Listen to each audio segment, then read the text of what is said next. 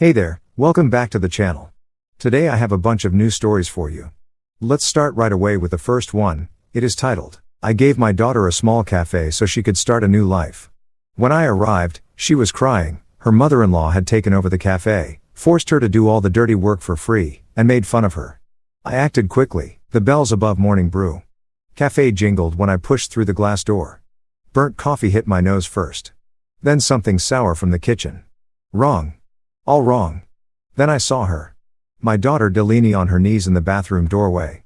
Door propped open for the whole world to see. Scrubbing tile grout with a toothbrush. Her face was red wet.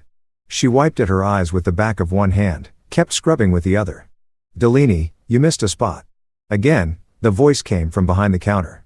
Sharp, sweet as artificial sweetener. A woman in her early 60s sat at the register like it was a throne. Silver hair, perfect designer glasses on a chain. Aura Foster, my daughter's mother-in-law in the cafe I bought for Delphine 3 months ago with every penny I had.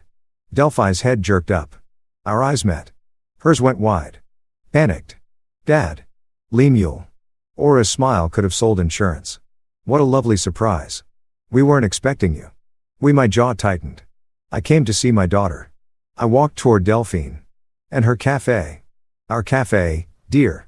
Delaney and I are partners now. Laura tilted her head. Didn't she tell you? The toothbrush fell from Delphine's hand, clattered on tile. Hi, Dad. Sorry, I'm just her voice cracked. Finishing something. Partners.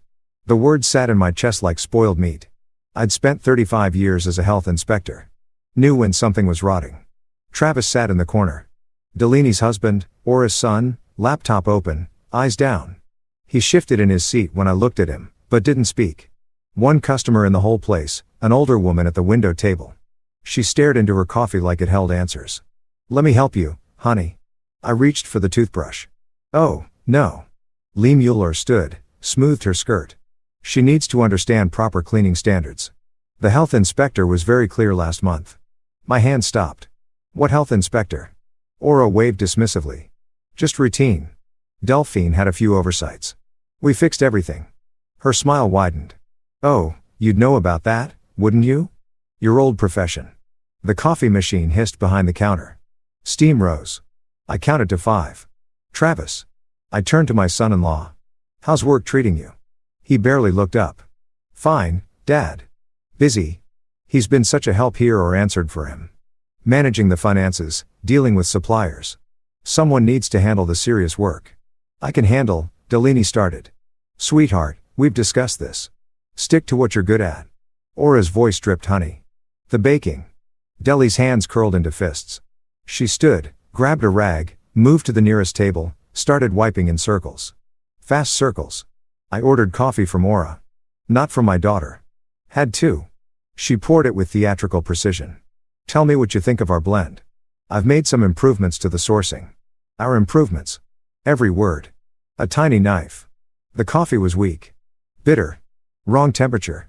I'd shut down restaurants for less. Delicious, I said. My hand shook when I raised the cup. Coffee sloshed, spilled on the counter. Aura's eyes tracked the movement. Something flickered in her expression. Satisfaction, maybe. She pulled a towel from under the counter, wiped the spill with exaggerated care. No worries, Lemuel. Accidents happen. I wanted to grab that towel. Wanted to deep breath. Count to 10 this time. The woman at the window table stood, left without finishing her coffee. The bell jangled behind her. I'd love to see the partnership papers. I said, voice steady, casual. Business documents so boring. Aura laughed. Travis handles all that legal stuff. Isn't that right, honey? Travis nodded, said nothing. 35 years I'd inspected restaurants, watched owners lie, watched them squirm, watched them try every trick in the book. I knew guilt. I knew deception. I knew when I was looking at both. Well, I set down my cup. I should let you ladies get back to work. Oh, we're always working, Aura beamed. Running a successful business takes constant attention. Constant. But that's what family does, right? We support each other. I looked at Delaney. She stood at the far table, rag in hand, staring at nothing. Right? I said. The bells jangled when I left. Gentler this time. Or maybe my ears were ringing too loud to tell. I drove home. 20 minutes through Portland traffic, mind racing, hands tight on the wheel. Around 7, my doorbell rang. Delaney stood in my apartment hallway, eyes read. She walked in without speaking, sat on my couch, pulled her knees to her chest. I told her I was picking up supplies. She whispered. I sat beside her. Waited. The dam broke. Dad, I'm so sorry. Tears streamed down her face. I didn't want to tell you. I was ashamed. Ashamed of what? She said she'd help with startup costs. Said it was a family investment. Made it sound so generous. Her words tumbled out fast. Desperate. Then the papers. There was so much legal language. Travis said it was normal. He promised it was just to protect everyone. My chest tightened. Let me see them. She pulled a folder from her bag. Shaking hands. I opened it. Partnership agreement. Page 1 looks standard. Page 3 made my stomach turn. Page 7. She owns 51%. Delaney sobbed. The lawyer said I can't forget what the lawyer said. My voice came out cold flat. I'll fix this. Dad, she's got money connections. And Delaney. I took her hands. Look at me. She did. I spent 35 years closing down restaurants that broke the rules. I squeezed her hands. I'll fix this fast. She left after 10, sneaking back like a teenager breaking curfew. I sat in the dark. The partnership documents lay on my coffee table. 51 pages of legal theft. My eyes drifted to the shelf. Between my vintage sanitation posters, Wash Your Hands, Save Lives, from 1952, sat a small leather wallet. I hadn't opened it in 3 years. My hand reached almost by itself. Inside, my old ID badge. Senior Health Inspector, Oregon Health Authority. The photo showed a younger me, more hair, less gray. Same eyes. Same eyes that had shut down 43 restaurants in my career. I ran my thumb over the embossed seal. A smile crept across my face. Not a nice smile. The badge sat on my nightstand when I woke. Habit kicked in. Early mornings, decades of them. 6 a.m. sharp. I showered, dressed carefully, khakis, button-down shirt, comfortable shoes, inspector casual. Muscle memory is funny. Hadn't worn this combination in 3 years. My reflection showed someone different from yesterday's shocked father. This man had a plan. The cafe opened at 7. I got there at 7:30. Delaney stood behind the counter alone, dark circles under her eyes. She jumped when the bell rang. Dad, what are you? Black coffee, please. I spoke loud enough for the 2 customers at separate tables and one of those cinnamon rolls. Her eyes flickered, understanding. Right. Yes. 1 coffee, 1 roll coming up. I took the corner table, unfolded the Oregonian, glanced at headlines I didn't read. My real attention was on operations. The refrigerator door hung open. 20 seconds. 30. Temperature abuse. Delaney grabbed milk. Closed it. Finally. No thermometer visible on the outside. Red flag. Dairy products sat near the prep area. Too close to where she'd just cut vegetables. Cross-contamination risk. No date stickers on open containers. Violation of OR 3330. Her phone sat on the prep counter. Contamination vector. I'd seen enough in 10 minutes to cite 5 violations. My coffee arrived. I thanked her. She hurried away. 35 years I'd done this. The same way a carpenter sees load-bearing walls. I saw health code violations. Automatic. Unavoidable. Lee mule. Becoming a regular already? Aura appeared from the back. Fresh makeup, fresh smile. She pulled out the chair across from me. Uninvited. See, I told Delaney. Good coffee sells itself. The place seems different from last time. I sipped my coffee. Still weak, still wrong temperature. New systems? Oh, absolutely. Aura leaned forward, eager. I've implemented several efficiency measures, reduced waste, optimized inventory, streamlined operations. Small businesses fail because of overspending on unnecessary things such as premium dairy for one. The generic brand is half the price. Her eyes glittered. Customers can't tell the difference. Optimize corporate speak for cheap out. I'd shut down a restaurant for serving expired milk once. Apparently, in Aura's world, expired was just another optimization opportunity. Mental note, check the walk-in fridge date labels if they existed. Smart, I said. Thank you. Travis and I have been reviewing every expense line. He's got such a head for numbers. Travis arrived, then nodded at me, sat at his usual corner table, headphones on before his laptop even opened. The morning rush started. 3 customers became 5. Delaney moved between counter and tables. Aura stayed planted at the register. No, no, no. Aura's voice cut through the calf. Buzz. She crossed to where Delaney wiped a table. Circular motions. Watch. She grabbed the cloth from Delphine's hand. Demonstrated. Slow, deliberate, like teaching a child. See, no streaks.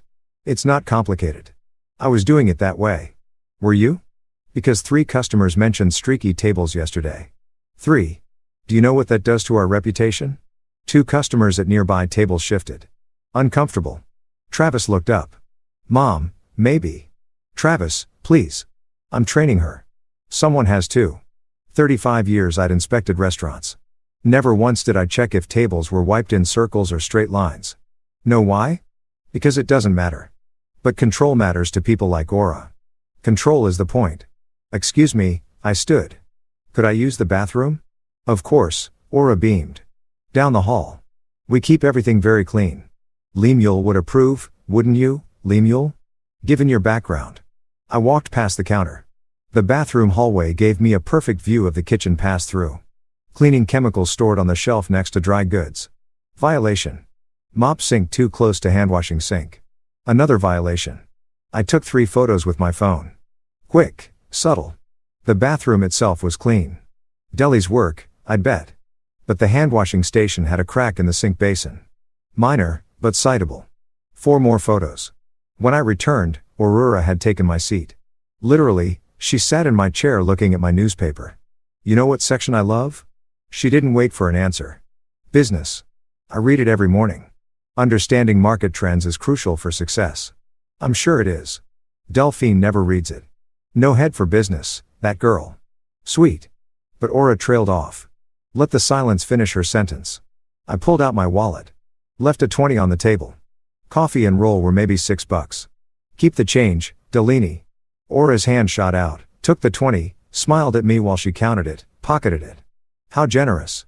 We'll put it toward new equipment. The espresso machine needs repairs. Delaney stood by the counter, staring. I left without looking back. Home laptop.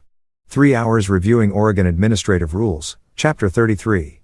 The health code I'd memorized decades ago. Some things had changed. Most hadn't. My notebook filled with violations. I'd observed temperature control failure, cross-contamination risks, improper date labeling, chemical storage violations, equipment maintenance issues, all minor individually. Together, different story. Around 6, I called Dwight Clark. 40 years in the health authority. We'd trained together, worked together, closed down the Morrison Street Bistro together in 6 hours flat. He picked up on the 3rd ring. Lim Patterson, 3 years retired and suddenly calling about health code violations. What's the occasion? Can an old friend check in? His laugh barked through the phone. You never checked in once in 3 years. Spill it. Who screwed up? Hypothetically. I leaned back in my chair. Small calf. New ownership. Several or 333 violations. Temperature control. Date labeling. Cross-contamination risks. Hypothetically, his tone shifted. Professional. That's 3 citable offenses. How bad? Bad enough, but the owner's confident. Thinks rules don't apply. Those are always my favorite. Dwee's smile came through the phone. The confident ones. We talked for an hour about nothing, about everything, about the old days. You know what, LM? I miss working with you. The department's different now. Younger guys, all about computers and risk assessments. Nobody's got that instinct anymore, that feel for when something's wrong. I pulled open my old filing cabinet, the one I'd kept from my office. 43 years of contacts, inspectors, supervisors, department heads, people who owed me favors, people I'd trained, people who remembered when Senior Inspector Patterson shut down that bistro in 6 hours flat for flagrant violations. Martinez Chen O'Donnell. My finger traced down the pages. Do we? I said, voice soft. Someone's about to get a refresher course on Oregon Administrative Rules, Chapter 333. Time to see if Aurora Foster really understands what business optimization means. I hung up. In the silence of my apartment, I whispered 5 words to the empty room. Welcome to my world, Aura. 2 days after I'd whispered the threat into my empty apartment, I sat at my kitchen table surrounded by paper. Not just any paper. 35 years of accumulated knowledge, Oregon Administrative Rules, printouts, health code violation checklists, complaint form templates. My coffee had gone cold. Hadn't noticed. The filing cabinet in the corner stood open. Contact lists, inspection protocols, enforcement procedures. Everything I'd promised myself I'd forget in retirement. Funny how it all comes rushing back when you need it. I pulled up the Oregon Health Authority's website, official complaint form, right there in the public portal. Simple, clean, bureaucratic. But I didn't just fill it out. I crafted it. Every word chosen to trigger red flags. Multiple violations observed. Cross-contamination risks. Temperature abuse of potentially hazardous foods. Repeated concerns from vulnerable populations. Magic phrases, the kind that bump a complaint from routine follow-up to immediate inspection. I'd written 3,000 inspection reports in my career. This one felt different, better, more personal. My yellow legal pad sat next to the laptop. 4 stages outlined in my cramped handwriting. Stage 1, health inspection. Stage 2, social reputation damage. Stage 3, legal action. Stage 4, financial consequences. Stage 1 was almost ready, just needed the final pieces. My burner phone app downloaded the night before. Paid account, untraceable to my main number, sat open on my phone. I dialed Delaney. She answered on the first ring. "Hello, honey. You alone?" Silence. Then Travis is at his mother's. "Dad, what's going on?" "Listen carefully." I kept my voice level. "Tomorrow when you close, I need you to forget a few things. The date labels on the dairy. Don't replace them. That temperature log by the walk-in. Maybe you're too tired to fill it in." Long pause. "You're setting her up." I'm letting the truth show itself. I gripped the phone tighter. "Will you help me?" Her voice dropped to a whisper. "What time should I expect?" "Truth. Day after tomorrow. Mid-morning. You'll know when." After we hung up, I stared at my laptop screen. The complaint form was complete. Perfect. Devastating. My finger hovered over the submit button. This was it. Once I clicked this, I'd be using 35 years of professional knowledge to target my own daughter's business. Sure, Aurora had created the violations. Aurora had cut corners, endangered customers, but Delaney's name was on the license. Her calf, her dream, the one I'd bought with every penny I had. I remembered her face on her knees, scrubbing grout with a toothbrush, crying. Click submit. The coffee shop Wi-Fi made the upload smooth. I'd driven to a Starbucks blocks away at 3 o'clock in the morning. Paranoid maybe, but complaints were logged with timestamps and IP addresses. Back home, I opened my email. Confirmation from OITAH. Your complaint has been received and assigned reference number 2025 PDX 11847 stage 1 in motion.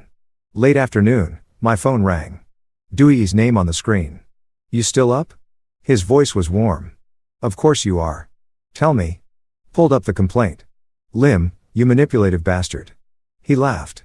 "You wrote it like a textbook example. Hit every trigger phrase we have. Vulnerable populations. That's code red for us. I mentioned elderly customers and young children." "Exactly. Makes it high risk. Automatic priority response." Papers rustled on his end. "Complaints flagged. Should get assigned to a team within 48 hours. Should will. I'm monitoring it personally. Not because you asked. Because the complaint warrants it. Everything by the book. Lim. I'm not breaking protocol. Your complaint just happens to be perfectly written. You trained me well." "Yeah, I did." His voice softened. "But Lim, stay away from the scene when it happens. You can't be anywhere near Morning Brew that day. If there's any connection between you and the inspection, I understand." "Do you?"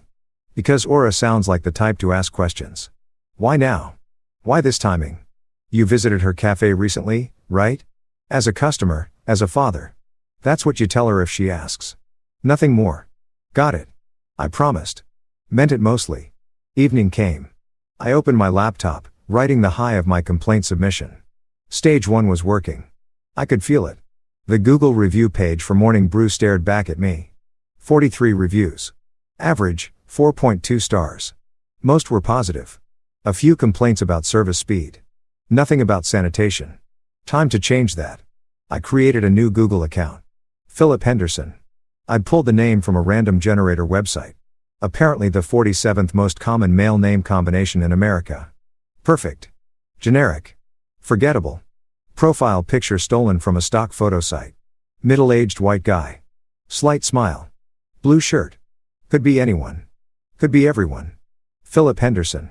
Concerned citizen and absolute fiction. The review wrote itself. 1 star. Professional but concerned. Disappointed by apparent lack of attention to sanitation standards. Observed concerning practices during recent visit. Hope management takes food safety more seriously. My cursor hovered over post. Should I use a VPN proxy server? No. Overthinking it. Just a review from a fake account with a fake name and a fake photo. Clicked post. 11:47 p.m. The review appeared instantly. I leaned back, satisfied. 2 strategic strikes in one day. The complaint official and devastating. The review, public and damaging. 35 years I'd filed inspection reports. Never once had I enjoyed it this much. My laptop chimed. Video call incoming. Fletcher's face filled the screen. Berlin apartment behind him. Dad, you look different. Focused. I'm fixing what needs fixing. Does Delaney know your plan? She knows enough. Not everything. Fletcher leaned closer to his camera. And the legal side. Is it everything I'm doing is legal? I'm just making sure the law does its job. He nodded slowly. Dad, I'm transferring $5,000 to your account tomorrow morning. Don't argue. You spent your retirement on Delphine's dream. Let me help protect it. My throat tightened. You're a good son, Fletcher. Learned from a good father. His smile was fierce. Now go get her. After we hung up, I sat in the dark. Fletcher's support steadied me. Made this feel less like revenge, more like justice. My phone buzzed. Past midnight. Dwi again. It's done. No preamble. Day after tomorrow at 10 a.m. Martinez and Chen, they're the best we have. Thorough fare by the book. They'll find everything that's findable. Do we? Don't thank me. I didn't do anything except let the system work exactly as designed. You wrote a textbook perfect complaint. It got the response it deserved. He paused. Lim, stay away from morning brew that day. You hear me? If Aura suspects any connection, I understand. But I knew myself. I'd spent 35 years watching inspections unfold. I wouldn't miss this one. After we hung up, I sat listening to Portland's rain against my window. Stage 1 almost complete. 48 hours until Aurora Foster learned what 3 decades of health inspection experience looked like when aimed at her. My phone glowed. One new notification. Google alert. Someone had replied to my Philip Henderson review. I opened it expecting nothing. Aura, her verified business account. The reply was public, visible to everyone. We take all customer concerns seriously and would appreciate the opportunity to discuss your experience. Please contact us directly at your earliest convenience. We pride ourselves on exceeding all health and safety standards. Professional, appropriate, and underneath a threat. I'm watching. I see you. I will find you. Should have felt worried. Instead, I smiled. Let her watch. Let her waste energy chasing Philip Henderson's ghost. I had bigger problems lined up for her. Problems with badges and clipboards and the full force of Oregon administrative rules. Chapter 333. 2 days crawled by like wounded animals. I cleaned my apartment twice, reorganized my vintage sanitation poster collection, called Fletcher to discuss Berlin weather of all things. Anything to burn time. The morning of the inspection, I woke at 5. Couldn't help it. Decades of early morning inspections had programmed my internal clock. By 9:30, I'd violated Dwi's instructions. Been there, small calf, across Morrison Street for morning brew. Perfect sightline through both establishments' windows. I ordered cappuccino, made myself comfortable at the corner table. What temperature do you keep your milk? I asked the barista. She laughed. That's a weird question. 40 degrees. Manager's obsessed with the thermometer. Checks it like 5 times a day. Good manager. The cappuccino arrived. Perfect microphone. Heated to exactly 150 degrees if I'd bet money. The irony of drinking properly prepared coffee while waiting to watch morning brew gets cited for temperature violations. Sometimes life has a sense of humor. Usually a dark one. 10 a.m. sharp. White Oregon Health Authority sedan pulled up. 2 inspectors emerged. Woman with clipboard. Martinez. I recognized her from training sessions years ago. Man with digital thermometer visible on his belt. Chen, younger, methodical, all business, no social niceties. Through morning brew's large front window, I watched Aura's expression shift. Welcoming smile, then confusion, then concern. Martinez showed her badge.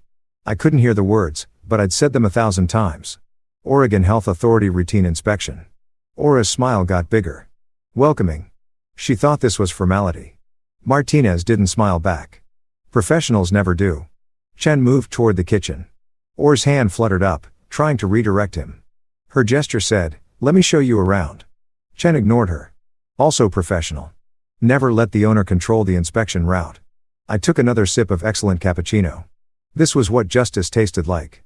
Turned out it tasted like properly steamed milk and other people's panic. Martinez spread out at the front counter, checking temperatures, opening containers. Chen disappeared into the kitchen. Delaney stood frozen by the espresso machine. Travis sat in the corner, laptop open, headphones on, deliberately oblivious. 40 minutes later, the inspectors emerged from the kitchen. Even from across the street, I could see Ara's face had gone pale. She was talking fast, gesturing, pointing at Delaney, at the kitchen, at the inspection report in Martinez's hand. The universal language of, "This isn't my fault, it's her fault." Martinez's face stayed flat as concrete. I trained her well. Never react to the show, just write up the violations. Through being there's window, I watched Aura's performance like it was Netflix.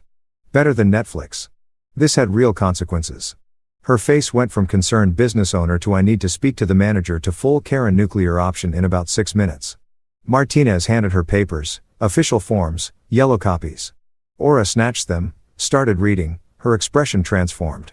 Rage, pure rage. She wheeled on Delaney. Even through closed windows, I could tell she was screaming. 2 customers grabbed their coats, left hurriedly. Travis pulled off his headphones, looked up, did nothing. Cowardice personified. The inspectors left professional, unmoved.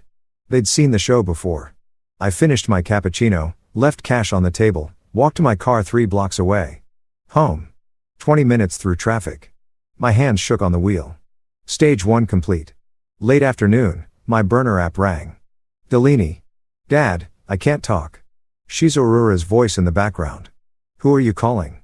"Nobody. Just call disconnected." I stared at my phone, texted instead. "You did perfect. Stay strong. This isn't over." Response came an hour later. "She's blaming me for everything. Says I ruined the business. Travis won't defend me. Dad, I'm scared." I poured whiskey. "Neat. 2 fingers. Drank it. Fletcher called around 6. "How did it go?" $2,500 fine. Written warning. 30-day follow-up inspection scheduled. "That's huge." "Dad, you did it. Stage 1 complete." "Yeah, it worked. Maybe too well." "What do you mean?" "Or is smart? She's going to ask questions." "Why now? Why this timing?" "But you filed anonymously. There's no connection." "I hope you're right." 5 minutes later, my phone rang. Unknown number. I answered. Aura's voice. Ice cold. Lemuel. Not Lem. Formal. Cold. "We need to talk." My stomach dropped. "Aura, what can I do for you?" "Don't play innocent. It's insulting to both of us." "I don't know what." "The inspection, the Google review, the timing." "You think I'm stupid?" My heart pounded. "Play dumb anyway. The cafe got inspected." "That's unfortunate, but these things." "Philip Henderson. Ring a bell?" Her voice was sharp. "No, because Philip Henderson doesn't exist, but his IP address does." "Want to guess what address that is?" Silence. My mouth went dry. "We need to talk face to face. Tonight or I go to the police with harassment evidence tomorrow morning." "Your choice." "My apartment." 1 hour. "See you then, Lemuel." She hung up. I sat on my couch. Phone still warm in my hand. Felt something I hadn't felt in 40 years of restaurant inspections. Fear. Not abstract fear. Real concrete fear. Aura had evidence, a lawyer, resources. She could frame this as harassment, stalking, interference with business. The Google review, my own stupid Google review, was proof I'd targeted her establishment. What if I had miscalculated? What if protecting Delphine meant destroying myself? I was 70 years old, no savings left, living on Social Security and a modest pension. One lawsuit could wipe me out. My apartment, my dignity, everything. My hand shook as I poured another whiskey. Then my phone buzzed. Text from Delphine. "Dad, she knows you helped me somehow. She's coming for you. I'm so sorry. This is my fault." I read it 3 times. "My fault," she said. "No." I drank the whiskey. Put the glass down hard enough to crack it. This was Aurora's fault. She'd stolen from my daughter. Humiliated her. Turned her dream into a nightmare. I didn't start this war. I just wasn't going to lose it. 20 minutes until Aura arrived. I paced between kitchen and living room, wearing a path in my cheap carpet. I pulled out the partnership documents. 51 pages. 51 pages of legal theft. My phone buzzed. Text from unknown number. I'm parking. Bring coffee. This will take a while. Oh, the audacity. I didn't make coffee. The knock came exactly 1 hour after her call. Firm. 3 times. Official. I opened the door. Aura stood in my hallway wearing a cream-colored suit and pearls like she was attending a board meeting. Silver hair perfect. Makeup perfect, smile sharp enough to cut glass. Behind her stood a man in his 50s. Gray suit, leather briefcase. He extended his hand. Mr. Patterson, I'm Richard Donovan, Miss Foster's attorney. Thank you for agreeing to meet with us. Us? She'd brought her lawyer. Come in. I stepped back, though I didn't agree to anything. You threatened me, and I'm curious why. Aura swept past me, scanning my apartment like she was assessing property value. The lawyer followed, setting his briefcase on my coffee table, the same table where I'd planned this entire revenge. She turned to face me. Smile disappeared. Lemuel, let's stop playing games. I know you filed that health complaint. I know you posted that Google review. I know you're trying to destroy my business. Your business? I let the words hang. Interesting choice. Yes, my business. The one I saved from your daughter's incompetence. The one you're now sabotaging. She pulled out her phone, tapped it, turned the screen toward me.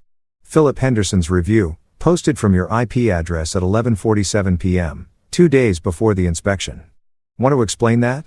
The lawyer opened his briefcase, pulled out papers, placed them on my coffee table with practiced precision. Mr. Patterson, you're looking at a harassment claim. Intentional interference with business operations and defamation. Miss Foster is prepared to file. I laughed, couldn't help it, or his eyes narrowed. You think this is funny? I think you came into my home to threaten me with lawyers. I picked up the partnership documents from my coffee table, held them up. Want to talk about illegal activity? Let's discuss fraud, coercion, theft by deception. Those documents are legitimate, are they? Because the Oregon Secretary of State website shows you filed LLC paperwork 3 weeks before the partnership conversation, premeditation. That's interesting timing, don't you think? The lawyer looked at Aura. Miss Foster, you didn't mention because it's lies. He's making it up. Public records, I said. Anyone can look them up. I've already sent screenshots to my son and to a lawyer friend just in case something happens to me. The room went quiet. Aura stared at me. For the first time since I'd met her, she looked uncertain. Then her phone rang. She glanced at it. Expression shifted, confusion, then alarm. What? When? How many? Listened. I'll be right there. Hung up. Looked at me with something close to hatred. Someone just posted photos on Facebook. The health inspection, the violations list, the fine. Portland Foodies Group, 12,000 members, they're destroying us. I kept my face neutral. Inside, I was thinking, stage 2. I didn't plan that one, but I'll take it. Aura grabbed her purse. This isn't over. No, I agreed. It's not. But Aura, that Google review, that's the least of your problems. You started a war with someone who spent 35 years shutting down people who broke the rules. I'm just getting started. She left, lawyer scrambling after her. I closed the door, leaned against it. My hands were shaking. Stage 1 complete. Her confidence shaken. Next move, hers. And I had no idea what it would be. My phone buzzed. Text from unknown number. Dad, it wasn't me who posted the photos, but thank you to whoever did. If it wasn't Delaney and it wasn't me, then who? The apartment door closed behind Aura and her lawyer. I stood there back against it, heart hammering. Stage 1 had worked. The inspection, the fine, the Facebook post going viral. But Aura wasn't retreating. She was escalating. And the mystery Facebook post. Someone else was in this game. Someone I didn't know about. That should have worried me more than it did. I poured another whiskey. This one I actually drank. Wait. Voices in the hallway. I opened my door. Quiet. Peered out. Our Donovan waited for the elevator, his back to me, checking his phone. Aura stood apart, pulling out her cell. I stayed in my doorway, out of sight. Hallway acoustics are funny things. Her voice carried. No, don't worry about Patterson. He's made his little health complaint. Feeling powerful. But the transfer documents are almost complete. 1 more month and Morning Brew will be entirely mine legally and permanently. My breath stopped. His daughter signed everything we need. She was so desperate to save the partnership. Stupid girl doesn't realize she signed away full ownership. 51% was just the first step. The elevator dinged. Aura continued. By the time he figures it out, it'll be too late to challenge. Yes. Send the final papers next week. Doors closed. Voice cut off. I stood frozen. Not 51%. 100%. Complete theft. My $85,000. Delaney's dream. Everything gone in 30 days. I walked back inside, phone in hand, shaking hands. The business card was tucked into my address book. Fern Rodriguez, business attorney. We'd met 3 years ago at Morning Brew. She'd said, "If your daughter ever needs legal help, I know this world." I dialed 4 rings. "This is Fern Rodriguez. Ms. Rodriguez Lemuel Patterson.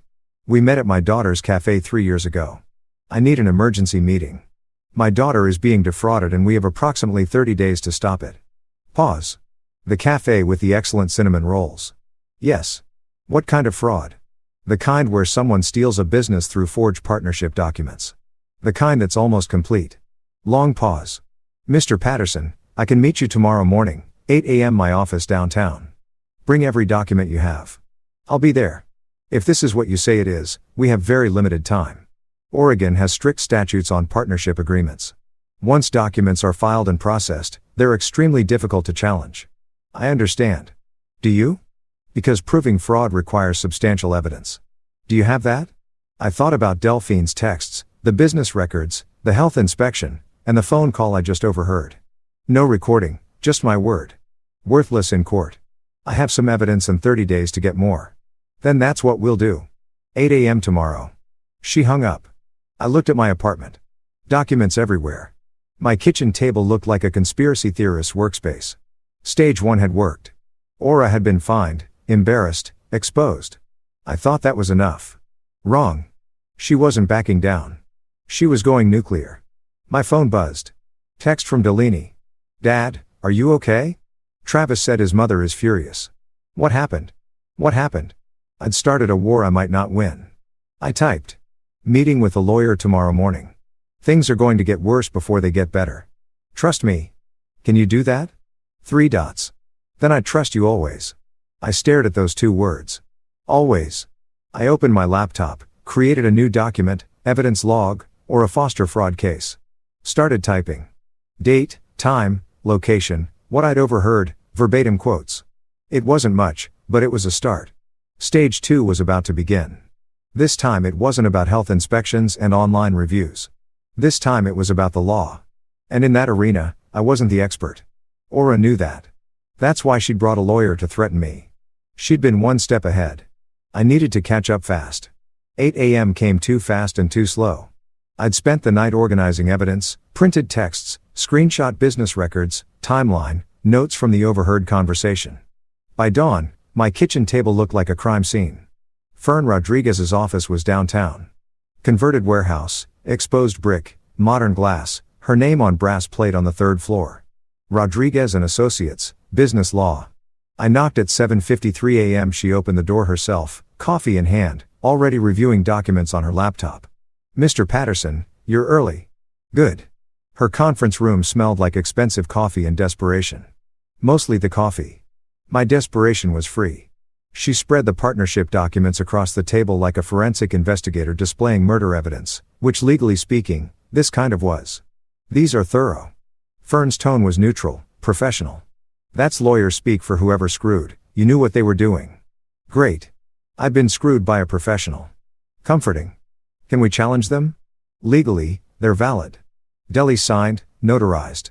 Filed properly." She looked up.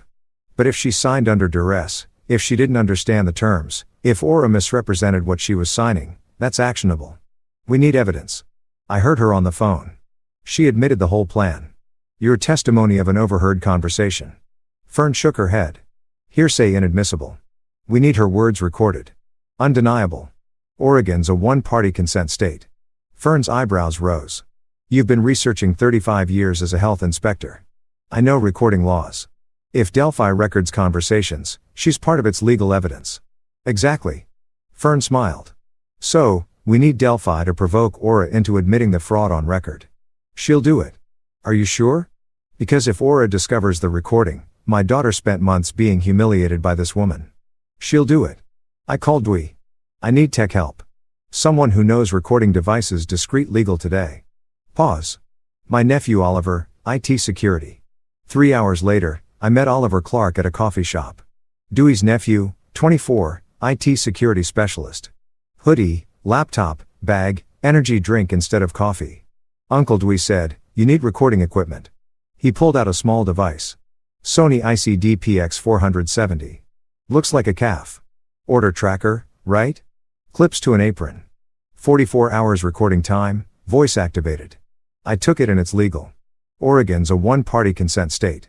If she's participating, she can record it. Totally legal. What if Aura finds it? Oliver grinned, generic looking. Worst case, your daughter says it's for tracking orders. Young people are so easy to please. Give them a chance to explain gadgets, and they'll help you commit legal adjacent surveillance for free. That afternoon, I opened my laptop. Proton Mail account, anonymous, encrypted. Subject, disturbing story about exploitation in family business. Morning brew calf. I wrote carefully. Ms. Pierce. I'm writing anonymously because I fear retaliation. Morning Brew Cafe on Morrison Street. You may remember it for excellent cinnamon rolls. The owner, Delaney Patterson Foster, is being systematically exploited by her mother-in-law, Aurora Foster. Aura pressured Delphine into signing away majority control, now treats her like unpaid labor, takes all profits, publicly humiliates her. Recent health inspection revealed violations are created. Someone needs to tell this story. Hit send before I could second guess. 3 days crawled by. Delaney wore the recorder clipped to her apron. Captured hours of Aura's demeaning commands, cutting remarks, constant criticism, pattern of abuse evidence. Day 4, mid-after afternoon, slow period. Travis had just left for a meeting. Aura counted the register. Delaney approached. Recorder active. And can I ask you something? What? Aura didn't look up. I've been thinking about the partnership, about the calf. Will it ever really be mine again? The way Dad intended. Aura paused, looked up, amused. Yours, Delaney, sweetie, when was it ever yours? Dad bought it for me. Your father threw away his retirement on a business you couldn't manage. I salvaged it. This cafe works because of me. But legally, I still own part of it, right? Aura laughed cold. Legally, stupid girl, this cafe is already mine. The papers you signed, they transfer full ownership. Your father just doesn't know it yet. Another month and it's final. You'll be an employee if I'm generous enough to keep you. Silence on the recording. Delaney genuinely shocked. You signed everything. Travis made sure of that. You trusted him. Trusted me. And that was your mistake. Then silence. 10 seconds of nothing. When it resumed. And there's nothing your father can do about it. His little health inspection tantrum cost me $2,500. I'll make that back in a week. That evening, we listened in Fern's office. Me, Delaney, Fern, Oliver. When the gap hit, Fern's face fell. Wait, it cut out. Oliver examined the device. Power interruption. The clip must have loosened. I'm sorry. Of course it did. I laughed, slightly hysterical. Of course, because nothing in this plan could go smoothly. Fern cleared her throat. It's still usable. But with that gap, a defense attorney could argue context is missing. So, we need more. We need more. 2 nights later, Delaney called late evening, voice shaking. Dad, I heard Travis on the phone with his mother. He said he chose her over me. Come over now. The guest room is yours. She arrived 30 minutes later. 1 suitcase, red eyes. Tell me. He was on the phone with Aura. I wasn't supposed to hear. She was yelling about someone asking questions. Some food blogger. Travis kept saying he'd handle it. Then Aura must have accused him of being weak because he said, her voice cracked. I chose you over her. I'm with you. I've always been with you. What did you say? I told him to leave. Told him we were done. He tried to explain, but there's nothing to explain. He chose his mother over his wife. Simple as that. My phone pinged. Email address I didn't recognize. xfoodscene247gmail.com. Subject, REM morning brew situation. I opened it. Mr. Patterson, I'm guessing. I received your message. I'm Octavia Pierce. I remember Delaney. I remember her cinnamon rolls and her smile. I did some digging. Talked to regulars. Something's very wrong at Morning Brew. I'd like to hear Delaney's side. My article publishes in 3 days. Octavia. 3 days. I hadn't expected her to move this fast. I responded, thank you. I can arrange a meeting. Delphine is ready, but we need discretion. The people exploiting her have resources. Her response came within minutes. I can and will. This story matters. Portland supports its own. Tell Delphine I've got her back. I closed the laptop, looked at Delphine on my couch, suitcase at her feet. Marriage ended. There's a food blogger who wants to hear your story. Article publishes in 3 days. Will it help? It'll make the health inspection look like a parking ticket. She almost smiled. Good.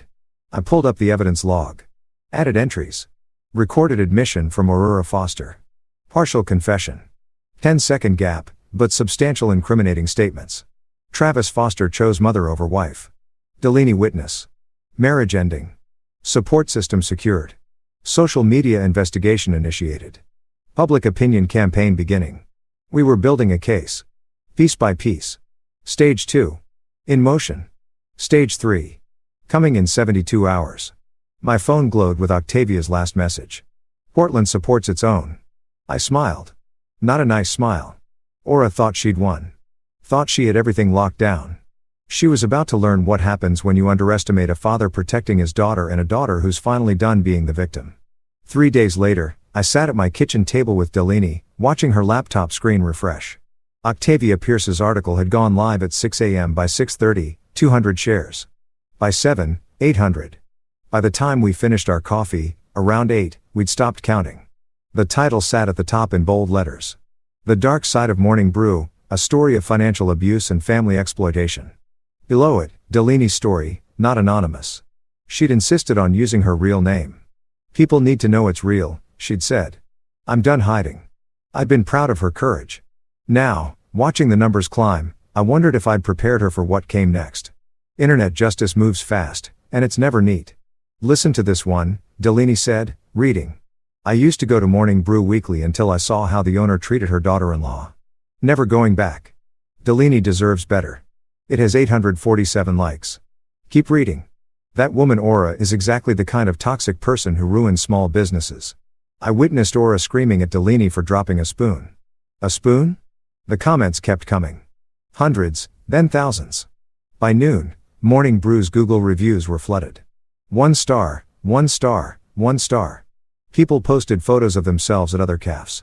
Hashtags, support Delaney and I boycott Morning Brew. My phone rang. Do we limb? You crazy bastard. It's working. Everyone's talking about it. That's the problem. Everyone's talking. No, that's the solution. Public opinion is a weapon. You just fired it. He was right. But weapons have consequences. That afternoon, Aura posted a response.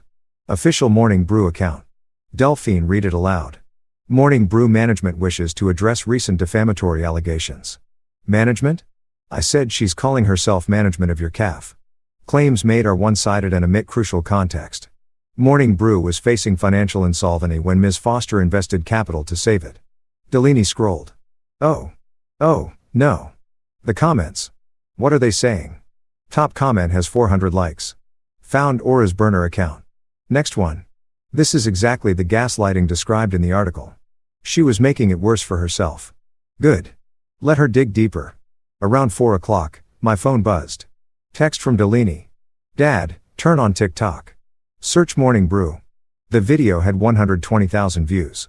Aura red-faced screaming at Delaney in the cafe while customers recorded, you leaked this. You told that blogger lies about me. Delphine stood quietly, calm, while Aura unraveled. The comments were brutal, creative, hilarious. She's giving strong I want to speak to the manager energy, except she is the manager, and the manager's screaming at the owner. I screenshot that one for posterity. That evening, my email pinged. Unknown sender. Subject, your past. I opened it. Mr. Patterson, I've learned interesting information about your employment history. Specifically, your termination from County Health Inspection in 1999 for conflict of interest and ethical violations. My stomach dropped. 25 years. I'd kept that buried for 25 years. $20,000 cash. Instructions will follow. Or Portland Sentinel receives a full dossier on your fraudulent career. You have 48 hours. Delaney looked up from her laptop. Dad, you okay? Fine. I closed the email, opened it again, read it twice. She crossed to me. What is it? I showed her. Her face went pale, then hard. What happened in 1999? I'd known this question would come eventually. Hoped it wouldn't. I was a county inspector. Saw another inspector cite a small family restaurant, Mexican place, elderly immigrant couple for violations that were technically accurate, but applied with unusual strictness, the kind of strictness white-owned restaurants didn't face. Delphine listened. I filed a complaint about discriminatory enforcement. My supervisor disagreed. I went over his head to the county commissioner. The restaurant's citations got reduced and I got fired for standing up for fairness for insubordination and conflict of interest. I had eaten at their restaurant twice. Technically violated impartiality protocols. I paused. So technically they were right to fire me. But you were standing up against discrimination. Yes. And I lost my job for it. Had to move to Oregon. Start over. I never told you in Fletcher because it's complicated. Being right doesn't always mean winning. 25 years. I'd spent 35 years rebuilding that career in Oregon. One email could destroy it. 3 whissies. That was too many. I poured them anyway. What if Delaney believed Aurora's version? What if she thought her father was actually corrupt? Maybe I had gone too far.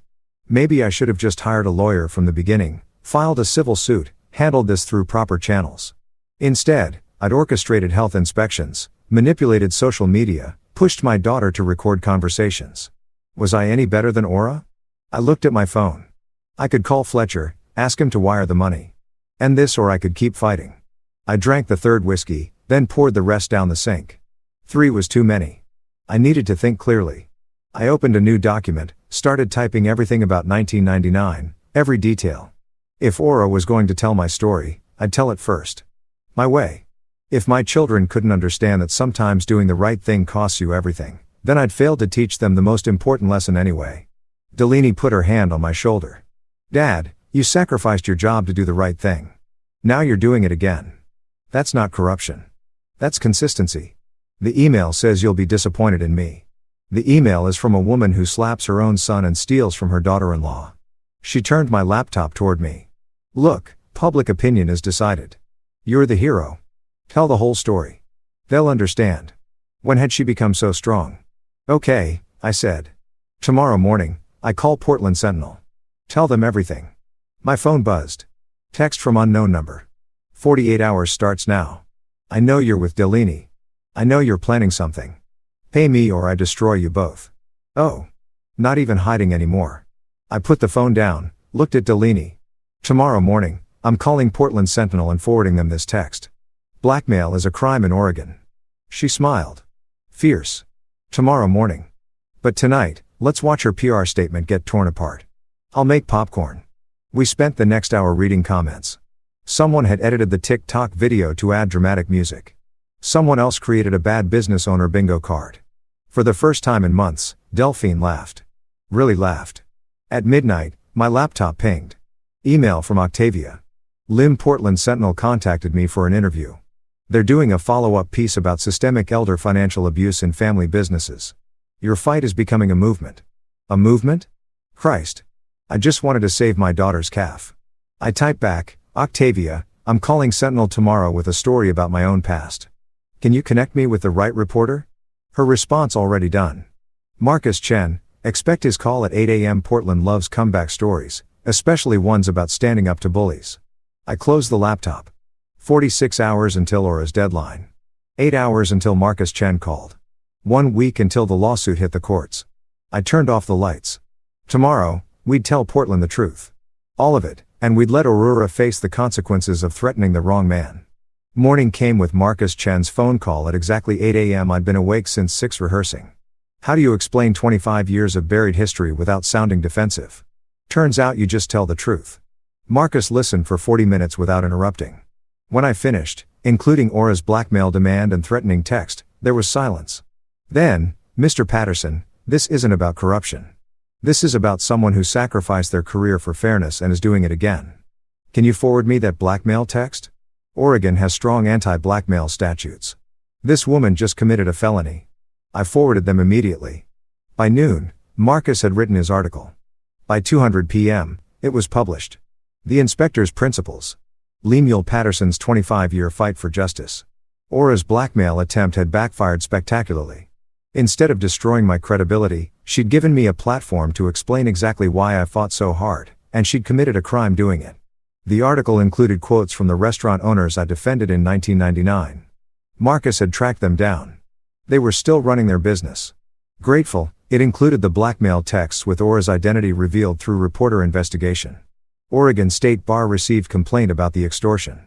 By evening, Aura's lawyer, her third, quit. Richard Donovan had left after the confrontation.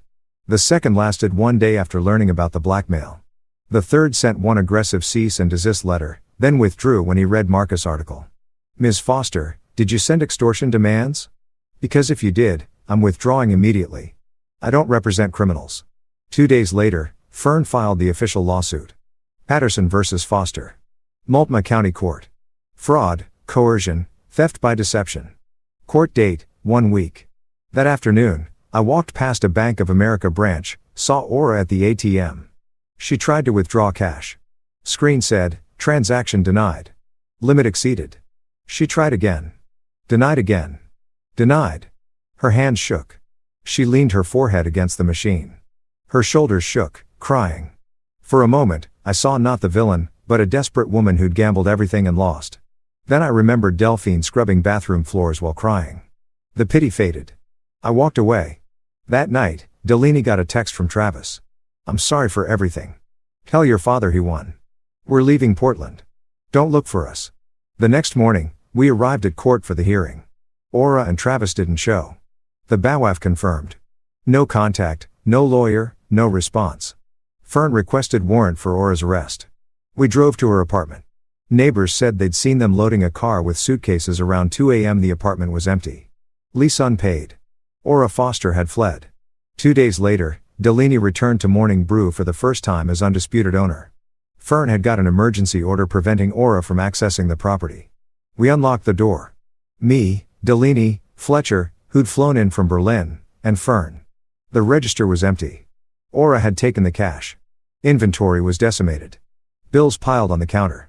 Utilities, suppliers, rent, a note taped to the espresso machine in Aurora's handwriting. This could have been successful if you just stayed out of the way. You ruined everything. Oh, Fletcher read it, started laughing. She stole your business, embezzled money, committed fraud and blackmail, and we ruined everything.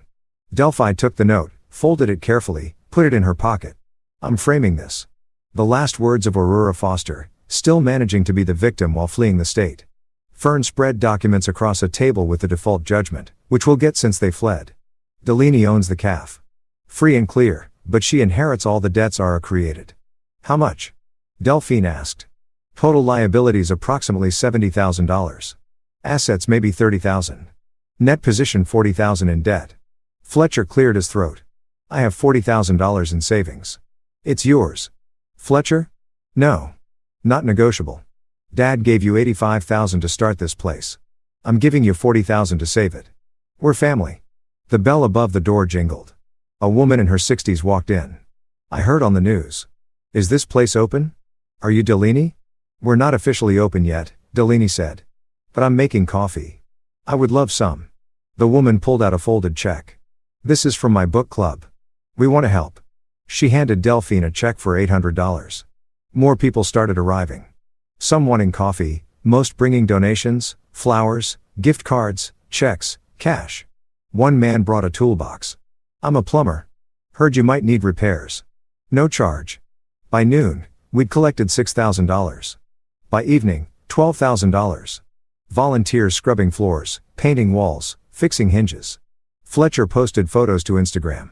Morning Brew is rising from the ashes. Community support is incredible. 2,000 likes. That night, back at my apartment, I poured one whiskey. Celebratory.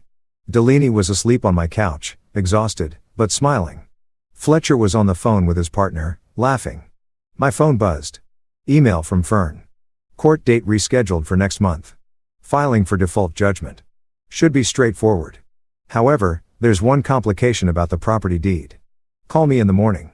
A complication, of course, because nothing in this nightmare had been simple. But I'd learned something. Complications can be overcome. Villains can be defeated. Justice sometimes actually wins. And family, real family, is worth any price. I closed the laptop, drank the whiskey, Turned off the lights. 1 month until the court date. 1 month until this nightmare was officially over. Unless Fern's complication turned out to be another battle. I'd find out tomorrow. Tonight, I was going to sleep well because my daughter was safe. Her business was saved and Aura Foster was gone. That was enough. The complication turned out to be simple and devastating. Aura had cleaned out the cafe register before fleeing. $15,000.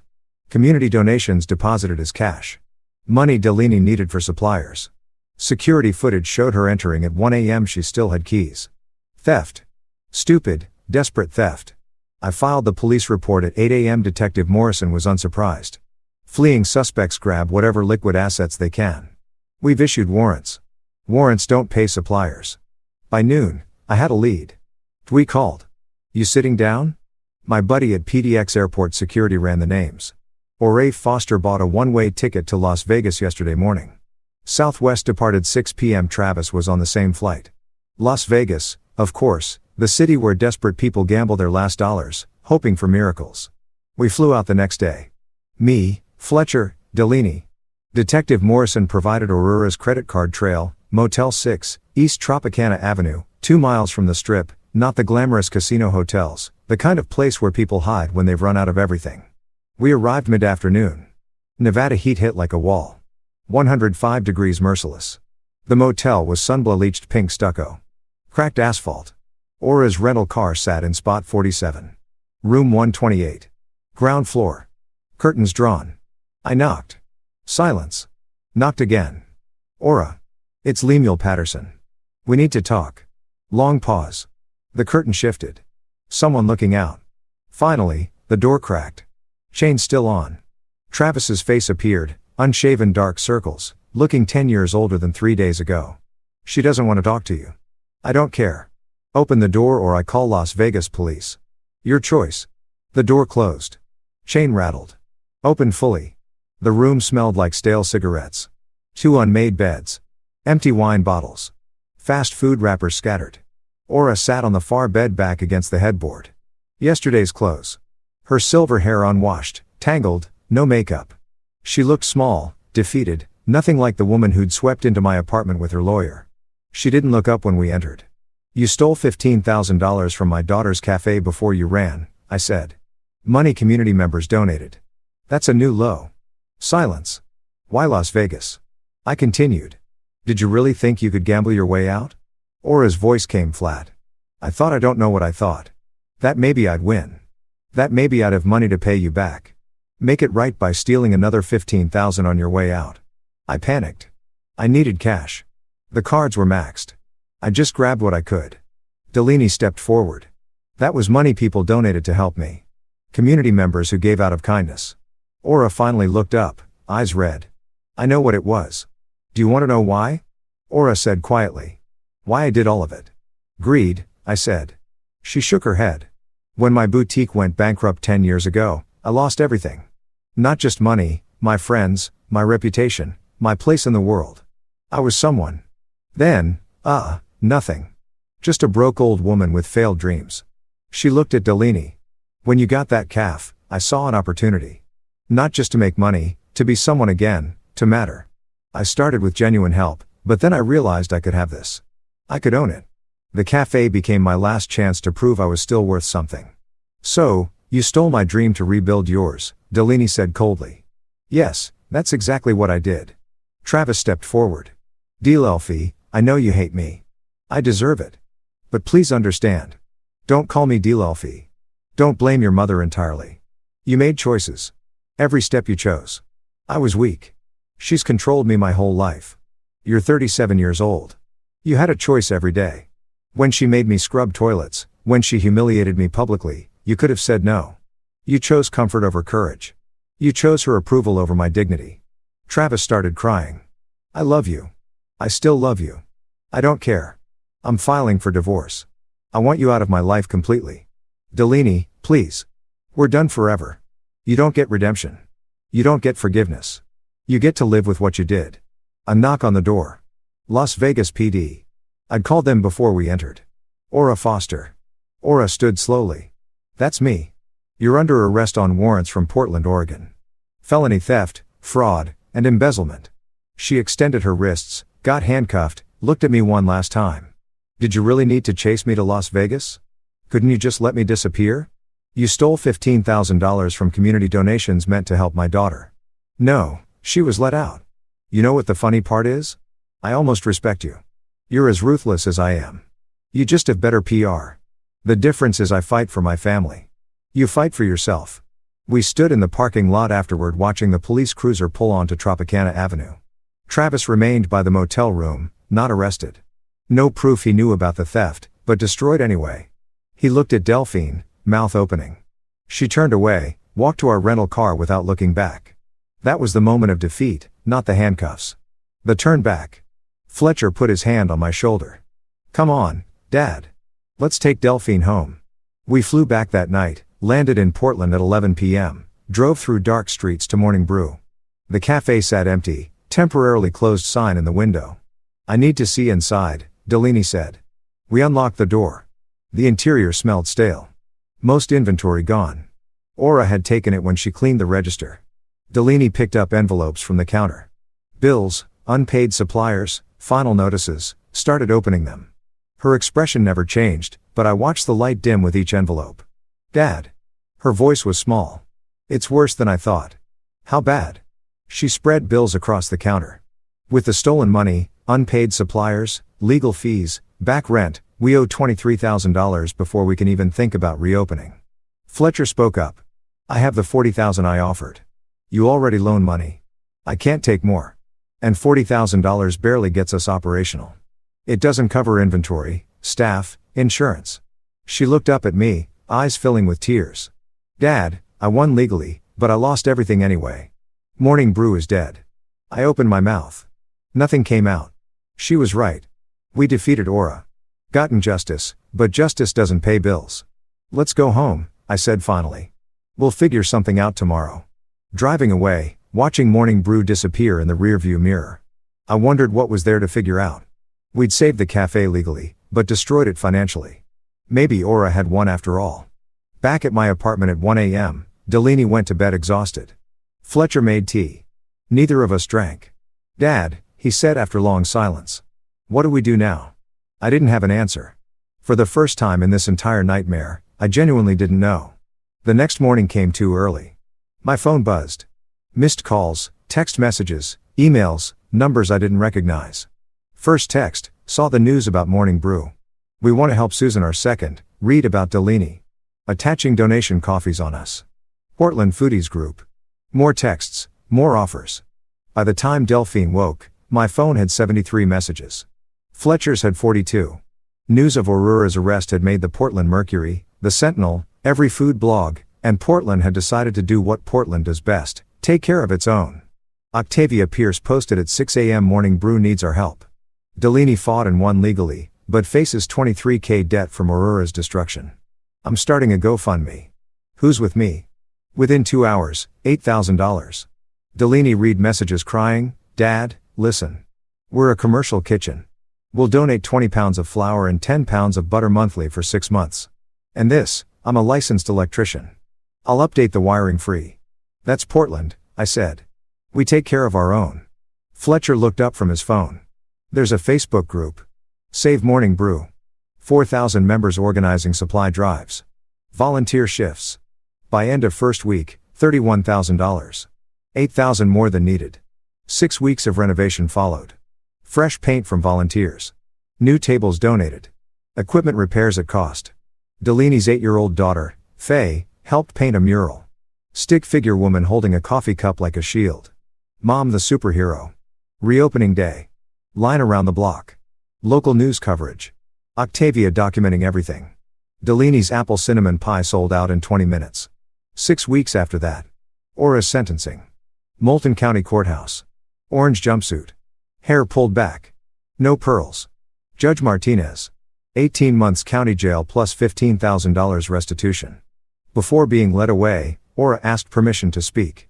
Delaney, Mr. Patterson, I destroyed your family. I stole from you. Everything they said about me is true. I am exactly the villain everyone says I am. Her voice cracked. What I told you in Vegas was true. I wanted to matter again, and I destroyed your lives to get it. That's unforgivable. I'm not asking forgiveness. I'm just acknowledging what I did. For the first time, I'm telling the complete truth. I'm sorry. She looked at Delaney. Your cafe is beautiful. I saw photos online. You did that, not me. Everything good about Morning Brew was always you. Delaney stood, walked out without a word. Aura watched her go, nodded slowly. I understand. 1 month later, a letter arrived from Travis from jail. Unpaid child support from his first marriage. Delphine read it aloud. I'm not asking forgiveness. I'm writing to tell you I understand now. I wasn't just weak. I was complicit. I chose comfort over courage. I watched my mother hurt you and did nothing. That's cowardice. You deserve better. I signed the divorce papers. No contest. I hope Morning Brew succeeds. I won't contact you again. Travis, she folded it. Put it in a drawer. Didn't respond. 2 weeks later, an envelope arrived. No return address. Eugene postmark. $5,000 check. Note from Travis. Everything I could gather. She deserves this tea. I stared at it a long time. Then forwarded it to Delphine without comment. She deposited it without comment. 6 months after reopening, Morning Brew thrived. Not wildly successful, but stable. I sat at my usual corner table most mornings. Newspaper, black coffee. Delaney behind the counter chatting with customers. Faye doing homework at a table. Fletcher video called weekly from Berlin. His photo hung on the cafe family wall next to my vintage sanitation poster.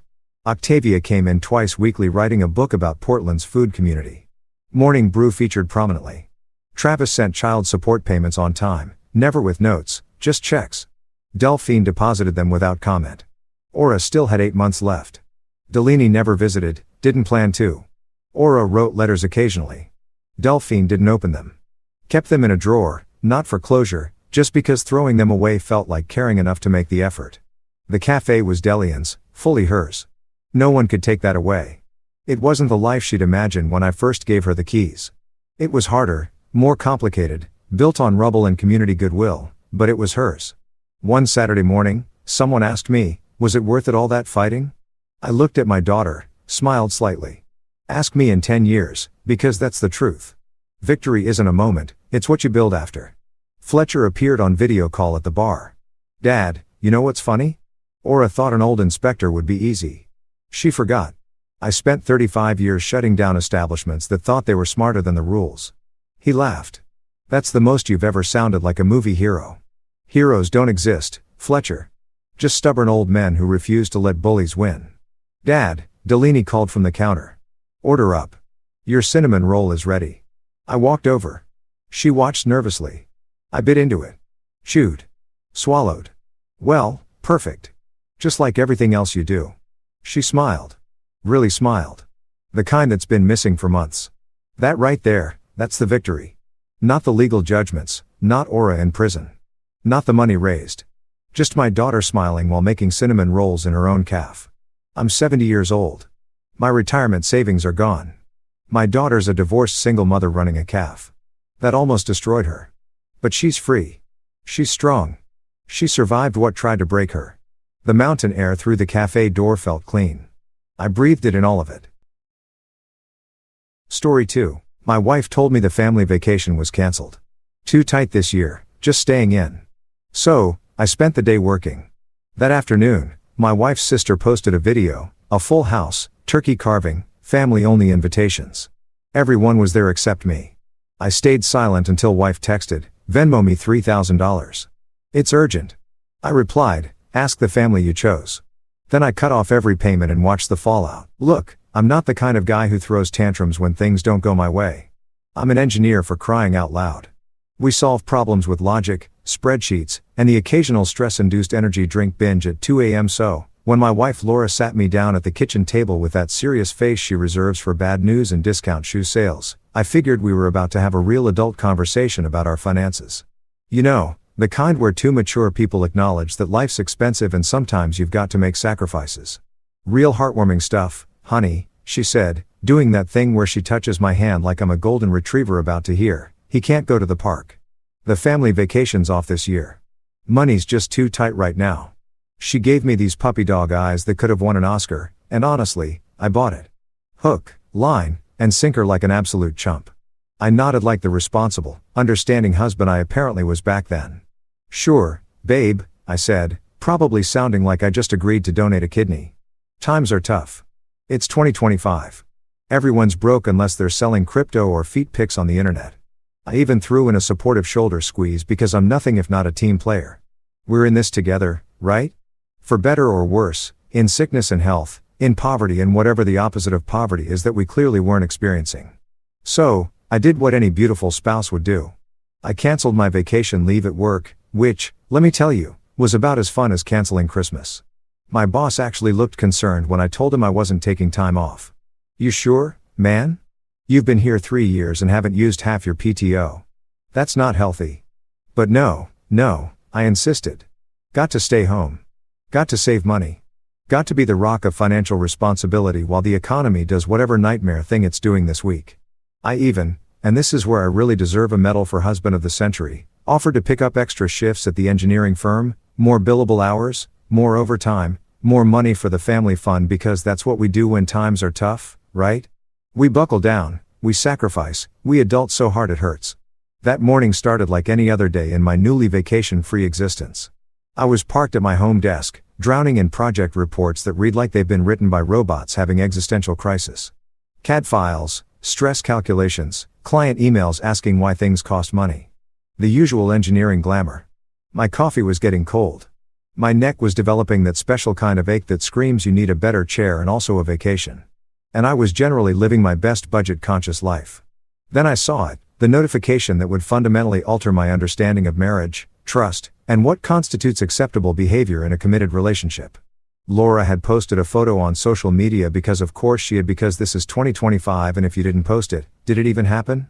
The photo showed her in full makeup, the kind that takes 45 minutes and 3 YouTube tutorials to achieve, wearing a sun hat that probably cost more than our last grocery run. She was smiling like she just won the lottery. Or at least like someone who definitely wasn't experiencing a crushing budget crisis. The caption, working from home today, sun. Working from home with a sun hat, right? Because nothing says remote spreadsheet warrior like looking ready for a garden party in the Hamptons. I stared at that photo for a solid 30 seconds, my engineer brain trying to calculate the probability that she was in fact working from our home and not say literally anywhere else on planet Earth.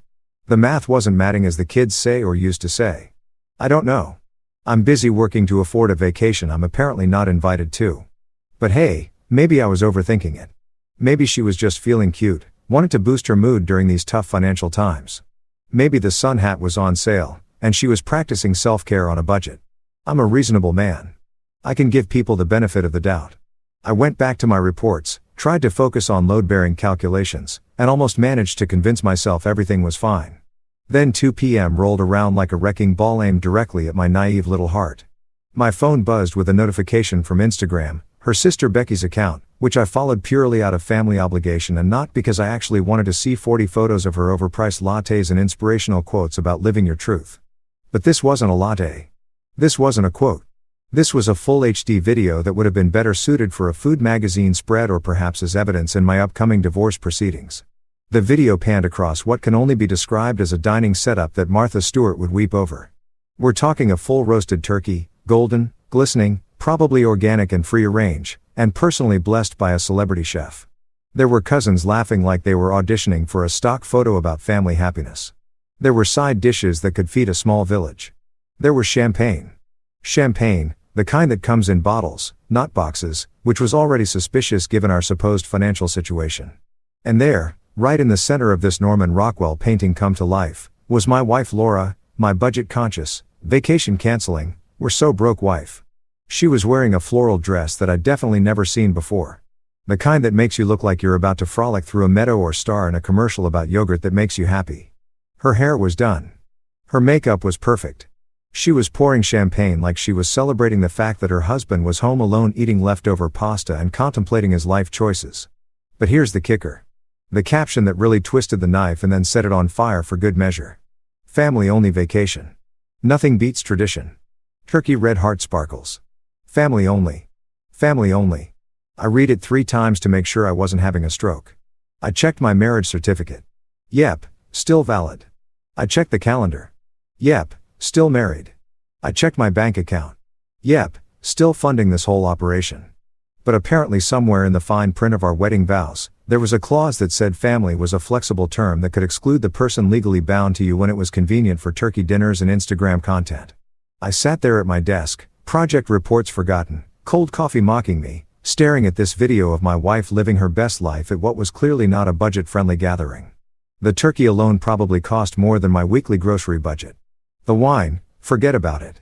The matching floral arrangements on the table, someone had money to burn, and apparently that someone had been getting monthly deposits from yours truly, right? Guess I was just the +1 who expired. The family member with an asterisk. The husband except when there's a vacation involved.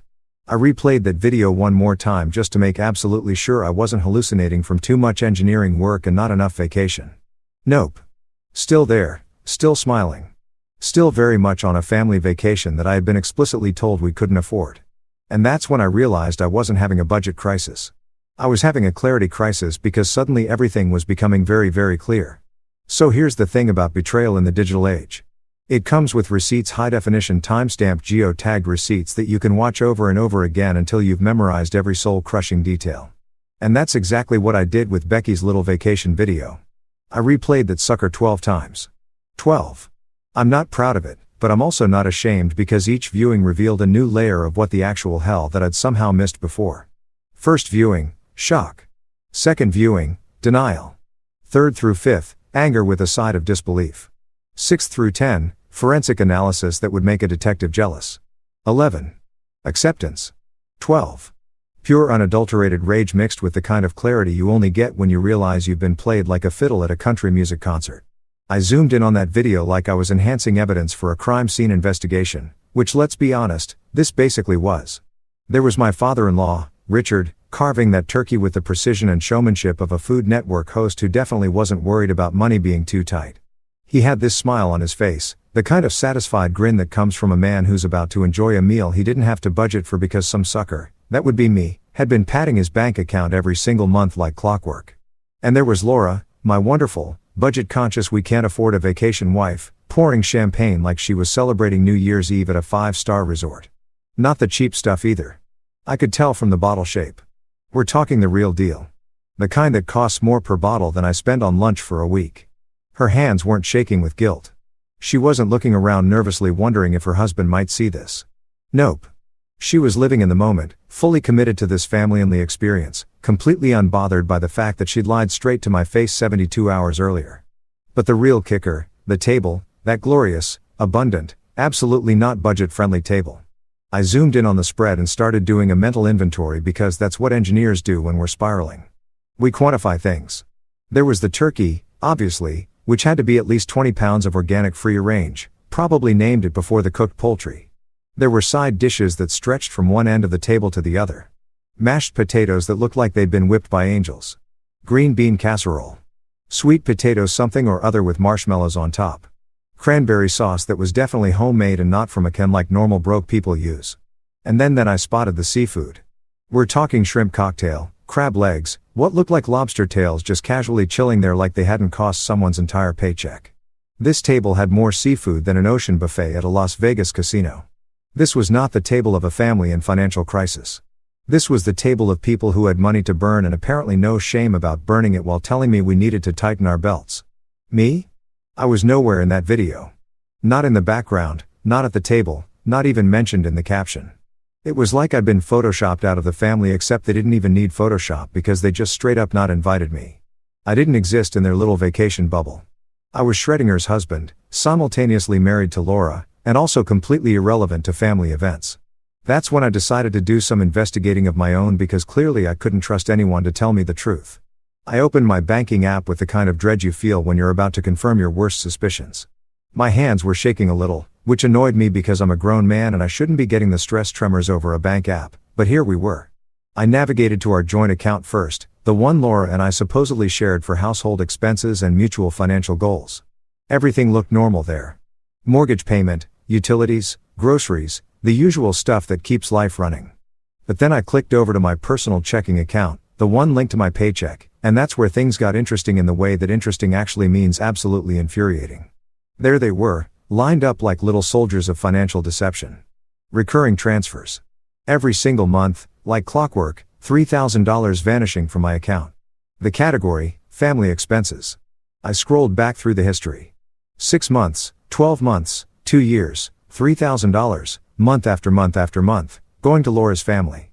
Not our family, not the mortgage or our future or our retirement or literally anything that benefited both of us, her family.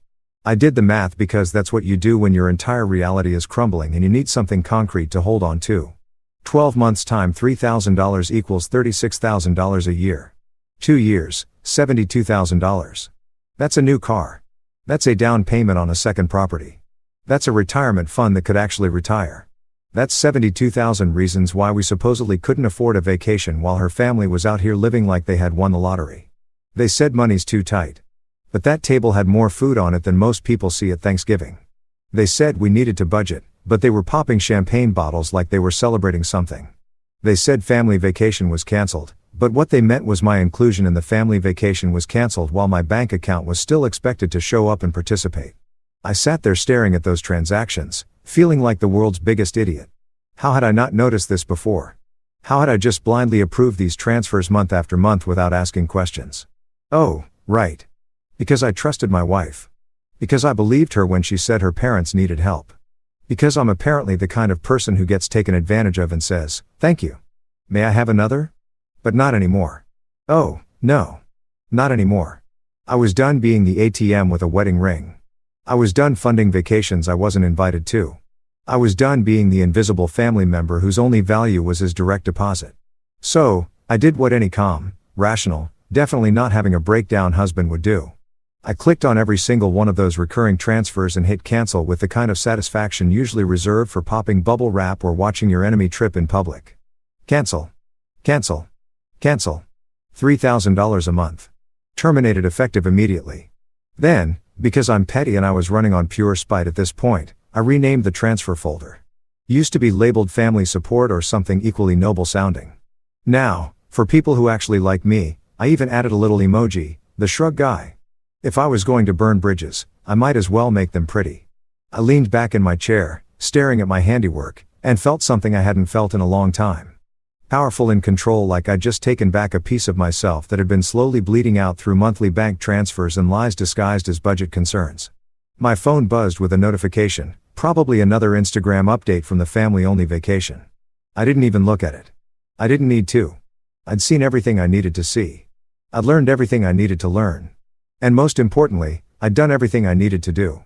The turkey was carved. The champagne was poured. And my automatic payments were canceled. Let's see how long the party lasts when the money train pulls into reality station.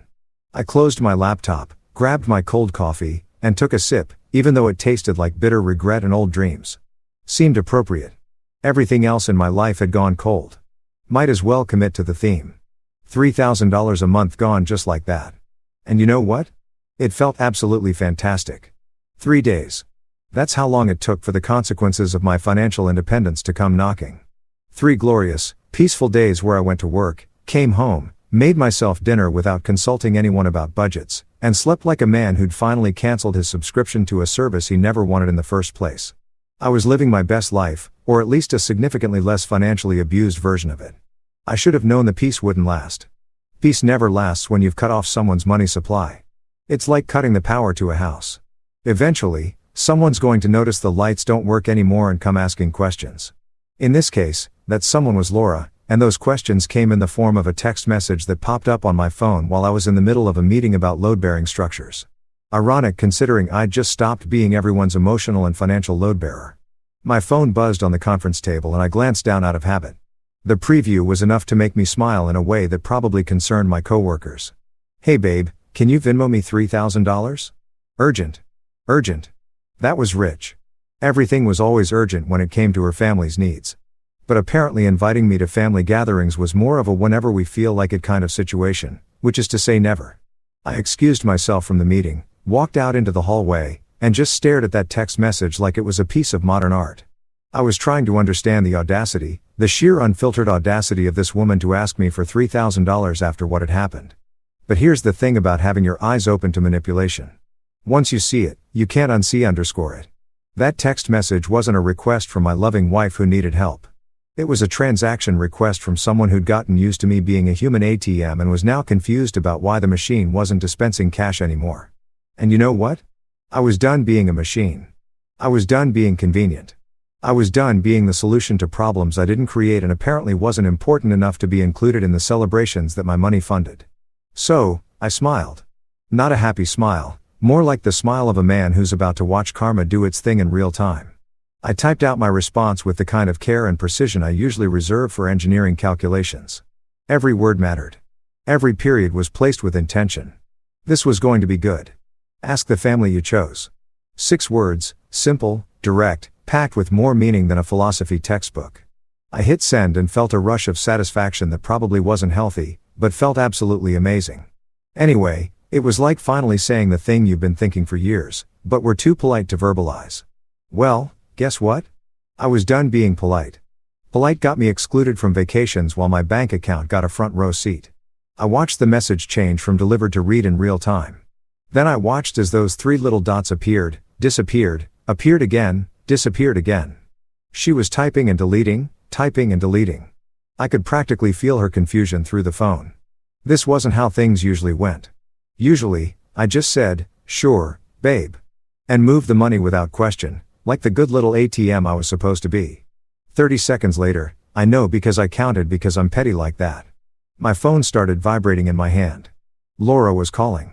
Of course, she was calling. Text messages are easy to ignore or misinterpret, but a phone call, that's when you know someone's really confused or really angry or both.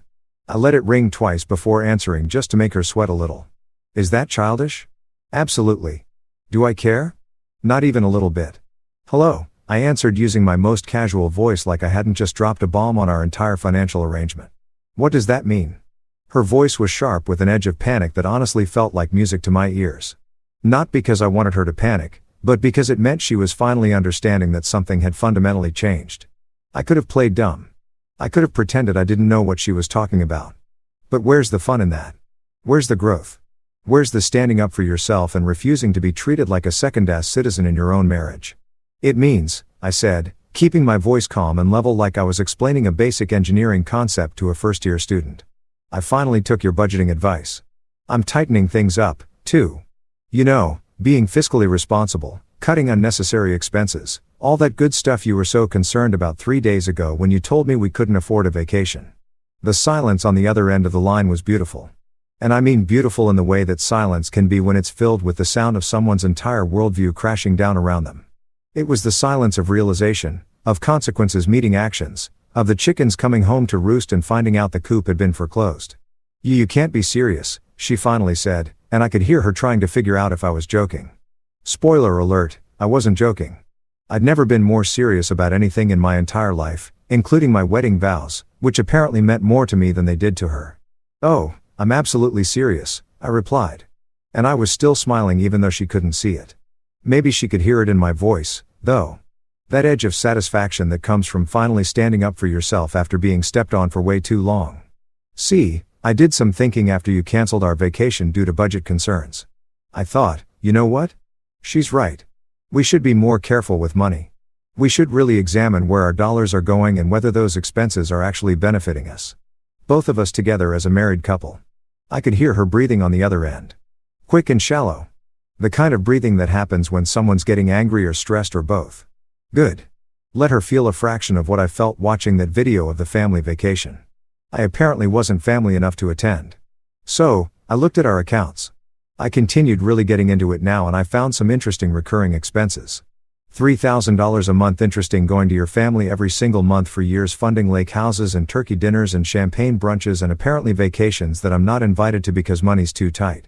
That's different. She started but I cut her off because nope, we weren't doing this. We weren't doing the thing where she tried to justify or explain or make excuses for why it was totally fine to lie to my face and exclude me from family events while draining my bank account. It's not different, I said, my voice harder now. It's exactly the same. It's money leaving our household. Money that could have paid for the vacation you canceled.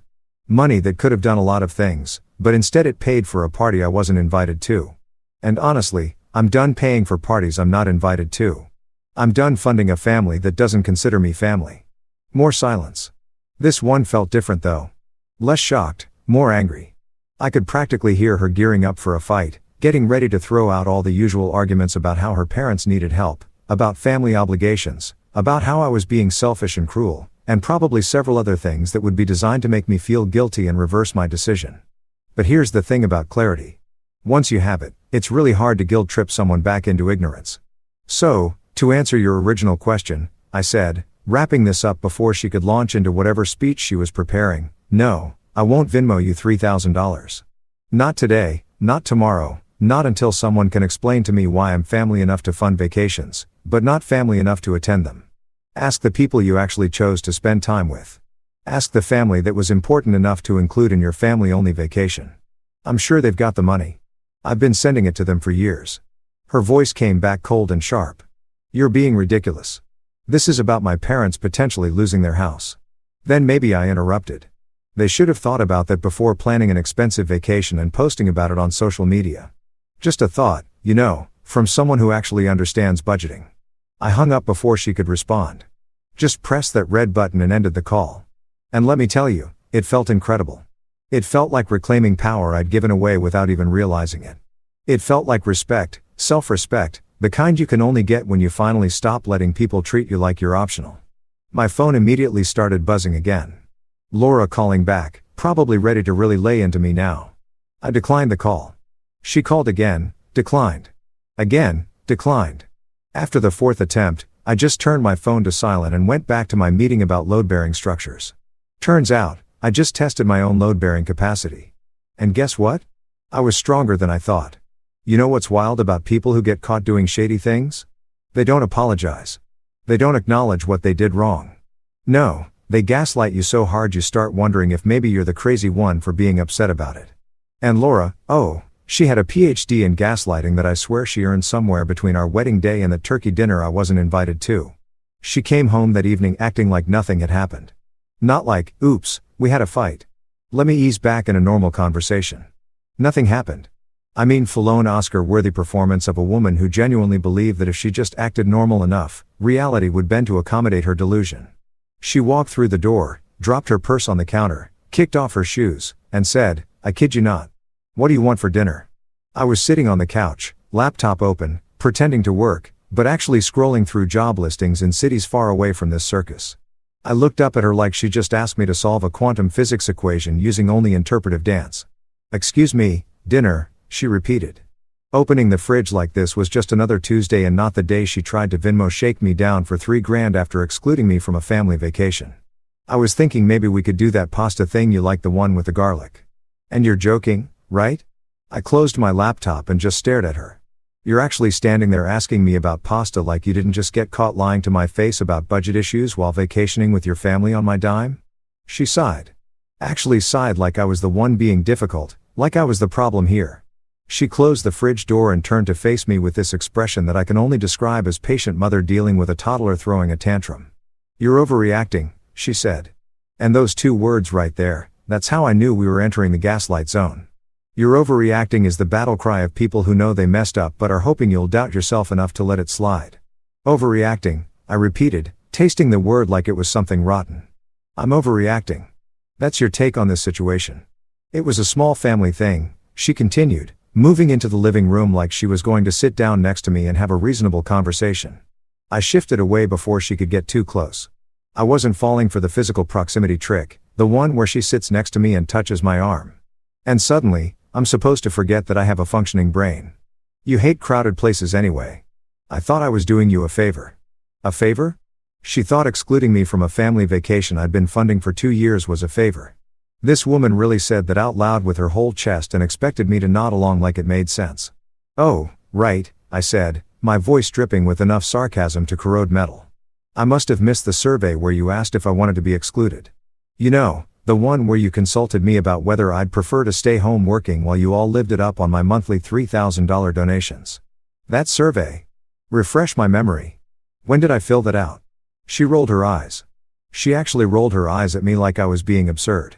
Don't be dramatic. You were working. You told me you picked up extra shifts. I didn't want to disturb you with family stuff when you were so busy being responsible. There it was. The twist, the spin. Suddenly, my decision to work extra, A decision I made because she told me we couldn't afford a vacation, was being used as justification for why they didn't invite me to the vacation we supposedly couldn't afford. It was beautiful in a horrifying kind of way, like watching someone build a house of cards during an earthquake and insisting it's structurally sound.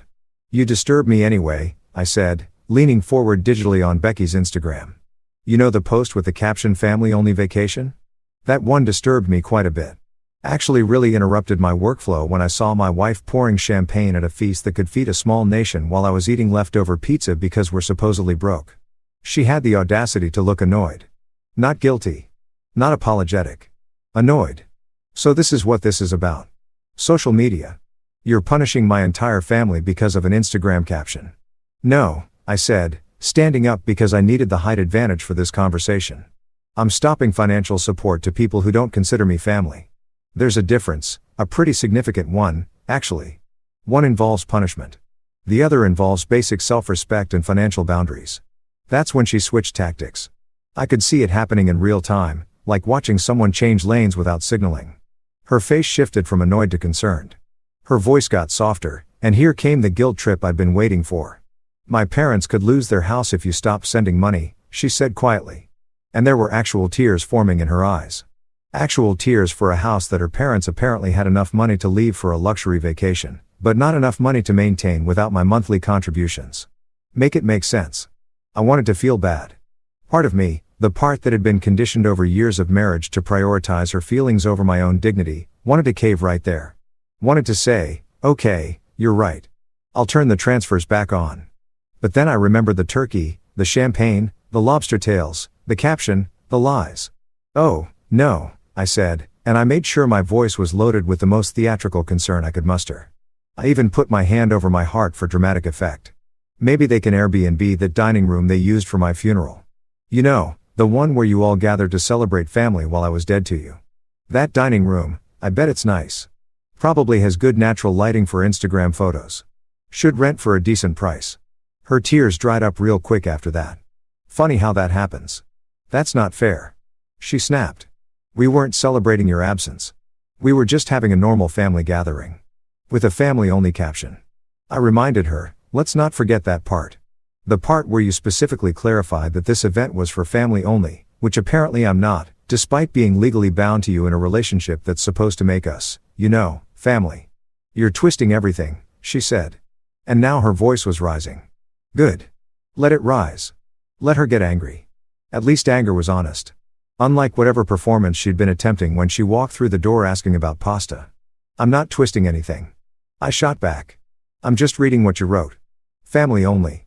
Your words, not mine. Posted publicly for everyone to see, including me. The guy who's been bankrolling your family's lifestyle for years. I'm sorry if the truth is inconvenient for you, but that's kind of how truth works. She tried a different approach, softening again. Everyone regrets not inviting you now. They feel terrible about it. I laughed. Actually laughed out loud because that was genuinely funny. Sure they do. I bet they're just devastated. Crying into their lobster tails. Weeping over their champagne flutes. So overcome with regret that they what?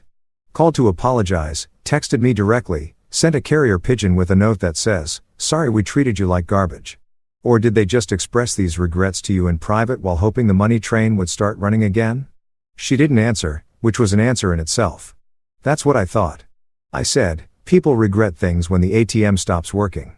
It's amazing how quickly family values return when the cash flow dries up. Really restores your faith in humanity, doesn't it? You're being cruel, she said. And there was real hurt in her voice. Now, part of me felt bad about that. But the bigger part of me, the part that had watched that vacation video 12 times and counted every dollar I'd sent to people who didn't value me, didn't feel bad at all. I'm being honest. I corrected. There's a difference. Cruel would be continuing to fund a family that excludes me and then pretending everything's fine. Cruel would be lying to your face about budget concerns while planning expensive vacations. Cruel would be posting family-only captions about events funded by someone you don't consider family enough to invite. But hey, what do I know? I'm just the guy who's apparently been overreacting this whole time. She started crying again. Real tears this time, not the tactical ones from earlier. She sank onto the couch and put her face in her hands and her shoulders shook with genuine sobs. And I almost felt bad enough to take it all back. Almost wanted to sit next to her and say, okay, Let's talk about this rationally. Then I remembered the video caption one more time. Family only. 2 words that had fundamentally redefined my understanding of my place in this marriage. Apparently, my marriage license didn't count as family credentials. Apparently, years of financial support and emotional investment didn't earn me a seat at the table. Apparently, I was family when it came to bills and responsibilities, but not when it came to belonging and celebration. I'm going to bed, I said quietly. In the guest room, you can have the master bedroom to yourself tonight. Consider it practice for what life looks like when you choose everyone else over your spouse.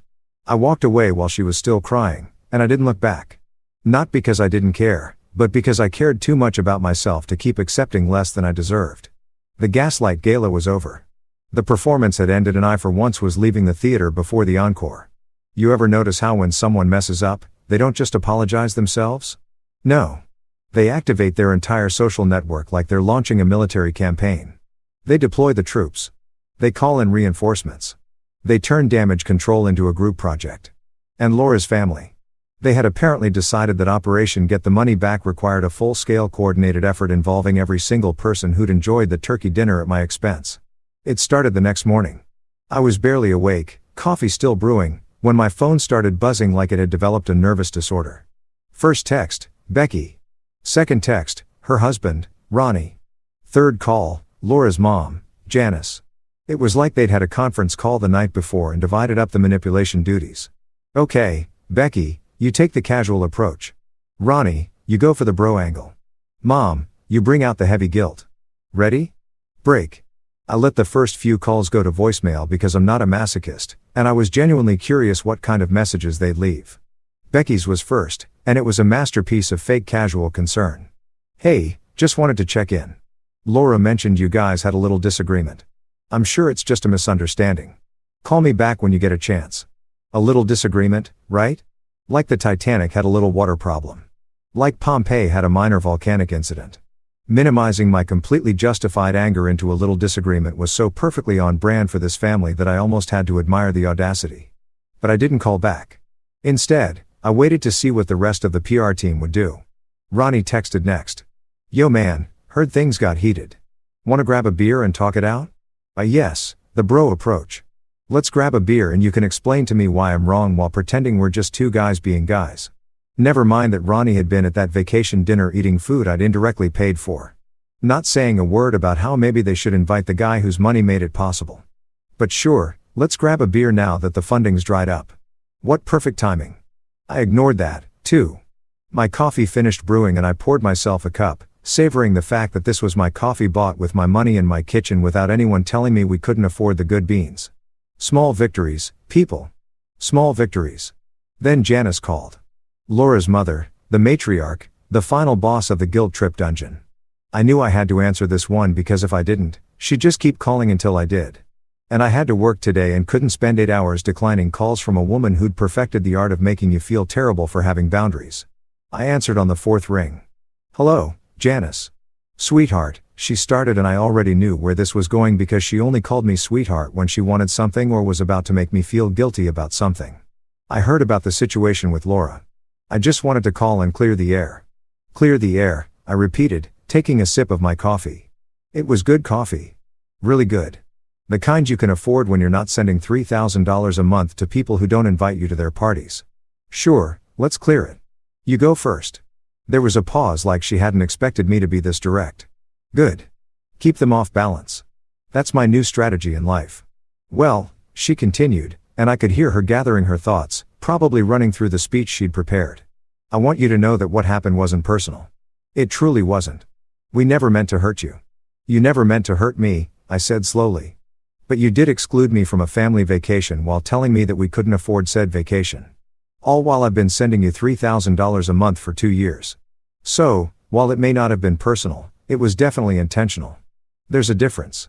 We just thought, she started, but I cut her off because no, we weren't doing the we just thought excuse. That's the cousin of we meant well and the sibling of you're overreacting. You thought wrong. I said flatly. You thought I'd be fine with it. You thought I wouldn't notice. You thought I'd keep sending money regardless of how you treated me. And you know what? That's on me. I'll let you think that. I'll let you all think I was fine being the invisible checkbook. But that's changing now. Families make mistakes, Janice said, deploying the heavy artillery. The family card. The oldest trick in the manipulation handbook. We all make mistakes. What's important is that we move forward together. I had to laugh at that one. Actually laugh out loud. Right there in my kitchen holding my excellent coffee that I'd bought with money that used to go to these people. Families make mistakes. I repeated. You're absolutely right, Janice. Mistake is forgetting to buy milk. Mistake is double booking a dinner reservation. Mistake is accidentally sending an email to the wrong person. You know what's not a mistake? Planning an entire vacation, filming it, posting it on social media with a family-only caption, and then asking the person you excluded for $3,000 3 days later. That's not a mistake. That's a pattern of behavior. Silence on the other end. I was on a roll now, and honestly, it felt incredible. All these years of biting my tongue, of being the good son-in-law, of not making waves, it was all coming out now like water through a broken dam. And you want to talk about moving forward together? I continued, where was that energy when you were planning the vacation? Where was the together when you were carving turkey and popping champagne? Where was the family unity when Laura was telling me we couldn't afford to take time off while you all were literally on vacation? It's funny how together only matters when you need something from me. You're being unfair, Janice said, and her voice had an edge now. The sweetness was wearing off, revealing the manipulation underneath like cheap paint peeling off a wall. Richard and I could lose everything if you stop helping us. Then maybe, I said, and I made sure my voice was crystal clear so she couldn't misunderstand a single word. You should have thought about that before planning an expensive vacation and posting about it on Instagram for everyone to see, including me. Just a thought, you know, from someone who actually understands what financial responsibility looks like. We're family, she said, playing the card again like it was a magic spell that would make me forget everything that had happened. No, I corrected her. You're Laura's family. I'm apparently just the guy who pays for stuff and I'm done with that role. I'm done being the ATM with a wedding ring. I'm done financing a family that doesn't consider me family enough to include in their celebrations. I'm done pretending that my feelings don't matter as long as my direct deposit shows up on time. So what? Janice's voice turned cold now. You're just going to abandon us after everything we've done for you. And there it was, the final form, the ultimate guilt trip, the after everything we've done for you card, which is particularly hilarious when you consider that the main thing they'd done for me was accept my money every month without question. What exactly have you done for me, Janice? I asked, genuinely curious. Please enlighten me. Because from where I'm sitting, I've sent you $72,000 over the past 2 years, and in return, I got excluded from family events and lied to about budget issues. So, please itemize for me what you've done that somehow balances that equation. She sputtered. Actually sputtered. We welcomed you into the family. We included you in holidays. You included me in holidays when it was convenient. I interrupted. You welcomed me into the family as long as I was useful. And the second you had a vacation you actually wanted to enjoy. Suddenly I wasn't family enough to invite. So forgive me if I'm not overwhelmed with gratitude for the privilege of funding my own exclusion. I can't believe you're being this selfish. She said while the projection was strong with this one. I was being selfish. Me, the guy who'd been hemorrhaging money to support people who didn't value him. That was rich. I'm not being selfish. I said calmly. I'm being rational. I'm allocating my resources to people and things that actually value me. That's not selfishness. That's basic self-respect. Something I should have developed years ago, but better late than never, right? Don't come crying to us when you need family support, Janice said. And I could tell she meant it as a threat.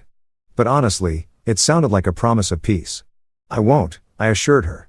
Don't worry, I'll remember exactly who considered me family and who didn't when I needed support.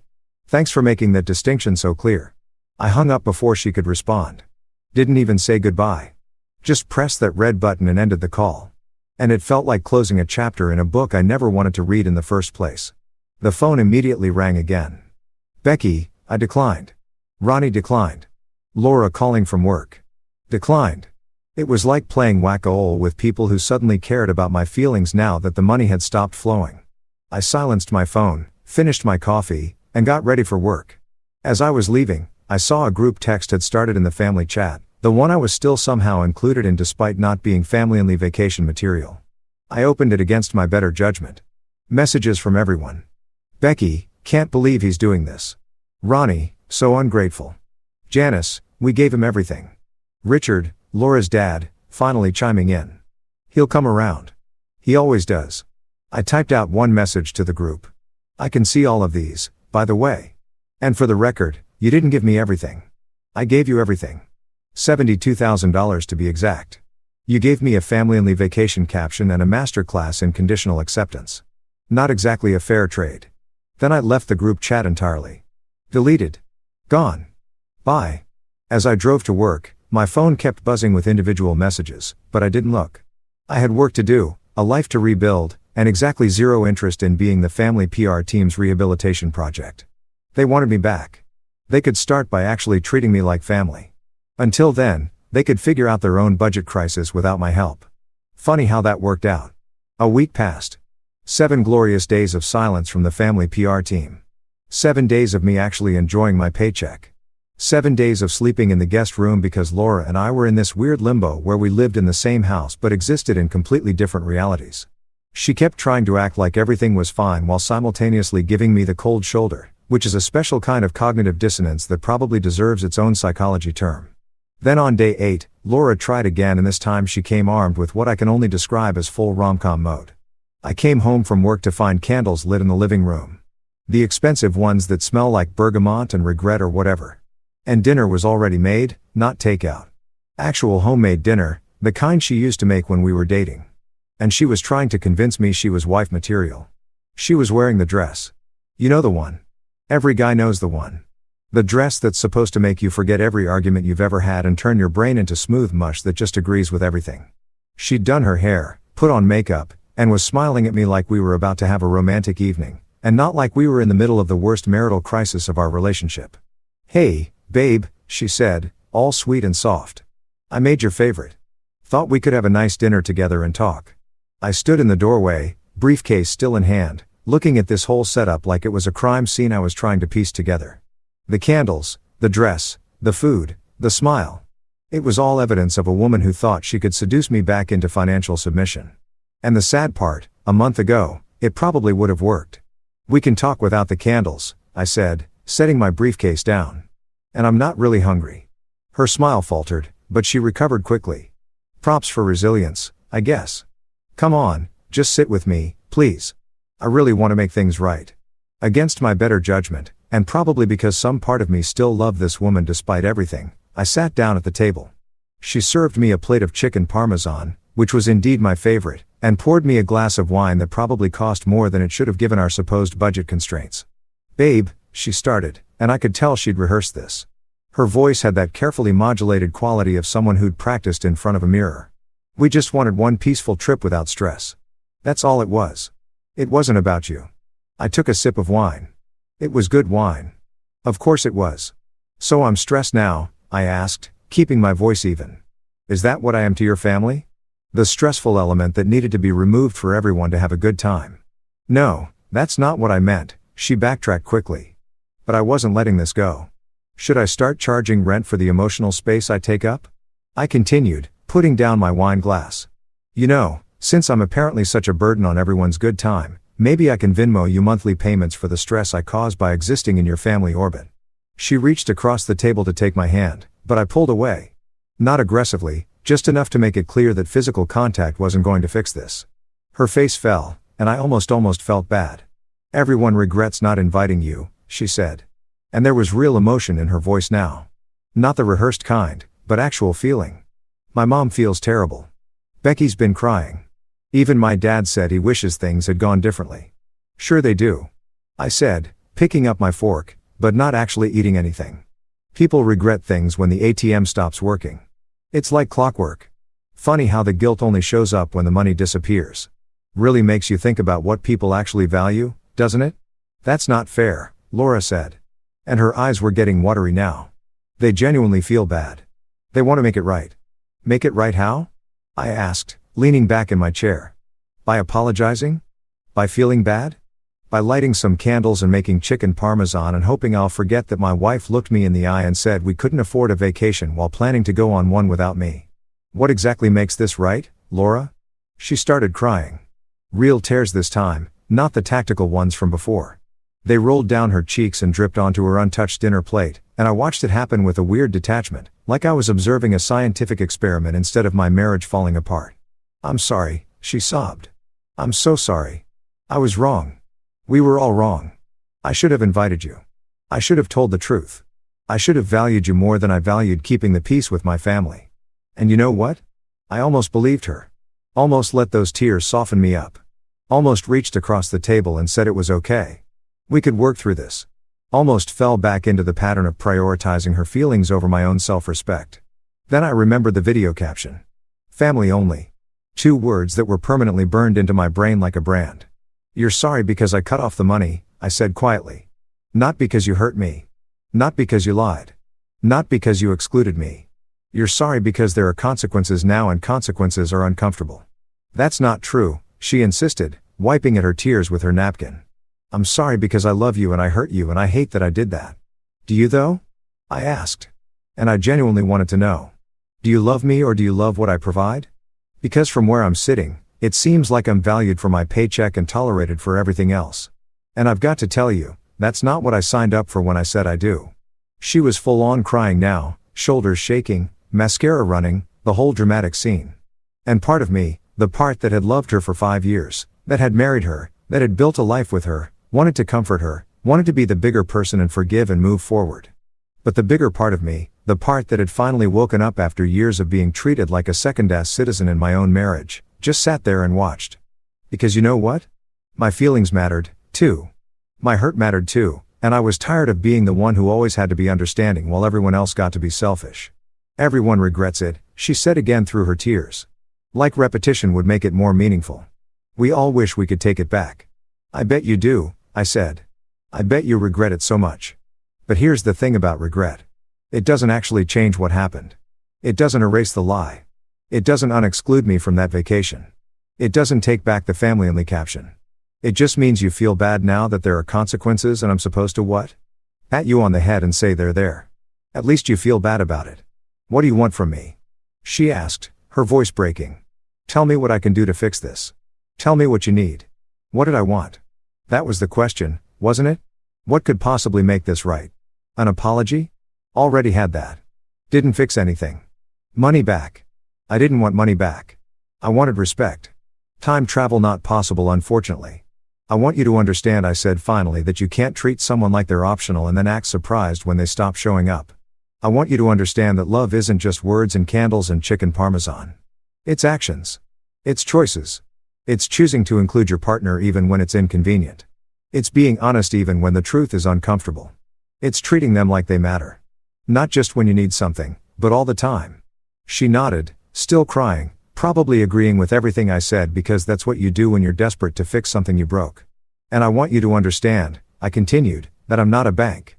I'm not an ATM. I'm not a financial resource to be managed and manipulated. I'm a person with feelings and boundaries and self-respect that I'm just now starting to find again after years of letting your family treat me like garbage while I smiled and sent them money. I know, she whispered. I know all of that now. I see it. I'm sorry I didn't see it before. I stood up from the table, my dinner completely untouched. The candles were still burning, making the whole scene feel like a funeral for our marriage instead of a romantic dinner. The thing about learning lessons, I said, is that they're a lot more expensive when you learn them late. You could have learned this lesson years ago if you just treated me like I mattered. But you didn't. You learned it now because I finally stood up for myself. And I'm not sure that's the same thing as genuine growth. Where are you going? She asked as I grabbed my briefcase. Guest room, I said. Same place I've been sleeping all week.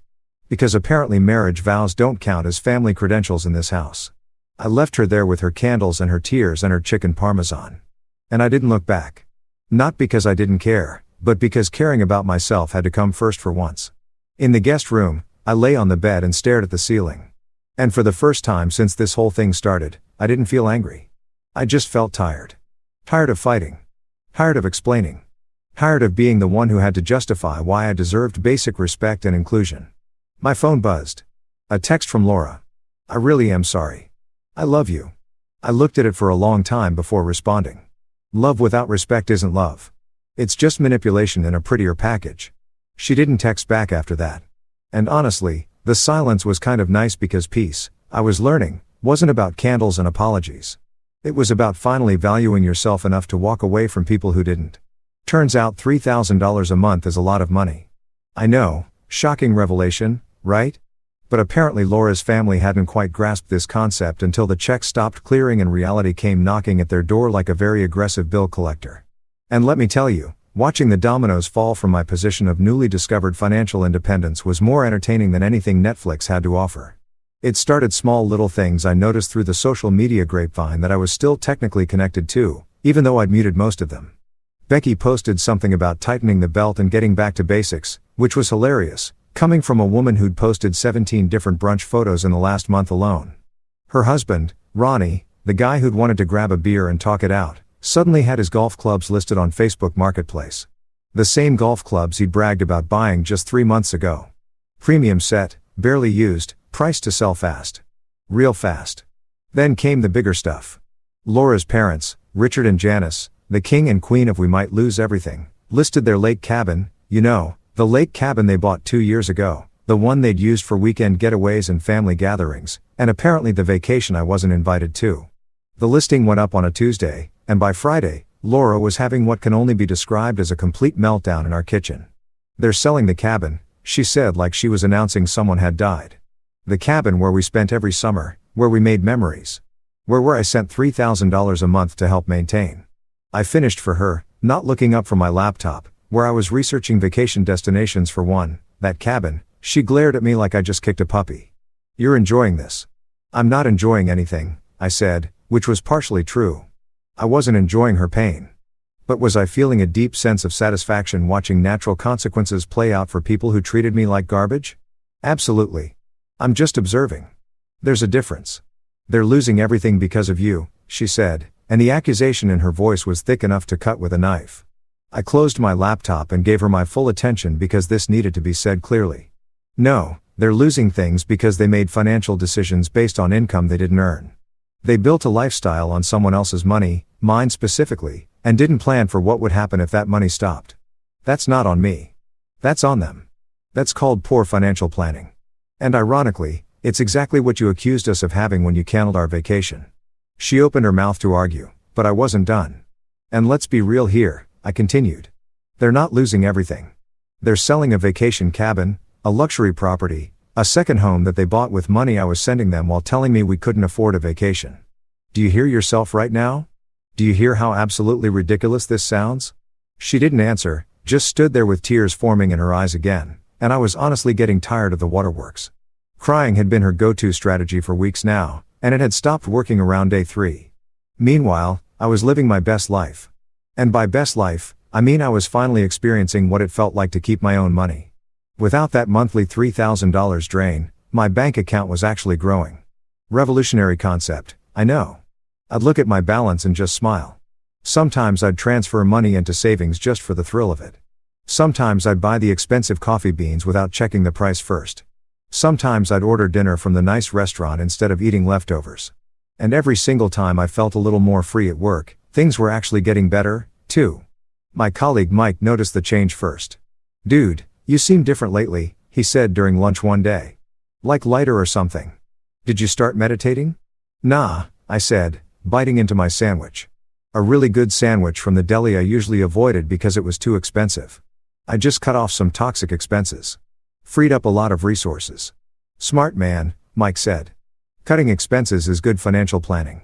"Yeah," I agreed, smiling. "That's what I keep telling people. Funny how it only counts as good planning when it's not affecting them personally." My boss even noticed during my quarterly review. She said, "I don't know what's changed, but your work has been exceptional lately. You seem more focused, more confident. Whatever you're doing, keep it up. Just practicing better boundaries." I told her. "Turns out when you stop letting people drain your energy, you have more of it for things that actually matter." She nodded approvingly. Good leadership skill. Knowing when to say no is just as important as knowing when to say yes. Best performance review of my life. And all I had to do was stop funding my own emotional abuse. Who knew? But back at home, the atmosphere was getting increasingly tense. Laura was caught between defending her family and acknowledging that maybe, just maybe, they'd screwed up. She'd go back and forth, sometimes trying to guilt me, sometimes trying to seduce me, sometimes just crying at random intervals like a sprinkler system with faulty wiring. The family group chat that I'd left, apparently, it had turned into a full-blown crisis management center. Laura would read messages from it out loud to me like I was supposed to care. Becky says they might have to take the kids out of private school, she announced one evening. Public school is free and perfectly adequate. I replied without looking up from my book. Millions of kids go to public school and turn out fine. It's not a tragedy, it's a budget adjustment. My mom says they can't afford their mortgage payment this month. Then maybe they should downsize to something within their actual means instead of living in a house they can only afford with my monthly donations. Ronnie lost his job. That one made me look up. Ronnie lost his job, or Ronnie got fired for selling golf clubs during work hours on Facebook Marketplace. She didn't answer, which was an answer. 2 months passed like this. 2 months of watching Laura's family scramble to adjust to a lifestyle they could actually afford instead of the one they'd been living on my dime. 2 months of increasingly desperate attempts to get me to turn the money back on. 2 months of me sleeping better than I had in years. Then came the group text, not to the family chat I'd left, but directly to my phone from Janice. "We hope you're happy. You broke this family." I stared at that text for a solid minute, feeling absolutely nothing. No guilt, no regret, no sadness, just a kind of peaceful certainty that I'd made the right choice. I typed back slowly, making sure every word was exactly what I wanted to say. I didn't break it. I just stopped financing the glue. The responses came fast and furious after that. "Becky, that's so cruel." "Ronnie, real mature man." "Richard, we took you in like a son." "Janice, after everything we did for you," I responded to the group. "You didn't take me in like a son. You took me in like a bank. There's a difference. And what you did for me was accept $72,000 over 2 years while excluding me from family events. That's not generosity. That's exploitation. But sure, call it revenge if it makes you feel better. I call it budgeting." Then I muted all of them. Every single one. Didn't block them, just muted because I wanted them to be able to see that their messages were being delivered but ignored. Small petty. Absolutely satisfying. You have no idea. At work, they'd started calling me Mr. Financial Freedom. It started as a joke when I showed up with expensive coffee one morning and Mike said, "Whoa, look at Mr. Moneybags over here." But then I explained the whole situation, the family, the vacation, the exclusion, the $3,000 a month, and suddenly everyone was on my side. "Dude, you're a legend," Mike said. "You literally cut off toxic expenses and improved your life. That's not revenge. That's financial literacy." Even my boss, when she overheard part of the conversation, chimed in, "Cutting off toxic expenses is exactly what we teach in leadership training. Doesn't matter if it's a bad vendor or a bad relationship. If something's draining resources without providing value, you eliminate it." "See," I said to Mike, "it's not petty, it's business, it's both." Mike laughed. "But mostly, it's awesome." I'd never felt more validated in my life. At work, I was getting praised for the same decision that Laura's family was calling cruel and vengeful. Funny how perspective works, isn't it? When you're the one losing free money, it's a tragedy. When you're the one finally keeping your own money, it's called self-respect. That weekend, I did something I hadn't done in years. I went shopping for myself. Not for the house, not for Laura, not for us, just for me. I bought new clothes that actually fit instead of wearing the same stuff from 5 years ago. I bought a new watch that I'd been eyeing for months, but always talked myself out of because money was tight. I bought a gaming console that I'd wanted since college, but never justified because there were always family expenses that took priority. I came home with bags of stuff, and Laura looked at me like I'd committed a crime. "You went shopping?" she asked, staring at the bags like they contained evidence of my moral failure. "Yep," I said cheerfully. "Turns out I have disposable income now." Wild, right? It's almost like when you stop giving away $3,000 a month, you can actually afford things. "That money could have helped my family," she said quietly. "That money is helping someone who actually values me." I corrected me. I value me. Revolutionary concept, I know, but I'm really enjoying it. She didn't say anything else. Just watched as I unpacked my purchases. Each item a small declaration of independence from a family that had taken me for granted for years. That night, lying in my guest room bed, which I'd upgraded with new sheets because why not? I calculated my savings. In 2 months, I'd saved over $12,000. $12,000 that would have vanished into the black hole of Laura's family expenses. $12,000 that was now mine to do with as I pleased.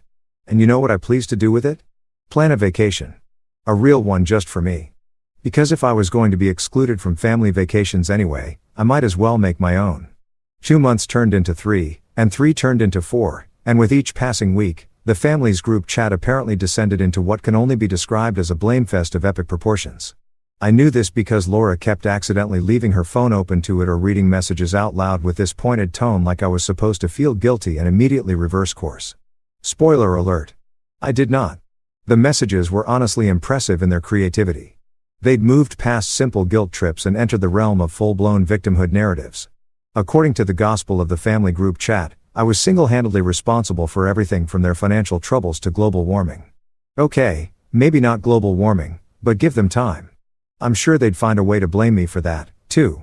It was a Tuesday evening when the group chat really resurrected like a zombie that refused to stay dead. I was making myself a steak dinner. A nice ribeye that I'd bought without checking the price tag first because that's the kind of baller move you can make when you're not sending $3,000 a month to people who don't like you. When Laura's phone started buzzing like it was having a seizure. Oh God, she muttered looking at her screen. They're at it again.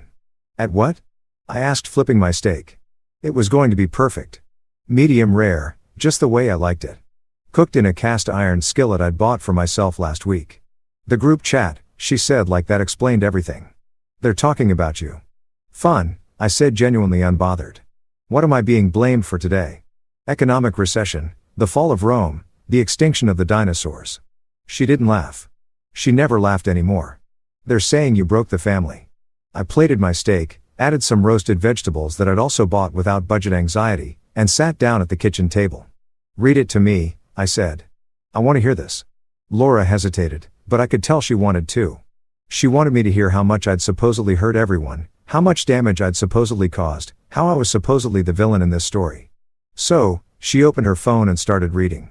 Mom wrote, "We hope you're happy. You broke this family." She paused, looking at me expectantly, waiting for the guilt to wash over me and drown me in remorse. I took a bite of steak. It was delicious, perfectly cooked, worth every penny I didn't send to her family. Okay, I said. What else? She scrolled. Becky says, he's tearing us apart. We used to be so close. We did. I asked genuinely. Were we close when you were planning a vacation without me? Was that the closeness everyone's mourning? Because I must have missed that memo. Laura ignored me and kept reading. Dad says a real man would help his family in times of need. That one made me laugh. Actually, laugh out loud. Mid-chew almost choking on my perfectly seasoned steak. A real man, I repeated. Okay, sure. Let's talk about real men. A real man doesn't lie to his son-in-law's face about budget issues while planning expensive vacations. A real man doesn't accept monthly payments for 2 years and then exclude the person paying from family events.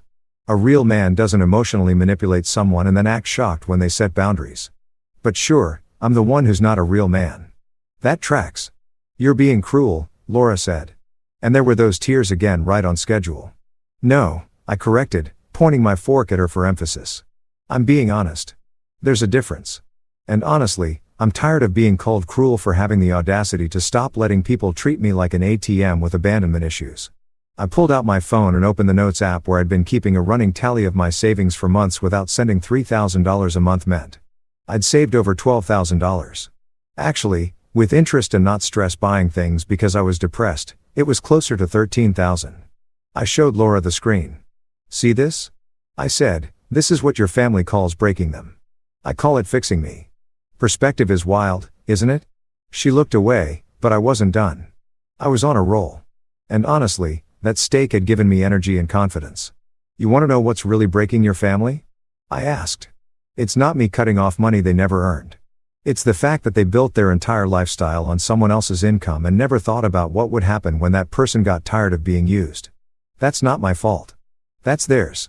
That's called consequences. And apparently it's a brand new concept for everyone involved. They needed that money. Laura said weakly. They wanted that money. I corrected. There's a difference. Needed implies necessity. Your dad didn't need a lake cabin. Becky didn't need private school for her kids. Your mom didn't need to host elaborate turkey dinners with lobster tails and champagne. They wanted those things. And I made those things possible. And they thanked me by treating me like I was invisible. So, forgive me if I don't feel terrible about the natural consequences of their choices. My phone buzzed. I looked down and saw that somehow, despite having left the group chat months ago, I'd been added back in, probably by Janice, who had admin privileges and apparently no sense of boundaries. The latest message was from her, and it was directed at me, even though she clearly didn't think I could see it. He's destroyed everything we built. Years of family bonds gone because he couldn't handle one mistake. I stared at that message, feeling something shift inside me. Not guilt, not sadness, just a kind of crystalline clarity that comes when you realize someone is so fundamentally wrong that it's almost beautiful in its completeness. I typed a response. My fingers flew across the keyboard with the precision of a man who had finally completely run out of patience for other people's nonsense. I can see all of these, by the way. And for the record, you didn't give me everything. I gave you everything.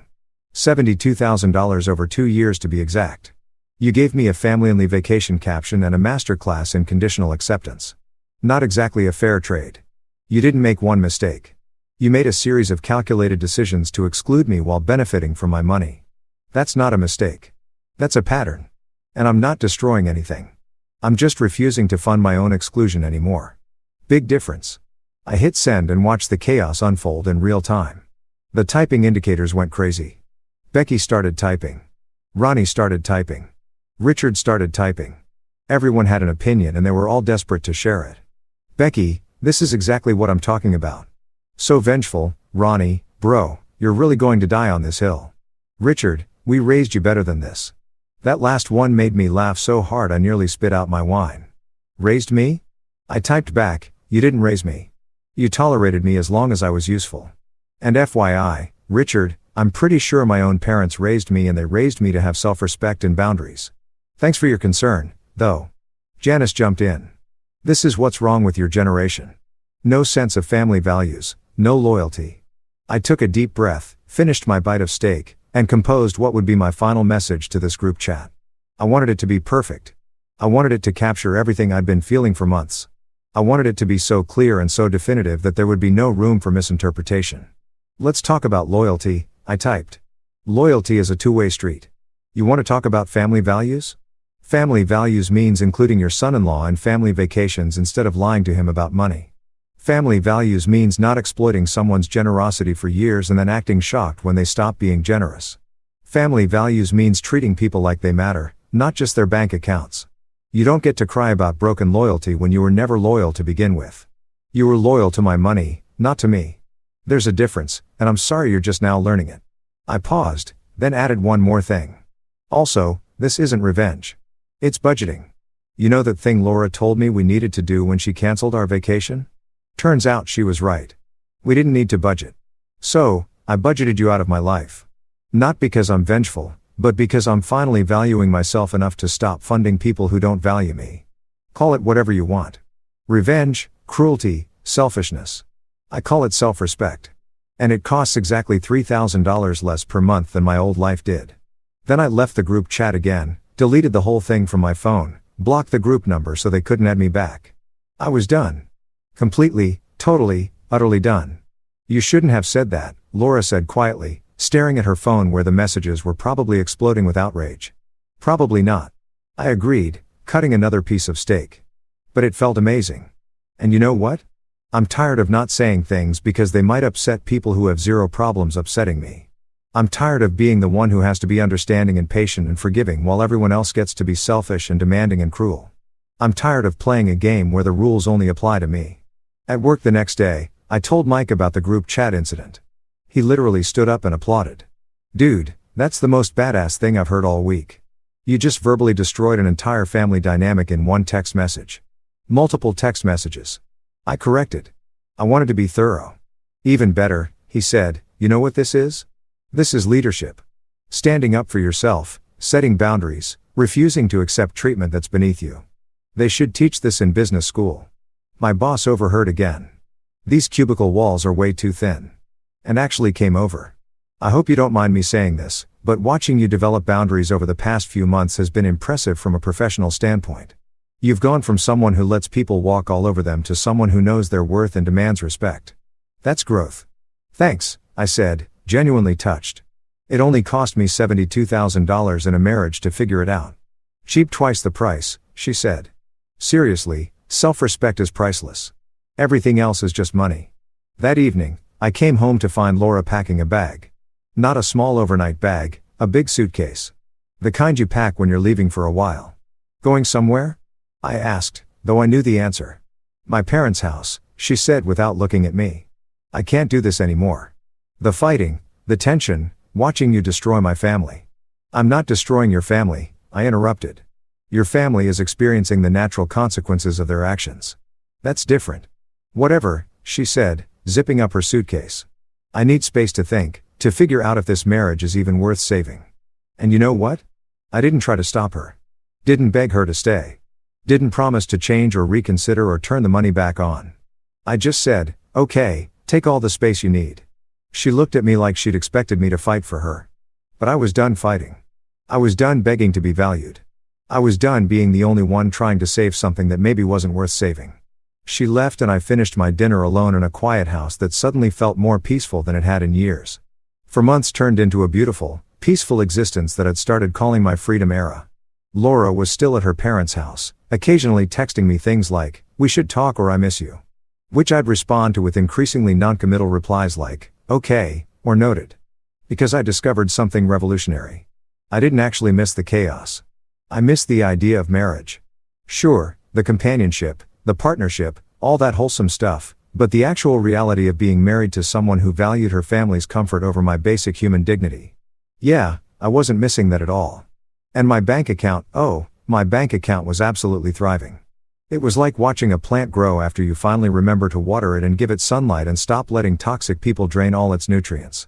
I'd open my banking app just to look at the numbers sometimes, which I know sounds ridiculous, but you have to understand, for years, watching money vanish into the void of family expenses had become so normal that seeing it actually accumulate felt like witnessing a miracle.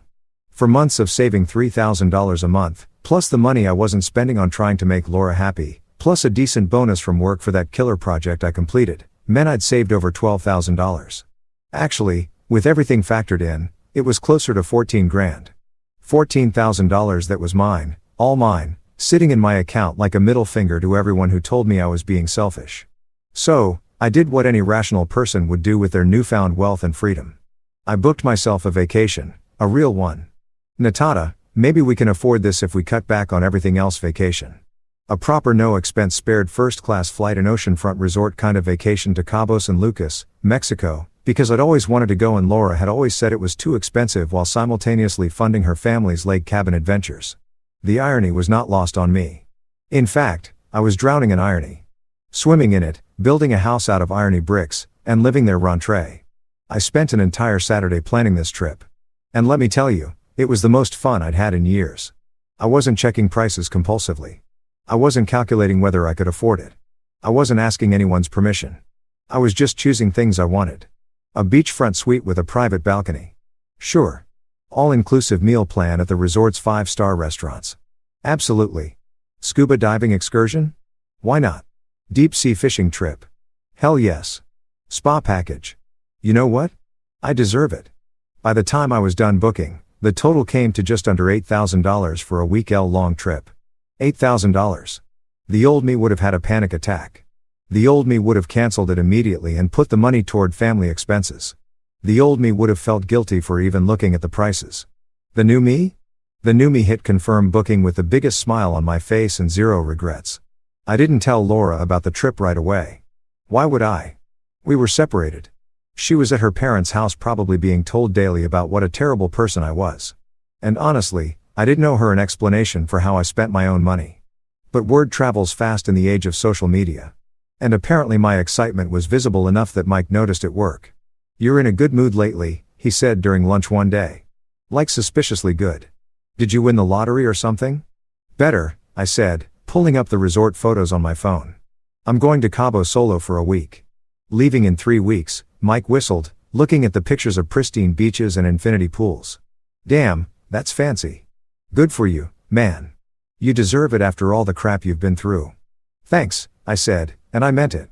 It felt good to have someone actually support my happiness instead of making me feel guilty for it. "How much did this run you?" he asked, then immediately backtracked. "Sorry, that's rude. You don't have to." "8 grand, I said, not caring about the money talk. $8,000 for 7 days of paradise. You know what the best part is? That's less than 3 months of the money I was sending to Laura's family. 3 months of funding people who didn't value me or 1 week of experiencing pure uninterrupted joy. Seems like a pretty easy choice." Mike raised his coffee cup to financial independence and self-respect. "I'll drink to that," I said, clinking my cup against his. That evening, I made the mistake of posting about my upcoming trip on Instagram. Just a simple post with one of the resort photos and a caption that said, "Solo vacation countdown begins." Sometimes you have to choose yourself. Basic stuff, the kind of thing people post every day without drama. Except, of course, nothing in my life could be dramery. Within an hour, my phone started blowing up. Laura called, declined. Her mom called, declined. Becky texted a paragraph about how inappropriate it was for me to flaunt my wealth while her family was struggling. I replied with a screenshot of my Instagram post and wrote, "I'm posting about a vacation I saved for with my own money. You know, the money I used to give you. Yeah, it turns out when you keep your own paycheck, you can afford nice things. Wild concept." She didn't respond to that, but the best or worst, depending on your perspective, came from Richard, Laura's dad. He sent me a long text message that I had to read 3 times to believe was real. "I can't believe you're spending thousands on a vacation while my daughter is suffering while our family is struggling to make ends meet. You used to be a good man. I don't know what happened to you, but this isn't the person we welcomed into our family. You should be ashamed of yourself." I stared at that message for a solid 5 minutes, watching my blood pressure rise in real time. Then I took a deep breath, cracked my knuckles like I was about to type the great American novel, and composed my response. "Richard, let me break this down for you in terms you might understand. I'm spending $8,000 on one vacation for myself. Over 2 years, I sent you $36,000. $36,000 in family support. That's 4.5 Kobo trips worth of money that I gave to your family. Money that helped fund your lake cabin, your lifestyle, your family vacations that I wasn't invited to. You didn't think I should be ashamed when I was sending you money every month. You didn't think I was a bad person when I was working extra shifts to support your family. I was a good man when I was useful. Now that I'm spending my money on myself, suddenly I'm terrible. The math isn't made, Richard. And Laura isn't suffering because of me. She's experiencing the consequences of choosing a family that excluded her husband over the husband who funded them. Big difference." I hit send before I could second guess his myself, then blocked his number. I was done explaining myself to people who would never understand. 3 weeks later, I was at the airport with a single suitcase, a boarding pass for first class, because if I'm doing this, I'm doing it right. And a smile that probably looked unhinged to anyone who didn't know the backstory. I posted a selfie at the gate with the caption, "Family and only vacation. Just me, myself, and my debit card." The responses were mixed. My actual friends, the ones who knew the whole story, flooded the comments with support. "You deserve this. Enjoy every second. Live your best life." Mike commented, "Mr. Financial Freedom strikes again." Laura's family. "Well, let's just say they had feelings." Becky commented, "This is petty." I liked her comment but didn't respond because sometimes silence is the best answer. Janice sent me a DM. "I hope you're happy with yourself." I replied, "I actually am. Thanks for asking." And then muted the conversation. Laura herself sent a broken heart emoji. Just that. No words, just the emoji. I looked at it for a moment, felt a small twinge of something. Maybe sadness, maybe regret, maybe just the ghost of who I used to be. And then I replied with a thumbs up emoji because what else was there to say? The flight to Cabo was incredible. First class meant real food, actual leg room, and a glass of champagne that I accepted with zero guilt. I toasted to myself at 30,000 feet, looking out the window at the clouds below, and thought about how far I'd come in for months. From a guy who couldn't say no to a $3,000 monthly drain to a guy flying first class to Mexico on his own dime. Character development at its finest. When I landed in Cabo, the warm air hit me like a hug. I took a deep breath of ocean air, grabbed my suitcase, and headed to the resort shuttle, feeling lighter than I had in years, maybe ever. The resort was even better than the photos. My suite had a king-sized bed, a balcony overlooking the ocean, and a mini bar that I rated immediately because I was on vacation, and calories didn't count when you were celebrating freedom. I unpacked, changed into swim trunks, and headed straight to the beach. The sand was white, the water was impossibly blue, and there wasn't a single person asking me for money or making me feel guilty for existing. It was perfect. I sat up in a beach chair, ordered a drink with an umbrella in it because when in Cabo and pulled out my phone to take a photo, the ocean stretched out in front of me. Endless and peaceful. I snapped a picture and posted it with the caption. Turns out when you stop funding other people's dreams, you can afford your own. My phone buzzed immediately with notifications, but I turned it on airplane mode without looking. Whatever drama was brewing back home could wait. I had a week of absolute peace ahead of me, and I was going to enjoy every single second of it. I took a sip of my drink, some tropical thing with rum and pineapple that tasted like liquid happiness, and smiled at the ocean. For months ago, I'd been sitting in my home office looking at a video of a family vacation I wasn't invited to, feeling worthless and used. Now I was in Cabo drinking an overpriced cocktail on a beach that I'd paid for with money I'd earned, and I didn't owe anyone an explanation or an apology. That evening, I had dinner at the resort's fancy restaurant. Lobster because why not? Expensive wine because I deserved it. Chocolate lava cake for dessert because life is short and cake is delicious. The waiter asked if I was celebrating anything special. Yeah, I said, raising my wine glass. Independence Day Personal Edition.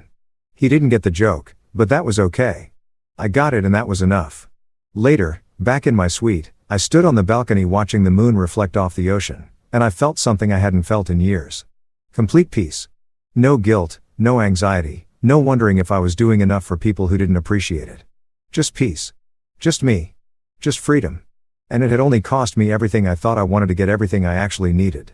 6 months, half a year since I'd canceled those automatic transfers and accidentally discovered what self-respect felt like. Half a year since the family-only vacation that had changed everything. And in all that time, not a single member of Laura's family had actually apologized. They'd guilt, manipulated, blamed, and complained, but nobody had actually said, "We were wrong and we're sorry." Until Richard called. I was at my desk at work finishing up a project proposal when my phone rang with a number I'd unblocked a few weeks ago in a moment of weakness or maybe strength. I still wasn't sure which. "Hello," I answered, cautious. "Hey," Richard's voice came through and he sounded different, tired, older somehow. "I know you probably don't want to hear from me, but could we meet for coffee? Just you and me. I want to talk." Every instinct I've developed over the past 6 months told me to say no. To protect my peace, to maintain my boundaries. But there was something in his voice, not manipulation, not guilt-tripping, just genuine exhaustion that made me pause. When I asked, "Tomorrow? That place downtown you like?" "My treat. I'll pay for my own coffee," I said firmly. "But yeah, tomorrow at 2. The next day, I walked into the coffee shop 7 minutes late because I refused to be the one sitting there waiting, looking eager. Richard was already there, and when I saw him, I almost felt bad, almost. He looked like he'd aged a decade in 6 months. His hair was grayer, his face more lined, and he was hunched over his coffee cup like it was the only thing holding him together.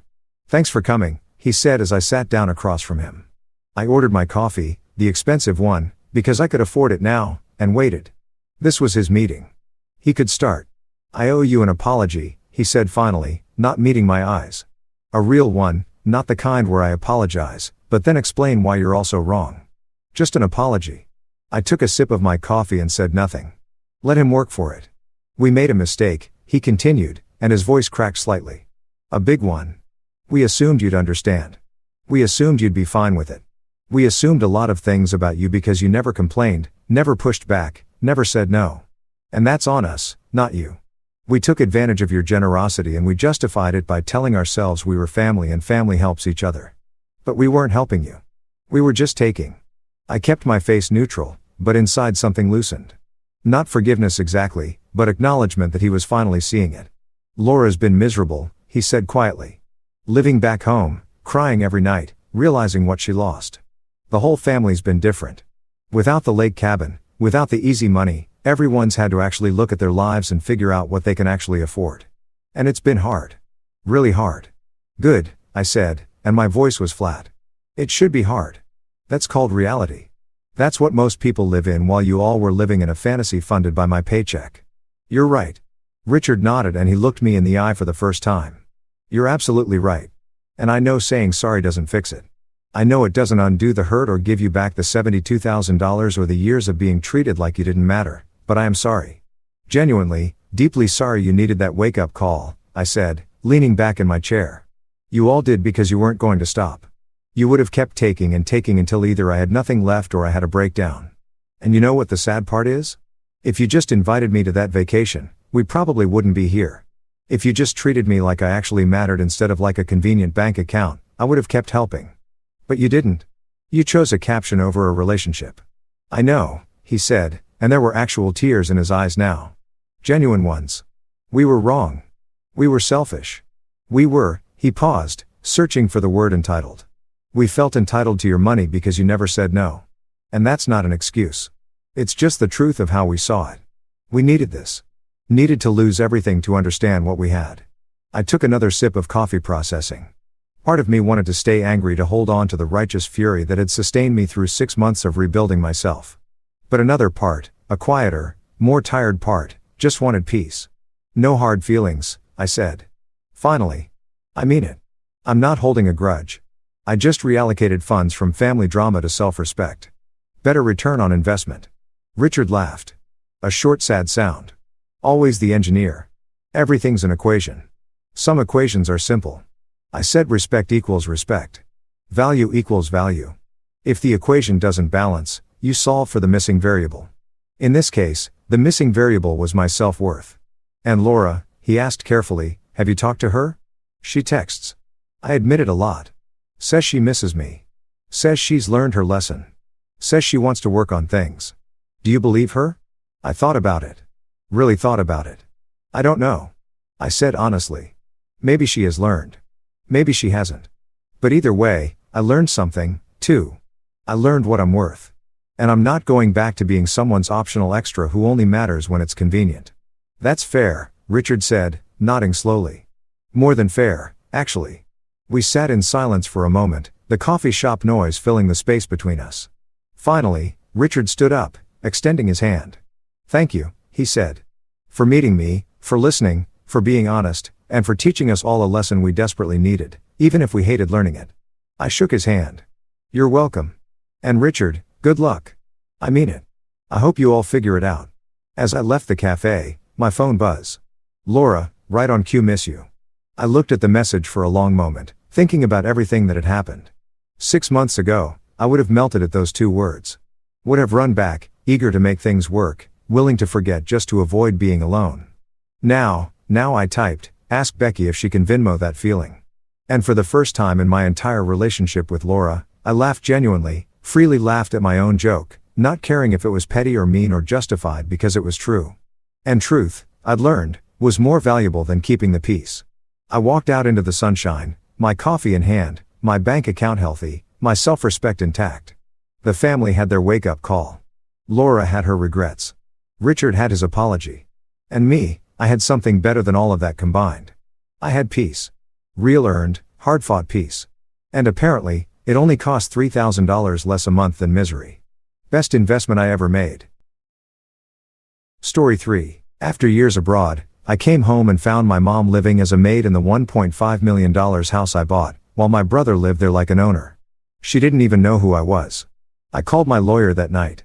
It's time for justice. After 5 long, grueling years in Japan working as an industrial welder amid noisy, freezing construction sites, I, Paul Rowe, was finally coming home.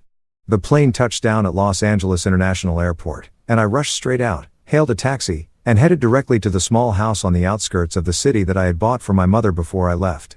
My heart was pounding with excitement, like a little kid waiting for his birthday present. My mother, Matilda Rowe, is the woman I love most in this world. She raised me and my younger brother, Colin, single-handedly after our father died early in a workplace accident. I still remember those evenings when she would sit by the fireplace telling us fairy tales to lull us to sleep, even though she was exhausted after her shift at the textile factory. Over the past 5 years, I sent money home regularly and video called every week. But nothing compares to holding her tight and feeling that familiar warmth again. The taxi stopped in front of the familiar iron gate. I paid, hurriedly grabbed my suitcase and stepped out. The late afternoon sun slanted through the row of trees along the street, casting the little house into sharp relief. But in that moment, I froze. The house looked different. The old-fashioned latch lock, I remembered, the simple kind Mom always used because she was afraid of losing keys, had been replaced by a sleek electronic lock with a numeric keypad and blinking LED lights. All around the gate and walls were surveillance cameras, at least 4 of them, sweeping back and forth like owl eyes. My mother, Matilda, 58 years old, gentle and completely clueless about technology. She was even scared of the smartphone I bought her, always saying, "Son, it's too complicated. I'll just stick with the old one." How could she possibly have decided to install all this herself? Maybe she hired someone for safety reasons. I tried to calm myself, but a strange feeling started creeping in. Something wasn't right. I took a deep breath, set my suitcase aside, and pressed the doorbell. The familiar chime from my childhood rang out clearly. I waited, smiling as I imagined Mom rushing to the door, eyes glistening with tears, shouting, "Paul, My boy is home. But nothing happened. I pressed again, holding it longer this time, still silence. My heart started beating faster. Maybe she was napping or out at the market. No, I had told her I was coming. I rang a third time, then a fourth, and finally started calling out loudly through the gate, "Mom, it's Paul. Your son is back." Still not a sound. The house was unnaturally quiet, as if no one was there. Or was Mom sick? That thought sent a chill down my spine. I glanced around. The neighbor next door was watering plants, but didn't look over. I thought about asking them, but decided to wait a little longer. Once I saw Mom, everything would make sense. Finally, after the fifth ring, I heard a clicking sound from inside.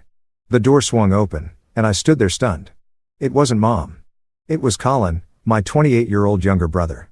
The brother I remembered as an unemployed deadbeat who lived recklessly, drank too much, and gambled. Colin stood there in a ratty old t-shirt, hair messy, eyes slightly red like he'd just woken up. When he saw me, he visibly flinched for a split second.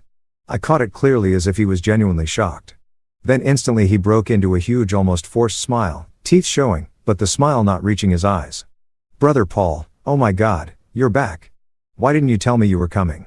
His voice was a little too high-pitched, nothing like his usual lazy drawl.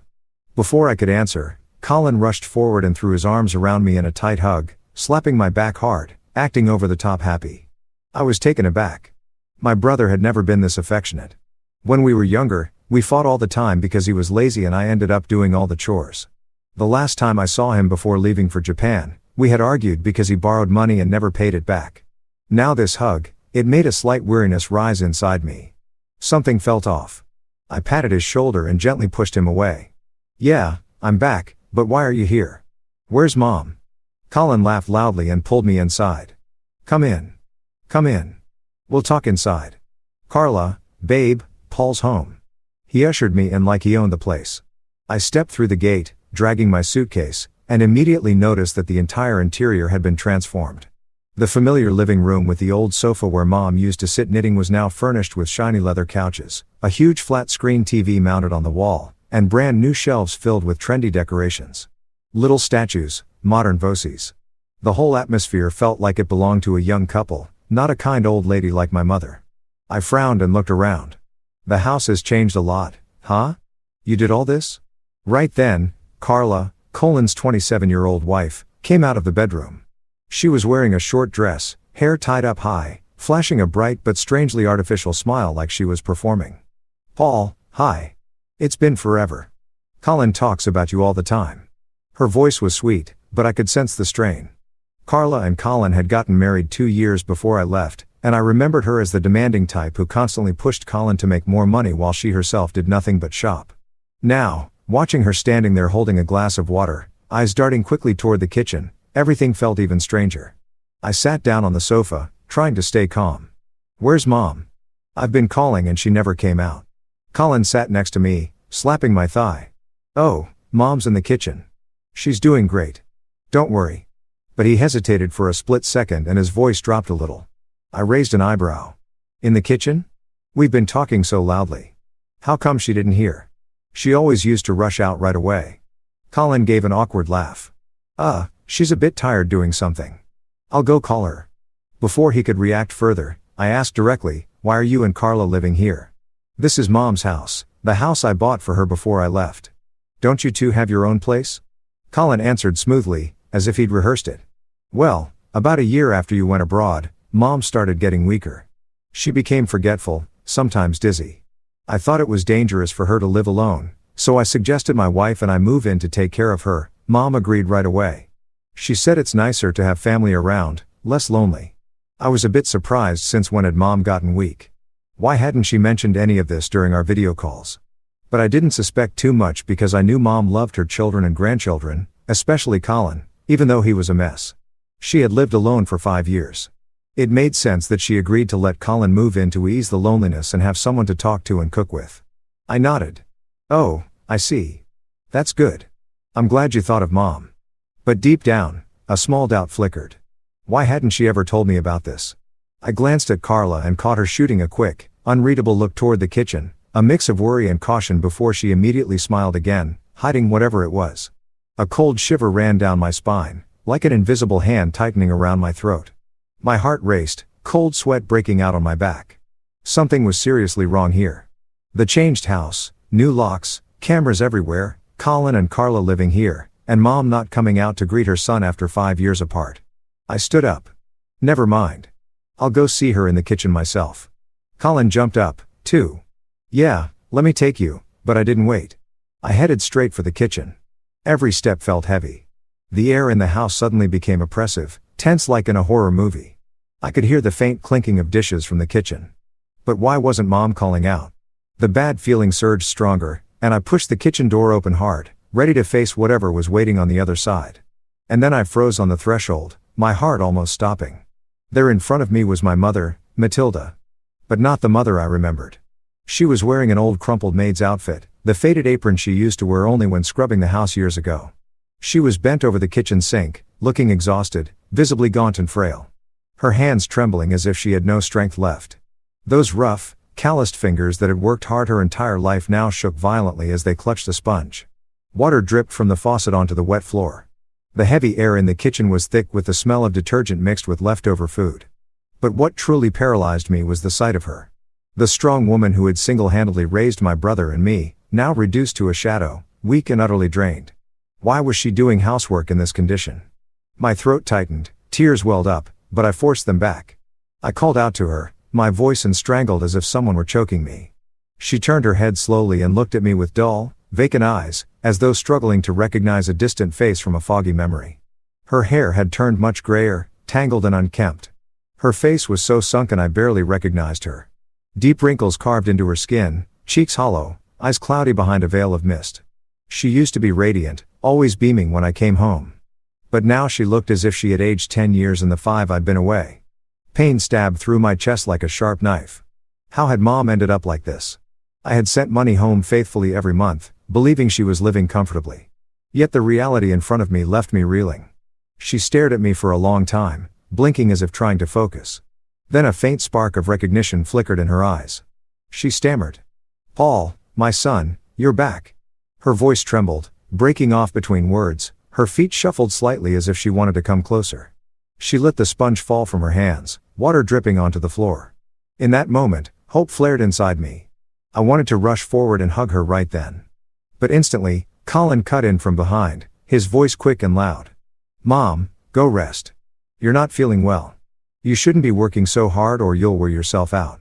He darted into the kitchen, planting himself between me and her, one hand on her shoulder as if holding her back, his face full of concern. Yet, I clearly saw the strain in it. I turned to Colin, waiting for an explanation about this not feeling well business. Why hadn't anyone told me?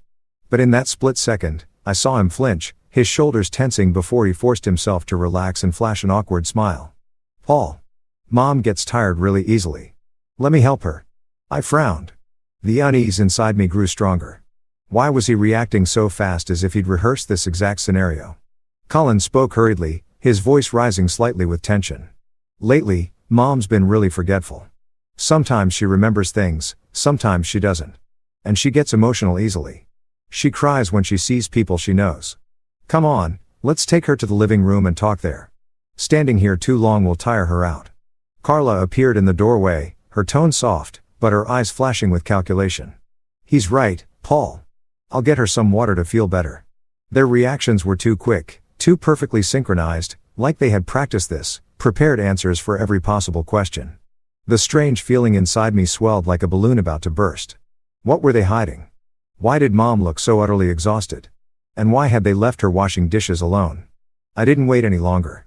I stepped forward and wrapped my mother in a tight hug. She trembled in my arms, her body cold and fragile, completely unlike the warm, strong embrace I remembered from the days. She comforted me after fights with Colin or cooked dinner for us despite her own exhaustion. Now she was so thin, I could feel every bone. Her skin was ice cold, as if she hadn't been warm in a very long time. Overwhelming sorrow surged through me. I couldn't hold back the tears any longer. "Mom, I'm home. I'm so sorry I left you alone for so long." She whispered something incoherent, resting her head on my shoulder. But she didn't hug me back as if she were afraid of something. I gently led her to the living room, supporting her step by careful step because she walked unsteadily, legs shaky. The moment we sat on the sofa, the first thing I asked was, "Why are you letting Mom do housework in this state? She's so weak." She needs to rest. Carla jumped in quickly, her voice dripping with forced sincerity. Oh, Paul, she insists on doing it. She says she wants to keep busy, that sitting idle makes her restless. Colin and I have tried to stop her, but she won't listen. Colin nodded vigorously. Exactly, bro. Mom's stubborn as a mule. We tell her over and over, but she never listens. Yet, their excuses rang completely hollow. How could Mom insist on washing dishes with hands that shook like that? And why weren't they helping her? I turned to Mom, trying to speak gently. Mom, it's Paul. Look at me clearly. Are you okay? How have you been living? If anything's wrong, tell me. Don't hide it from me. Matilda looked at me, struggling to form words, her sentences broken and halting. My son, I missed you, but my mind's been so confused lately. Her memory was clearly jumbled, her voice small and trembling, as though she was terrified of saying the wrong thing. Every time she hesitated or seemed about to say something, Colin or Carla immediately interrupted, answering for her, talking over her. Mom says she's fine, just forgetful. Or Carla, she missed you so much, but she's tired now. Mom fell silent at once, shrinking into herself in fear, shoulders hunching, eyes dropping like a frightened bird. That was the moment everything became crystal clear. Matilda kept glancing at Colin and Carla with anxious, weary eyes, the look of someone long accustomed to being controlled and too scared to speak without permission. She huddled on the sofa, clutching the hem of her apron as if afraid of being scolded for saying the wrong thing. My heart clenched with a mixture of pain and rage. What the hell was going on here? Why was my mother terrified of her own son and daughter-in-law? I wanted to ask her directly, Mom, tell me, what have they done to you? But with Colin and Carla sitting right there on either side, watching her every move, I knew she wouldn't dare tell the truth. She would stay silent or repeat whatever script they'd given her. I swallowed my words, choking on them while my mind spun with 1,000 questions. I had planned to stay the night, cook for her, hold her while she slept like when I was little. But the tension and the way Colin kept trying to control everything made it clear that staying now would get me nowhere. They would watch every second. I'd never get a moment alone with her. Okay, I'll stay tonight, Mom. I tried. Colin immediately cut in. The house is cramped, bro. Sleeping on the sofa wouldn't be comfortable. Just stay at a hotel and rest properly. Come back tomorrow. Carla nodded. Yeah, she's really weak these days. Let her sleep early so she feels better. Their intention was obvious. They wanted me gone so they could keep controlling her. In the end, I stood up, kissed Mom on the forehead, and said, I'm going to visit some old friends for a bit. Take care of yourself, okay? It was a lie. I needed time to think. Colin instantly asked, his voice thick with worry. How many days will you be gone? And will you come back here afterward? I saw right through him. He wanted me away as long as possible, so I answered vaguely. After I see my friends, I might have to fly straight back to Japan. I only got a short leave. Work's crazy. Colin visibly relaxed, his shoulders dropping, a genuine smile breaking across his face. Cool. Have fun then. That unguarded reaction sent a chill through me. Why was he so relieved? As if my leaving meant they were free to do whatever they wanted. It confirmed beyond doubt that in this house something horrific was being hidden. I stepped out of the gate, my heart heavy as if it were dragging stones behind it. The late afternoon sunlight slanted through the trees, but it couldn't chase away the gnawing dread eating at me from the inside. Through the window, Mom watched me leave, her eyes glistening with tears. Yet, she didn't dare wave, as if terrified of being punished for it. The sight stabbed my heart. Why was she so afraid? I hailed a taxi, slumped into the back seat, and told the driver in a hoarse voice, head straight to the outskirts toward the airport. But halfway there, passing familiar streets lined with coffee shops and children playing, I suddenly changed my mind. Turn around, man. Find a hotel near the old neighborhood instead. The driver glanced at me in the rear view mirror and raised an eyebrow. What's up, kid? Forget something? I shook my head, voice low. No, I just don't want to go far yet. Truth was, a terrible unease noted at me. A dark premonition whispering that if I truly left now, Mom would be in real danger. I needed to see what would happen once they thought I was gone. Once they believed I'd flown back to Japan, and they could act freely without fear of being caught. The taxi stopped in front of a small, run-down hotel on the outskirts. The kind of place meant for working-class guys like me. Simple rooms, hard beds, but only a few miles from Mom's house. I paid, dragged my suitcase inside, and checked into the cheapest room available. The place was dim and smelled of damp mold, but I didn't care. I collapsed onto the bed, my mind spinning. 5 years in Japan, slaving away welding steel amid smoke, dust, and deafening machines, thinking that sending money home every month was enough to keep Mom comfortable. And now, the house filled with brand new things. Mom's skin and bones. Colin and Carla controlling her every glance.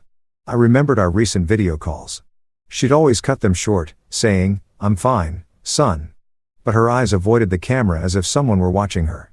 Now everything clicked into place, forming a horrifying picture. I had to watch them.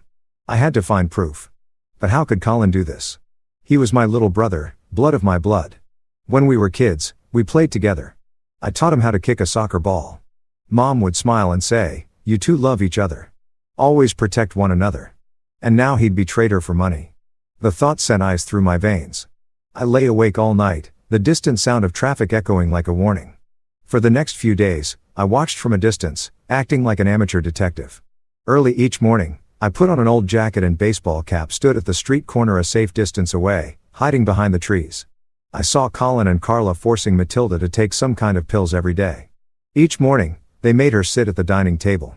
Carla would hold a cloudy white pill, shove it into Mom's mouth, and Mom would swallow with trembling hands, eyes downcast, never resisting.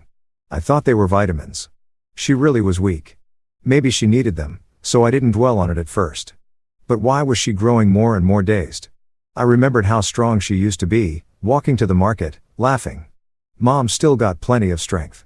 Don't worry about me. Now she shuffled around the house like a ghost, doing chores from dawn till dusk. I watched for 3 straight days, heart pounding every time they locked the doors and the cameras swept the yard like they were keeping her prisoner. During the day, Colin would go out, supposedly job hunting, as he claimed. But I saw him hanging out at the nearby bar, laughing with his buddies. Carla stayed home, her face always twisted in anger, snapping and yelling at Mom for dropping a plate while washing dishes. I wanted to charge in, but I held back. I needed solid proof. Those nights in the hotel, I lay clutching my phone, scrolling through old photos of Mom, tears streaming down my face. Why hadn't I come home sooner? Regret and dread churned inside me like a ticking bomb. Then one evening, everything shattered. It was pitch black outside, a cold drizzle falling. I stood in the shadows across the street, rain soaking my coat, but I didn't care. Through the lit kitchen window, I watched Mom frantically preparing dinner, hands shaking as she carried a tray of food, looking on the verge of collapse. She staggered, tried to steady herself, then suddenly fainted. The tray crashed to the floor with a deafening clatter that echoed through the quiet night.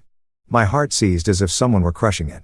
I almost ran forward right then, but in that instant, Carla burst in like a wild animal, face crimson with rage. She screamed, "You useless old hag. You ruin everything. Look at this mess. Good for nothing." She started kicking Mom hard, merciless kicks, trying to rouse her. "Get up. Stop faking it. You think passing out will make me go easy on you?" She didn't care that Mom had just collapsed. She kept kicking the frail body, unleashing all her fury. Carla hurled the cruelest insults through the open window. "Keeping you around is nothing but a waste. You can't do anything, right? Why are you still alive, just leeching off us forever?" Those words cut into me like knives. I stood frozen, blood rushing to my head. All I could see was my mother crumpled on the floor. My mother, the woman who had sacrificed everything for her children, was being treated like garbage by her own daughter-in-law. Pain and rage exploded inside me like wildfire. I couldn't hold back anymore. I charged toward the house, heart pounding, breathless with fury. I kicked in the back door with a splintering crash and stormed into the kitchen, face burning, breathing ragged. Carla spun around, saw me, and turned deathly pale like she'd seen a ghost. She stammered, I didn't mean, why are you here?" Her mouth couldn't form a coherent sentence. Her hands shook as she pointed at Mom on the floor. I didn't let her finish. I swung my open hand and slapped her across the face hard. The crack echoed through the kitchen. She stumbled, nearly fell, clutching her cheek, eyes wide with shock. Blood roaring in my ears, I roared, voice tearing through the air. "Who the hell do you think you are? That's my mother. What did she ever do to you that you dare kick her like that? She fainted and you still scream at her?" The kitchen froze. Carla leaned against the wall, face ash and lips trembling, only able to babble in terror. I just got angry because she spilled. At that moment, frantic footsteps thundered in. Colin rushed out from the bedroom and stopped dead when he saw me towering in the middle of the kitchen. "But bro, Paul, why are you still here?" His voice cracked with panic. Instinctively, he jumped in front of his wife, trying to sound tough. "Calm down. Don't make a scene. The neighbors will hear. One hand reached to hold me back, but his eyes darted wildly, panic and calculation plain to see. I pointed straight at my brother, voice like iron. Shut up. Why do you let mom work in that condition? She's weak. Why don't you help her? Why do you let your wife scream at her? Even knock her down? She's your mother, too. Colin desperately defended himself, voice shrill. You've got it all wrong. Carla's been stressed from work lately. She just snapped. What just happened was an accident. Mom fell. Nobody pushed her. It's not a big deal. He forced an awkward smile and tried to put an arm around me, but I shoved him off and stared into the eyes of the little brother I once loved. My voice was still. If I hadn't been here, how would I have seen this? And if I'd really left, what worse things would the two of you do to her? Did you think once I was back in Japan, you could torture her freely? Colin was speechless, mouth opening and closing with lame excuses. It's not like that. I take care of her. Meanwhile, Carla hid behind him, turning away, trying to mask her contempt. But her eyes burned with hatred toward Matilda as if mom were her mortal enemy. I saw their true faces clearly, not children, but parasites. I wouldn't let mom suffer one more second. I rushed forward, bent down, and scooped Matilda into my arms. Her body was limp, ice cold, her breathing so faint my heart nearly stopped. I turned to Colin, eyes like blades. I'm taking mom out of here right now. Colin lunged in panic to block the door. What are you doing? She needs rest. Put her down. In that instant, every ounce of restraint inside me collapsed. I kicked him hard in the chest. He flew backward, slammed into the cabinets, doubled over in pain. I clutched mom tightly to my chest, and strode out, ignoring Colin's groans of agony and Carla's look of pure terror behind me. In that moment, I understood perfectly. This was no longer just a family argument. This was the declaration of war, the beginning of the price they would pay. Carla stood there, eyes blazing with hatred, but not daring to lunge at me, only muttering under her breath. You'll regret this. I didn't look back. I stepped out into the pitch-black street, rain still falling, hailed a taxi, heart pounding like a war drum. Mom stirred in my arms, her eyes half open, breathing shallow, but I felt her fingers weakly clutch mine, clinging to a fragile thread of hope. The taxi sped through the rainy night, street lights flickering through the windows, casting sharp shadows over mom's gaunt, hollow-cheeked face, her eyes still clouded with lingering fear. I held her tighter and whispered, "It's okay, Mom. I'm taking you to the hospital right now. Everything's going to be all right." She didn't answer, just gave a faint nod and rested her head on my shoulder. My heart hung suspended between terror and guilt. Terror that I might already be too late. Guilt that I had left her in that house for 5 long years. In Japan, I'd worked myself to the bone, welding steel amid smoke, dust, and deafening noise, thinking that sending money home was enough to keep her comfortable. Enough to make up for my absence. And now she had been abused, poisoned, and I, her eldest son, had known nothing. Every time the image of Carla kicking her or Colin making excuses flashed through my mind, my blood boiled. I would never forgive them. But first, I had to save Mom. The taxi screeched to a halt outside the emergency entrance. Neon lights glared white against the rain. I carried her inside and shouted, "Doctor, please help my mother. She just collapsed." Nurses rushed over with a wheelchair and whisked her into the ER. One of them stopped me at the door. That night, the hospital buzzed with machines and the sharp smell of disinfectant, but I barely noticed. Doctors ran full exams, drew blood, took x-rays. I sat outside the room, burning with anxiety. Every minute felt like a century. I kept thinking of the old days. Matilda, the strong woman who had raised my brother and me alone after Dad died in a factory accident. She worked at the textile mill, came home exhausted, yet still cooked with a smile, and told us fairy tales. "My boys are going to make something of themselves," she used to say. Now she lay there, frail as a withered leaf because of her youngest son and his wife. I clenched my fists, tears slipping silently down my cheeks. Why was life so cruel? Finally, the doctor emerged, face grave, holding the test results. "You're Matilda's son, correct? We have the results." I stood up, voice shaking. "Doctor, how is she? Is it serious?" He sighed heavily. "She's severely exhausted and malnourished. Her body has been pushed far beyond its limits for a long time. Weak heart, critical nutrient deficiencies, completely drained. But that's not the worst of it." My chest tightened as I waited for the rest. More alarmingly, her blood shows high residual levels of sedatives administered continuously over an extended period. Drugs that are not appropriate for routine elderly care. They suppress the nervous system, cause memory loss, and prolonged fatigue. I froze, ears ringing, each word slicing through me like a blade. Sedatives. They had been forcing her to take poison to control her. The doctor continued bluntly. If this had gone on much longer, she could have suffered permanent neurological damage, even life-threatening complications, coma, multiple organ failure. You brought her in just in time. I collapsed into a chair, head spinning. I had left her in that house for 5 years, sent money, made video calls, but never came back, never checked. I was the guilty one. I had blindly trusted Colin. Regret crashed over me like a tidal wave. I buried my face in my hands and sobbed silently. It's my fault. I'm so sorry, Mom. The doctor placed a hand on my shoulder. What matters now is treatment. We'll keep her admitted for monitoring and recovery, for fluids, nutrition, and complete cessation of the sedatives. I nodded, wiping my eyes. Yes. Do whatever it takes. I'll stay here and take care of her. Please talk only to me about everything. In the days that followed, Mom lay in a stark white hospital room, the steady beep of the heart monitor filling the silence.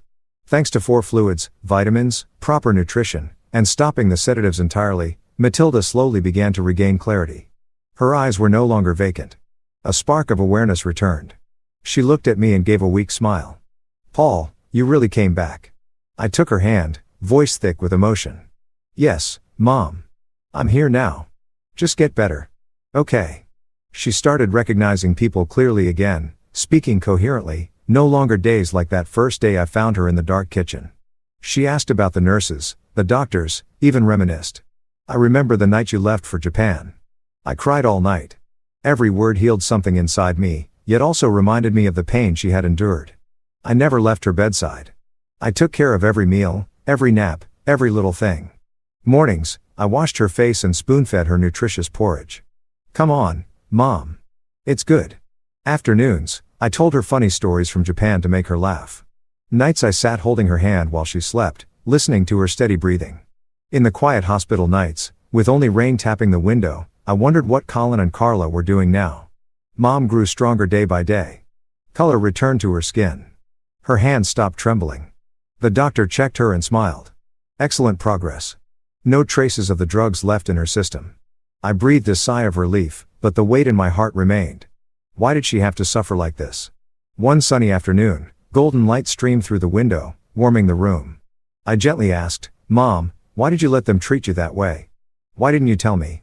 Matilda looked at me, eyes suddenly filling with tears, then burst into wrenching sobs, her whole body shaking as if releasing years of pent-up pain. She cried loudly, tears soaking the pillow, clutching my hand. My son, they controlled me. I was so scared.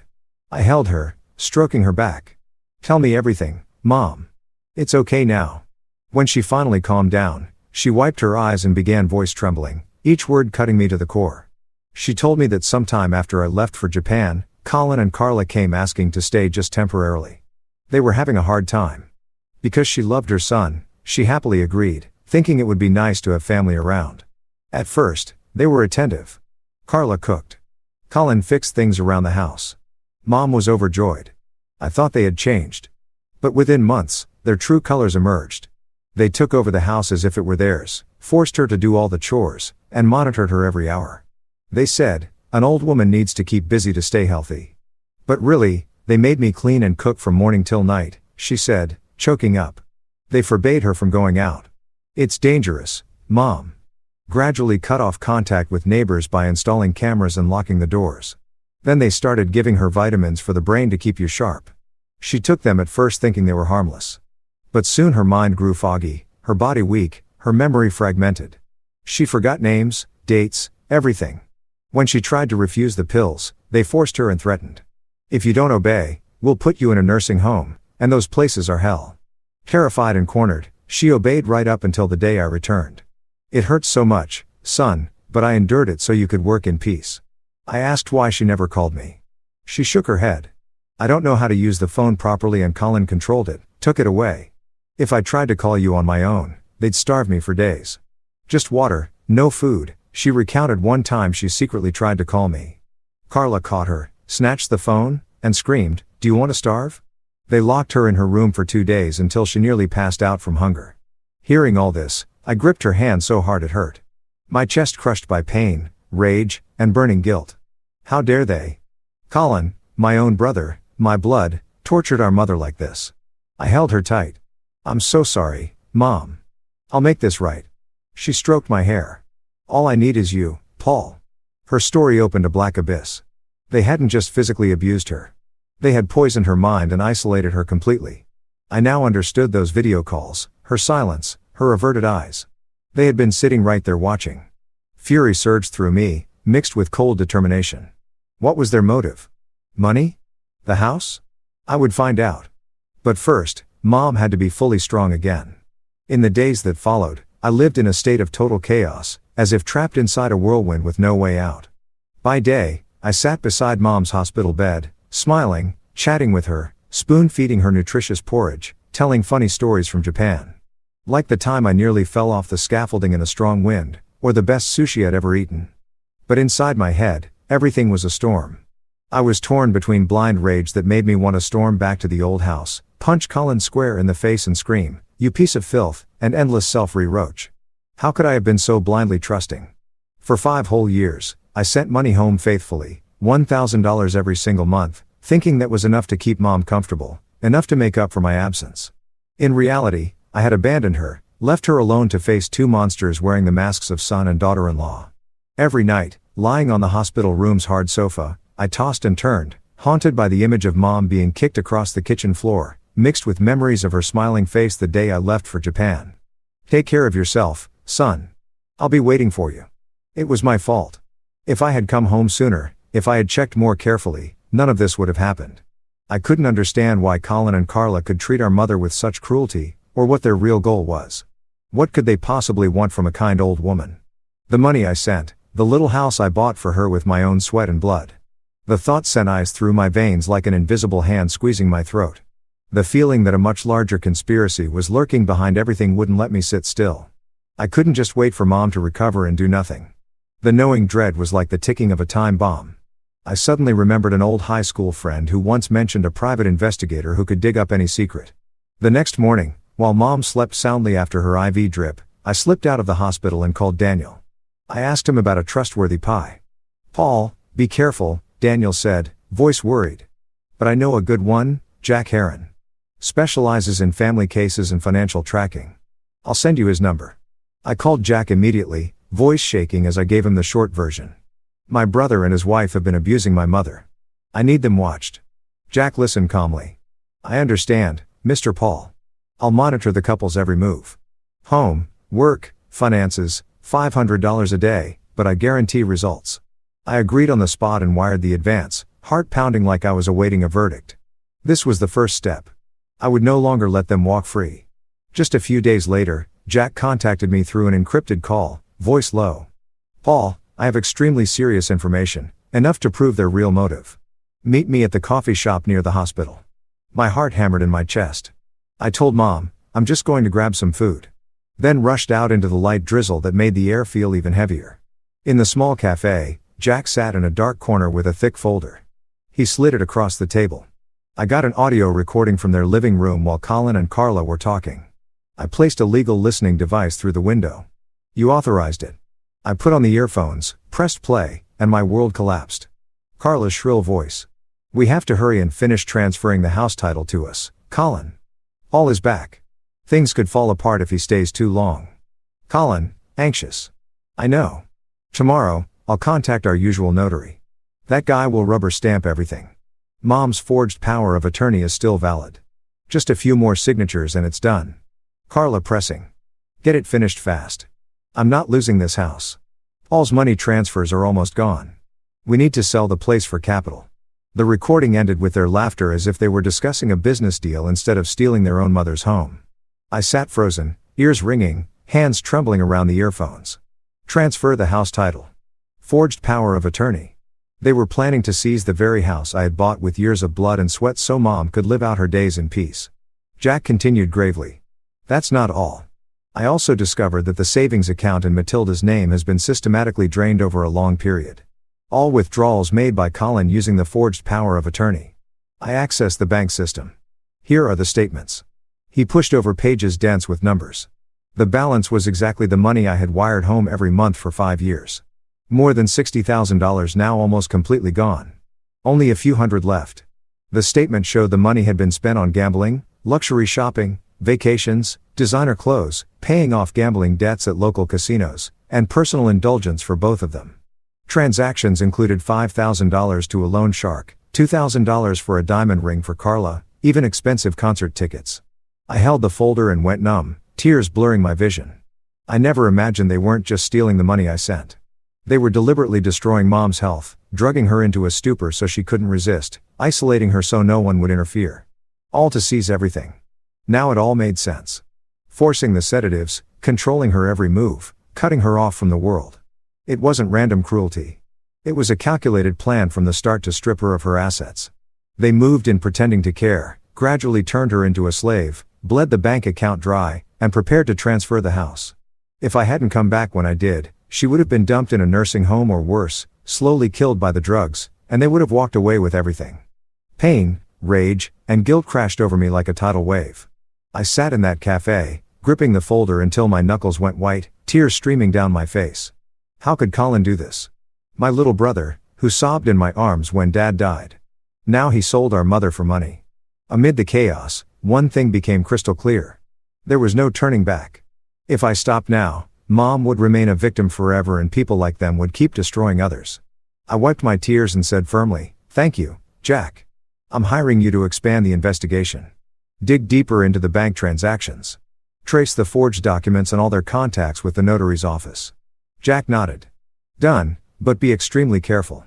Cornered animals panic and lash out." I nodded in return.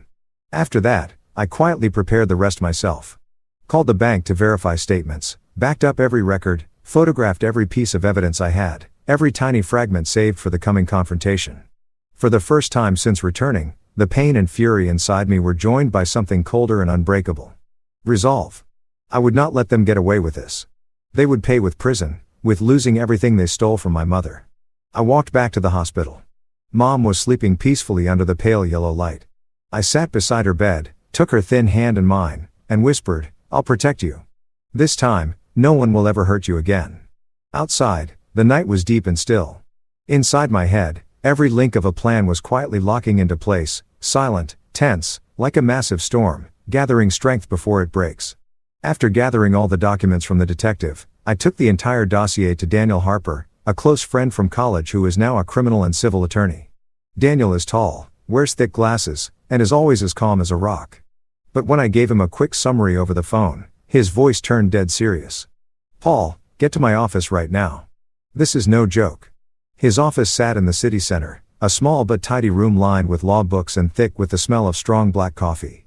I walked in clutching the heavy folder, sweat beading on my forehead despite the cool weather. "Daniel, look at this. My own brother. They tortured my mother for money." He sat down and started flipping through page after page. Recordings, bank statements, photos of Colin meeting the notary. His face gradually palled, brows knitting tighter and tighter. I sat across from him, heart pounding, hands clasped so hard my knuckles went white. The heavy silence stretched for nearly half an hour. Finally, he spoke, voice low. "Paul, the initial evidence you have is pretty strong. The recording clearly shows intent to seize the house. The bank statements prove illegal withdrawals, but let's be straight. It's still not enough for me to feel confident filing charges or guaranteed to win in court." He looked me dead in the eye and continued without sugarcoating. "The recording can be attacked as invasion of privacy. The bank statements need official certification from the bank to be admissible. As for the abuse and forced medication, just your mother's testimony alone isn't enough. We need independent witnesses. Neighbors, doctors, or third parties who directly saw what happened." I froze, but then nodded. Daniel was right. I couldn't rush this. I had to make it airtight so they couldn't slip away. He clapped a hand on my shoulder. "You start gathering statements from the neighbors. I'll tell you exactly how to record them legally. At the same time, keep the pie digging into the sedatives. We have to connect all the dots to prove intent." I left his office heavy-hearted but more determined than ever. Back at the hospital, Mom asked, "Where did you go, son?" I smiled. "Just meeting an old friend, Mom." That same day, I began collecting more evidence myself. Starting with the neighbors around the house I had bought for Mom. It's a quiet suburban street of similar bungalows. Most residents are elderly and had known Mom for years. I remembered how she used to bring cookies to Mrs. Smith next door. How Mr. Johnson mowed her lawn for her. Now I needed them to testify. It wasn't easy at first. I drove to the neighborhood and parked a safe distance away so Colin and Carla, who were still living there, probably panicking because Mom had disappeared, wouldn't spot me. First, I knocked on Mrs. Smith's door. She's a 70-year-old widow who often sits on her porch knitting. "Hello, ma'am. I'm Paul, Matilda's son." She peered at me through her thick glasses, eyes wary. "Yes, I remember you. What do you need, young man?" I took a deep breath and explained briefly. "Mom is in the hospital exhausted and injured because Colin and Carla abused her. I need you to tell me what you've seen so we can get justice." She was silent for a moment, staring at the street, then sighed. "Come in. I feel so sorry for Matilda." Her voice shook as she spoke. "I heard shouting from your house all the time. Carla screaming at Matilda, calling her useless. Several times I saw your mother pushed to the ground right in the front yard, crying, but too scared to call for help. I wrote everything down, my heart breaking. My strong mother shoved to the ground like that." Mrs. Smith signed the statement, my eyes burned with tears. Next was Mr. Johnson, a burly retired carpenter. At first, he was reluctant. "I don't want to get involved in family business." But when I showed him a photo of Mom lying in the hospital bed, skin and bones, 4 lines in her arms, his expression changed. He let out a heavy sigh. "Lord, Matilda is the kindest woman." Then he told me slowly. "Many nights I heard shouting. Colin yelling, 'Clean the floor. Don't be lazy.' Another time I personally saw Carla shove her so hard she fell when Matilda spilled some water. She just lay there crying, afraid to get up." He gave detailed accounts, signed the statement, and even offered his phone number for verification. I thanked him, pulse racing. These were independent witnesses. Then Mr. Ramirez, who has security cameras covering the whole block, provided footage showing Carla locking Mom outside on the porch one rainy night for 2 hours as punishment for not mopping properly. Mom sat shivering in a thin shirt while Carla smirked from inside. That video chilled me to the bone. "Take it," Ramirez said. "I hate elder abuse." Each testimony was another piece of the puzzle, making the picture clearer and more painful. Why had no one helped her sooner? I blamed myself but kept going, walking a tightrope of nerves. At the same time, Jack kept tracing the sedatives Mom had been forced to take. I called him. "Jack, focus on the drugs. I need the source and who bought them." A few days later, he called back excited. "Got it, Paul. Carla repeatedly bought the drugs from an unlicensed back alley clinic. The doctor there has no proper license. All transactions cash, no receipts, completely off the books." He sent photos and covert video. Carla entering the clinic leaving with bags of pills, hundreds of high doses benzodiazepines over many months, highly addictive and known to cause cognitive decline. Combined with Mom's own testimony, this proved the drugs were administered deliberately and systematically, not for treatment, but to keep her docile and unable to resist signing papers. Jack said, "This is solid independent evidence. You can charge them with illegal drug administration." When I finally had everything, neighbor statements, security footage, drug evidence, the original recording, and bank records, I brought the complete file back to Daniel for final legal review. His office looked like a war room, papers everywhere. After going through it all, he looked up, eyes gleaming. "Paul, you did an amazing job. Independent neighbors, clear video of abuse, drug evidence proving intent, bank fraud, the recording combined. This is rock-solid fraud, theft of property, elder abuse, illegal drug use." I exhaled, still nervous. "You're sure they'll deny everything?" Daniel grinned. "How can they deny physical evidence? I'll file the criminal complaint on your mother's behalf and submit the entire package to the police and prosecutor's office." We drafted the complaint together.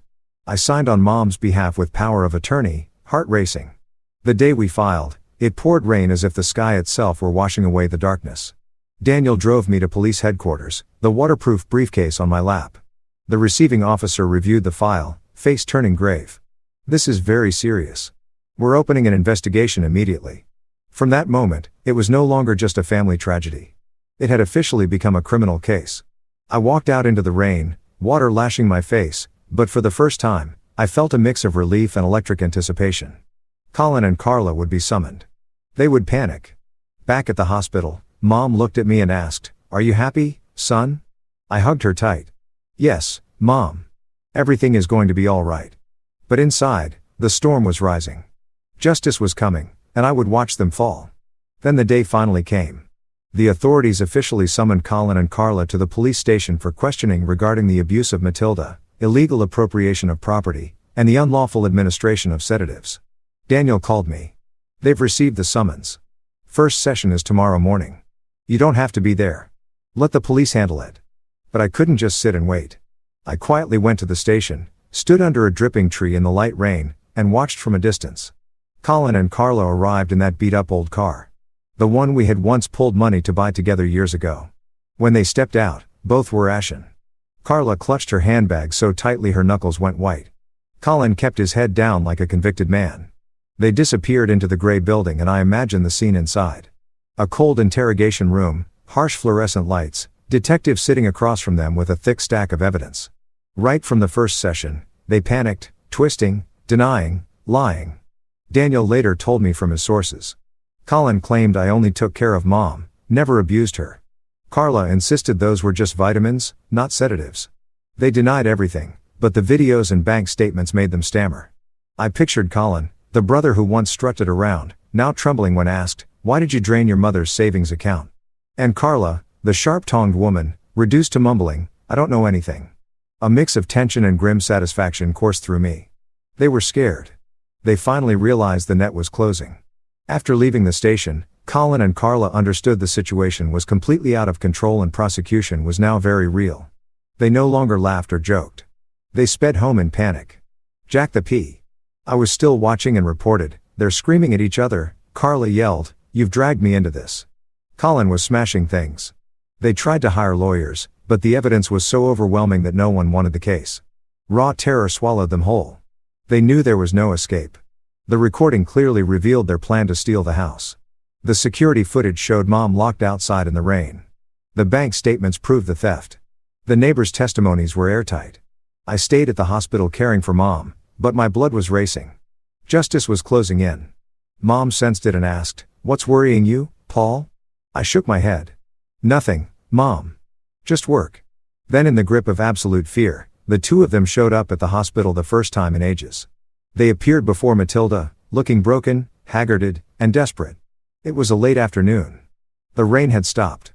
Weak sunlight filtering through the window. I was feeding Mom porridge when the door opened. They stepped in. Colin gaunt, dark circles under his eyes, Carla's makeup smudged, clothes wrinkled. They stood frozen near the door, afraid to come closer. Colin mumbled, "Mom, Paul, we came to visit." Mom froze, the spoon in her hand trembled, that familiar look of fear returned to her eyes, memories of the abuse flooding back. I stood up and planted myself in front of the bed, voice ice cold. "What are you two doing here? Haven't you hurt her enough?" They exchanged glances. Then Colin dropped to his knees, tears streaming. "Mom, I'm sorry. It's all my fault." He sobbed, begging Mom to forgive him, blaming debts, desperation, Carla's influence, pleading with her to withdraw the complaint. "Mom, I was drowning in gambling debts." I panicked. Carla pushed me, said we had to take your money to pay them off. I was wrong. Please forgive me. Withdraw the complaint. I don't want to go to prison. He wailed, clutching the bed frame, looking utterly pathetic. Carla knelt beside him, voice shaking. "Mom, I was wrong. I was greedy. But I regret it now. Give us a way out, please. We swear we'll pay back every cent. Leave the house. Disappear from your life forever. Don't send us to jail. Have mercy." She cried, tears rolling down her cheeks. But I could see the falseness, her eyes darting, still acting. I stood over them and saw them clearly for what they were. No longer arrogant, just naked fear. Colin, who once hugged me so smugly at the front door, now gravelled like a wet dog. Carla, who had kicked my mother on the kitchen floor, now begged on her knees. My heart itched. This was my own flesh and blood, yet also my enemy. I couldn't hold back. My voice was still as I listed every crime. "You think I don't know everything? I have proof of it all. Video of you locking Mom outside in the rain, Carla. You kicking her when she fainted. Every dollar I sent home. You drained it for gambling and shopping. Every sedative pill you forced down her throat, Colin, to make her sign fake documents and steal her house. You were going to sell her home to pay your debts." They hung their heads, unable to meet my eyes. Colin could barely speak. I shouted, "Admit it. Admit what you did to her." For the first time, with no way left to lie, Colin confessed everything. Greed, crushing gambling debts, Carla's urging, forcing the drug so Mom would sign the forged power of attorney, planning to sell the house. "Fine, I admit it. I stole the money you sent. I was drowning in debt. Carla convinced me to drug Mom so she'd sign papers. We were going to transfer the house and sell it. I was wrong. Carla nodded, sobbing. I was greedy, too. I spent it on clothes trips. They bowed their heads in shame. All arrogance gone. I looked at them, rage boiling, yet pain twisting inside me. This was my little brother, now a stranger. Hearing their full confession. Mom understood everything. She trembled, tears falling endlessly. The pain of what they'd done was still raw, but a mother's love made her unable to bear seeing her son in prison. She sobbed, stroking Colin's hair. My child, why did you hurt me like this? It hurts so much. Then she looked at me, voice frail. Paul, I can't bear it. Give them one chance, son. I fiercely objected. No, Mom. They nearly killed you, stole everything, tried to take your house. They have to face the law. But she shook her head, tears streaming. I know, but Colin is still my son. I can't watch him go to prison. Give them a chance to start over. On the condition they leave the house immediately, repay every dollar they took and disappear from my life forever. She turned to them, voice weak but firm, promise me, pay back the money and leave. Never come back. After a long internal struggle out of respect for my mother's wishes, I agreed to withdraw the criminal complaint while the case was still in the preliminary verification stage. Daniel warned, you sure? Withdrawing now stops the case, but if they break the agreement, you can refile. I nodded heavily. I'm honoring Mom's decision. We contacted the police, withdrew the complaint, and Colin and Carla signed a legally binding commitment to repay the full $60,000 in installments and vacate the house within a week. For now, they escaped criminal prosecution. They left the hospital with fake gratitude, Colin hugging Mom one last time, Carla forcing a smile. Thank you, Mom.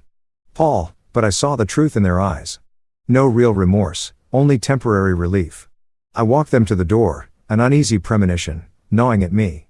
Would they keep their word or would they betray us again? The rain began to fall once more, as if warning that the storm was far from over. Few days later, once Mom had fully recovered, and the doctors confirmed she was ready to be discharged, I drove her back to the old house so she could rest and regain her strength. It was a beautiful morning. Golden sunlight filtered through the trees. A gentle breeze carried the scent of damp earth after the rain. I drove slowly. Mom sat beside me, gazing out the window, her hand tightly holding mine. Paul, I've missed the garden so much. I'm going to plant flowers again. I smiled. Of course, Mom. I'll help you. From now on, I'm staying here with you. No more Japan. She stroked my hair, voice warm. My boy is all grown up, but you're still the same little child to me. My heart felt warm, yet a faint shadow of unease lingered. Why had Colin been completely silent? No calls, no messages. They had promised to repay the money in installments, but so far only the first $10,000 had arrived. What about the rest? I told myself, they're terrified of prison. They'll keep their word. The car turned onto the familiar street. Trees rustled on both sides and the house appeared at the end of the road. Then I froze. My heart slammed against my ribs. I had been certain Colin and Carla had already moved out. But the moment the car turned the corner, a bright red for sale sign hanging on the iron gate stopped me cold for several seconds. The glaring red board with bold white letters swung gently in the breeze. For sale. Contact this number. My heart pounded so hard it felt like someone was squeezing it. What the hell? They're selling the house, I whispered, easing off the gas, eyes locked on the sign. Mom noticed, too. Her voice trembled. Paul, why is there a for sale sign? I pulled over a short distance away, trying to stay calm, though my hands shook slightly on the wheel. Strangers were coming in and out of the yard, measuring, taking photos, chatting loudly as if this were no longer Mom's home. A man in a suit held a clipboard and pointed at the porch. Renovate this part. Add a garage. Two others photographed the backyard, laughing. Great location, perfect for flowers. My heart stopped. This was Mom's house. The place where she planted flowers, cooked meals, where I grew up. How dare they? I stepped out of the car in a daze and walked over. When I asked what was going on, the man in the suit looked at me casually. This house title was transferred a while ago. We're a real estate company. Bought it from a young couple, Colin and Carla. I think they sold it fast. Good price. The new owner is measuring for renovations, turning it into a small office. The words title was transferred hit me like a thunderbolt. My ears rang. My mind went blank. My legs nearly gave out. Transferred? They had promised to leave the house and repay the money, but they sold it. This was betrayal. I leaned against the gate, gasping for air.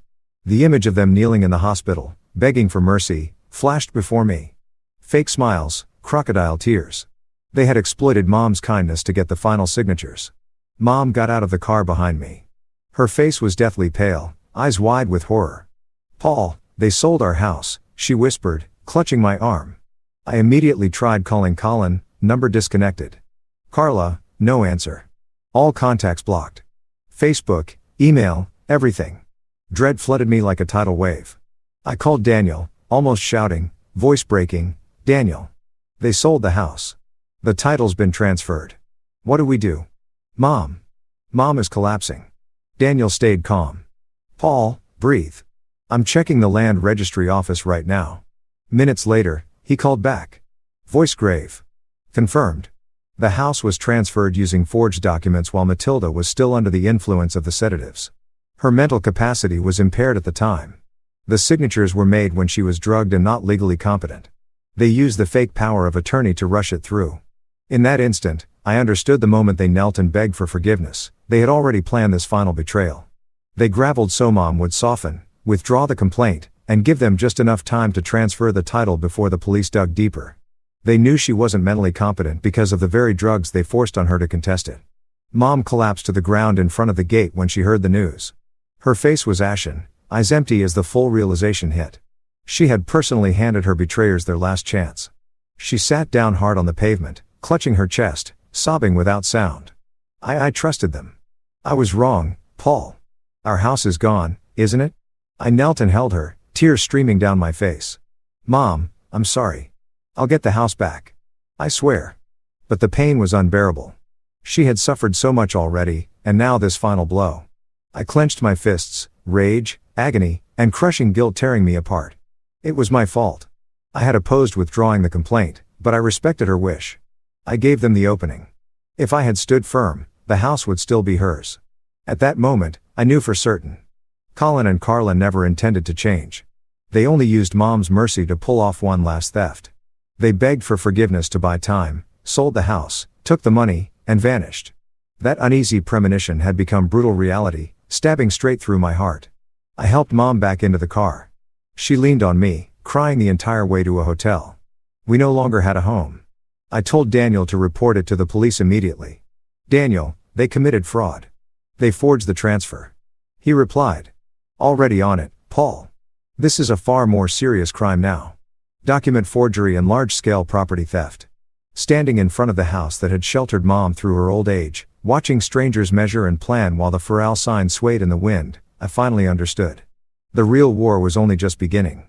I looked at the house one last time. This was war, and I would not stop until they paid the price. The hours that followed were pure hell. I took Mom to stay temporarily in the old family home of a relative. Matilda lay on the bed, eyes red and swollen, whispering over and over, "I was wrong, Paul. I never should have forgiven them." I held her tightly and tried to comfort her. "It's not your fault, Mom. It's mine. I'll get everything back. I promise." But inside, I was burning. Rage and guilt tore at me. Why had I let her talk me into withdrawing the complaint? Why hadn't I stood firm from the start? Daniel worked fast. He prepared a new criminal complaint with the additional evidence, forged title transfer documents, the fraudulent sale of the house, and filed it with the police. The officer who received it looked grave. "This is a big case, Mr. Paul. The stolen savings plus the value of the house amount to hundreds of thousands of dollars. Clear signs of organized crime, forgery, asset flight." Within days, federal arrest warrants were issued. Photos of Colin and Carla went up everywhere. Airports, bus stations, even local TV news. Wanted fraud, theft of property, elder abuse. The red headline flashed on the screen. I stared at the television, my heart twisting. My little brother, now a nationally wanted criminal. That uneasy feeling I'd had in the hospital had come true. But I felt no relief, only pain. Pain that the family was shattered. Pain that Mom had to endure yet another blow. The days of waiting for news were torture. Constant tension and self-reproach. I cared for Mom by day, trying to make her smile, cooking nutritious porridge, taking her for slow walks in the nearby park, telling her stories about the old afternoons when she taught me to cook in our kitchen. The deepest torment was about Colin, my own flesh and blood. When we were kids, we shared a room. I told him ghost stories, and he'd curl up against me in fear. The first time he was bullied at school, I fought the other boys. I came home bruised. Mom scolded me, but he hugged me and whispered, "Thank you." Now he had betrayed everything, sold Mom's house, and fled with the money. How had he changed so much? Gambling debts, greed. Every night I lay awake, memory swirling, Colin grinning when I sent money home, never knowing he was using it to pay loan sharks. I called Daniel every day. "Any news?" He always answered, "They're tracking them, Paul. Stay calm." But how could I stay calm? The suspense was unbearable, like waiting for a bomb to explode. Where were they hiding? What were they doing with the money from Mom's house? After weeks of tracing financial transactions, traffic cameras, and witness statements, the police finally narrowed down their location. Daniel kept me updated. They followed the house sale money to a new account opened under fake names in a neighboring state. Highway cameras caught their car at toll booths. A motel worker reported young couple always arguing said they were on the run. I pictured the police war room. Maps, photos, teams coordinating. It felt like a crime movie, but this was real life and the victim was my mother. Finally, after 3 agonizing weeks, Daniel called at midnight. "Paul, they've been caught." The arrest happened at dawn. They were in a rundown motel already packing to flee to another state. Police reports later revealed the details. SWAT burst in at 4 a.m. while they were still asleep. Suitcases ready by the door. Carla screamed. Colin tried to run but was tackled and cuffed. "You are under arrest for fraud and theft of property," the officer shouted. Mug shot spread across the news. Colin unshaven and wild-eyed, Carla disheveled, no longer glamorous. The day I learned of their arrest, I felt no relief, only a cold, hollow emptiness. I sat beside Mom. Daniel called to confirm. "They're in custody, Paul. The case is fully reopened." Mom wept. "My son, why did it come to this?" I held her, but my heart was numb. No joy, no triumph, just emptiness. Colin was my brother. Now he was a prisoner. The betrayal hurt too much, like a wound that would never heal. I remembered the day Dad died. We clung to each other, crying while Mom whispered, "Take care of each other." That was gone forever. Justice had come, but the family was broken beyond repair. The investigation reopened in full.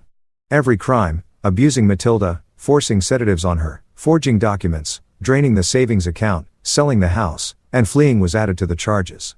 Police searched the motel and found forged papers and over $200,000 in cash from the house sale hidden in their luggage.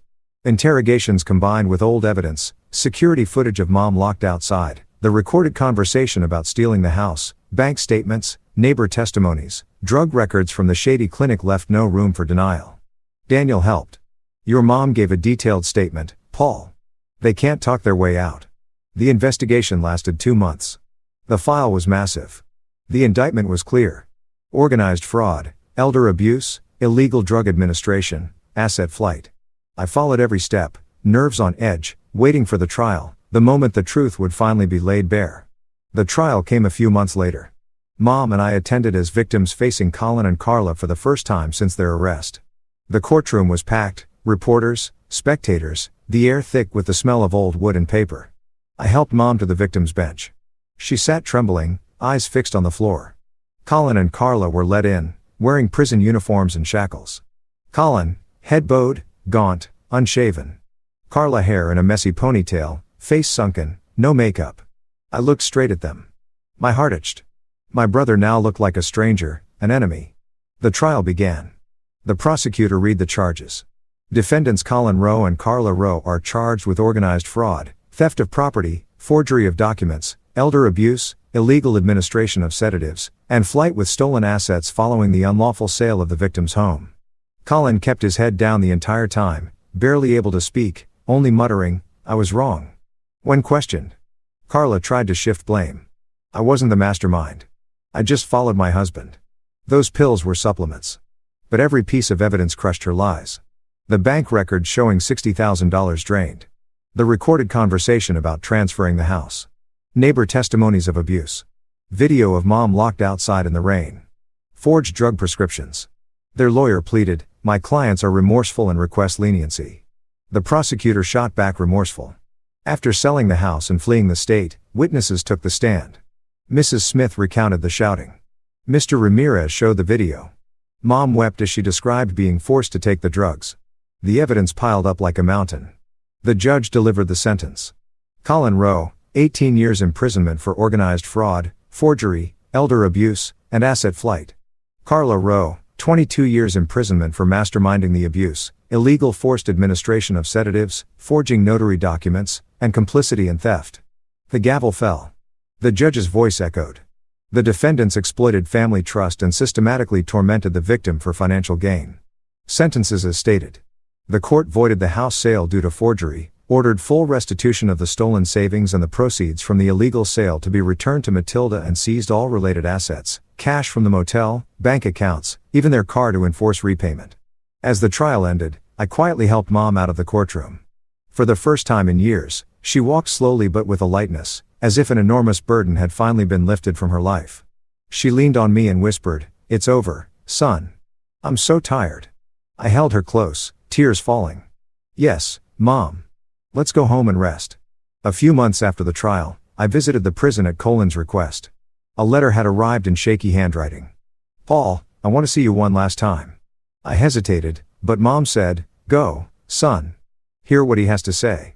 The prison was far away, high walls, razor wire, cold air. I sat in the visiting room, heart in turmoil. Why meet? What was left to say? Behind the glass partition sat the man who used to be my little brother. Thin, worn, in a gray uniform, hair cropped short, eyes ringed with exhaustion. He picked up the phone, head bowed, and admitted every mistake. He begged me to take care of Mom for the rest of her life. "Paul, I was wrong. Greed and debt swallowed me. Carla pushed me, but it was my fault. Please forgive me even though I don't deserve it. Take care of Mom for me. I regret everything." He cried, wiping tears on the glass that separated us. I looked at him for a long time. The hatred was gone. Hatred only exhausts you, but forgiveness was impossible. The wounds ran too deep. I spoke slowly, each word heavy. "Colin, do you have any idea how much Mom suffered because of you? I'll be there for her until her last day. But not for you. You lost that right the moment you betrayed her." I stood, turned, and walked out of the prison. Inside me, there was no rage, no loud sorrow, only a deep, quiet pain. I understood one thing clearly. Some cracks in a family, no matter how the law closes the case, can never be mended. They stay broken forever. 2 weeks after the trial, I took Mom away from the old city, a place now filled with too many painful memories. To begin a completely new life, that city with its familiar streets and the old house now seized and awaiting execution of the judgment felt like a ghost that wouldn't stop haunting us. Every corner held a reminder. The iron gate with its surveillance cameras, the kitchen where Mom had been kicked to the floor, the living room where they had controlled her every glance. "Mom, it's time to go," I said firmly, helping her pack the few personal belongings we still had from the temporary hotel. She nodded, eyes red. "I don't want to stay here anymore. There's been too much suffering." We got in the car and drove south, far from the noisy industrial city toward a quiet coastal town. I had sold a few things I still owned in Japan and combined that with the money recovered through the court judgment, more than $60,000 from the savings account, plus the full value of the illegally sold house to secure our future. Mom sat beside me, gazing out the window, holding my hand tightly. "Paul, I'm scared to start over from nothing." I stroked her hand. "It's okay, Mom. I'm here now. We'll have a new home, a new life." Inside, I was nervous, too. Would she ever forget? Would I?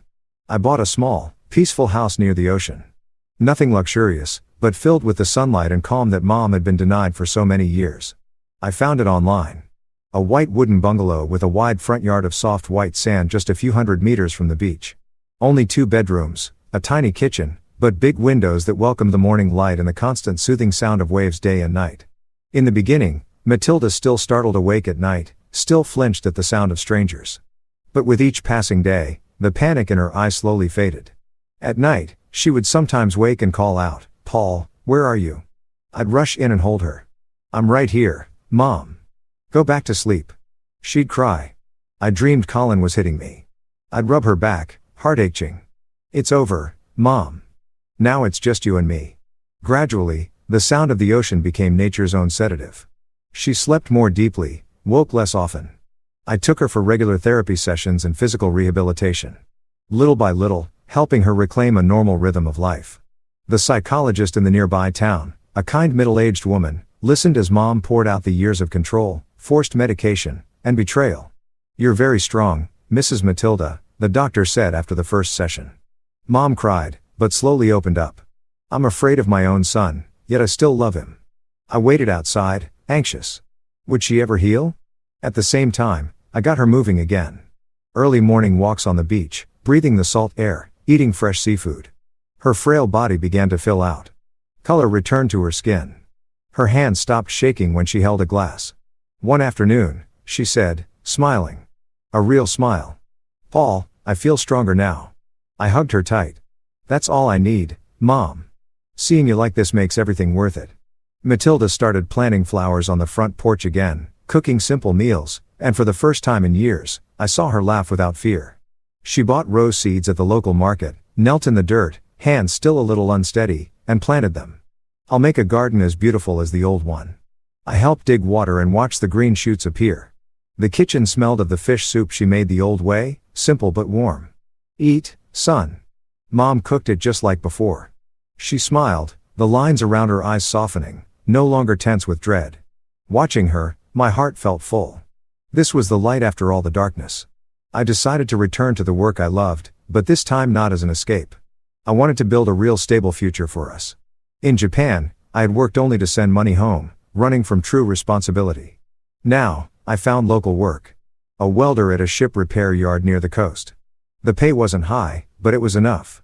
And most importantly, I came home every night, ate dinner with Mom, and told her about my day. The future felt steady. I saved to buy a little more land, maybe open a small workshop one day, and care for her until the end. My heart was calmer, though the memories remained, now as fuel to keep me strong. Some evenings we sat on the porch together, watching the sunset paint the sea red, waves whispering endlessly. I thought back over the entire journey from the moment I stood in front of the old gate to the day I faced them in court. My soul grew quiet. I realized the deepest pain was not the loss of money or the house, but the betrayal of trust by my own blood. Money can be recovered. A house reclaimed, but trust in Colin, my little brother, was shattered forever. I once believed family was unbreakable. Now I know betrayal from within hurts 100 times more. Yet I also understood this. If I hadn't come home that day, if I hadn't dared to face the truth, Mom might never have had these peaceful years. If I'd flown straight back to Japan as planned, she would likely have died slowly from the drugs, the house lost, and no one would ever have known. Coming home, even though it hurt, was the right choice.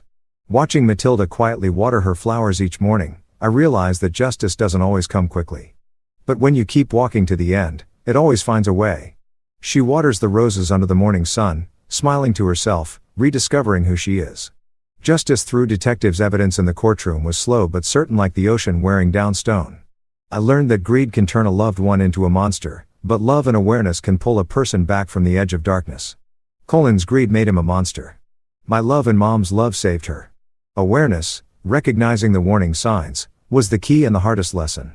Never leave the fate of those you love to blind trust, because evil can sometimes wear the mask of family.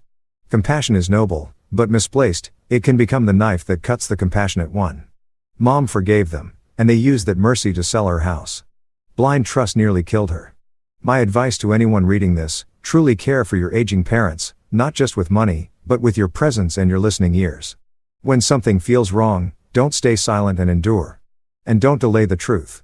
Every day you wait can be a day you can never get back. I sent money, but I didn't come home. Didn't really listen. And I almost lost her. Care means being there, calling often, visiting. That is the lesson I paid for in pain. I close this chapter not with hatred, but with a silent promise to myself. From this day forward, I will never again let anyone hurt my mother. I watch her water the flowers and whisper the vow: "Mom, I'll always be here." I hold no more hatred for Colin. He's already paying the price. There is only peace and the quiet joy of being beside her. The journey ends, but the lesson lasts forever.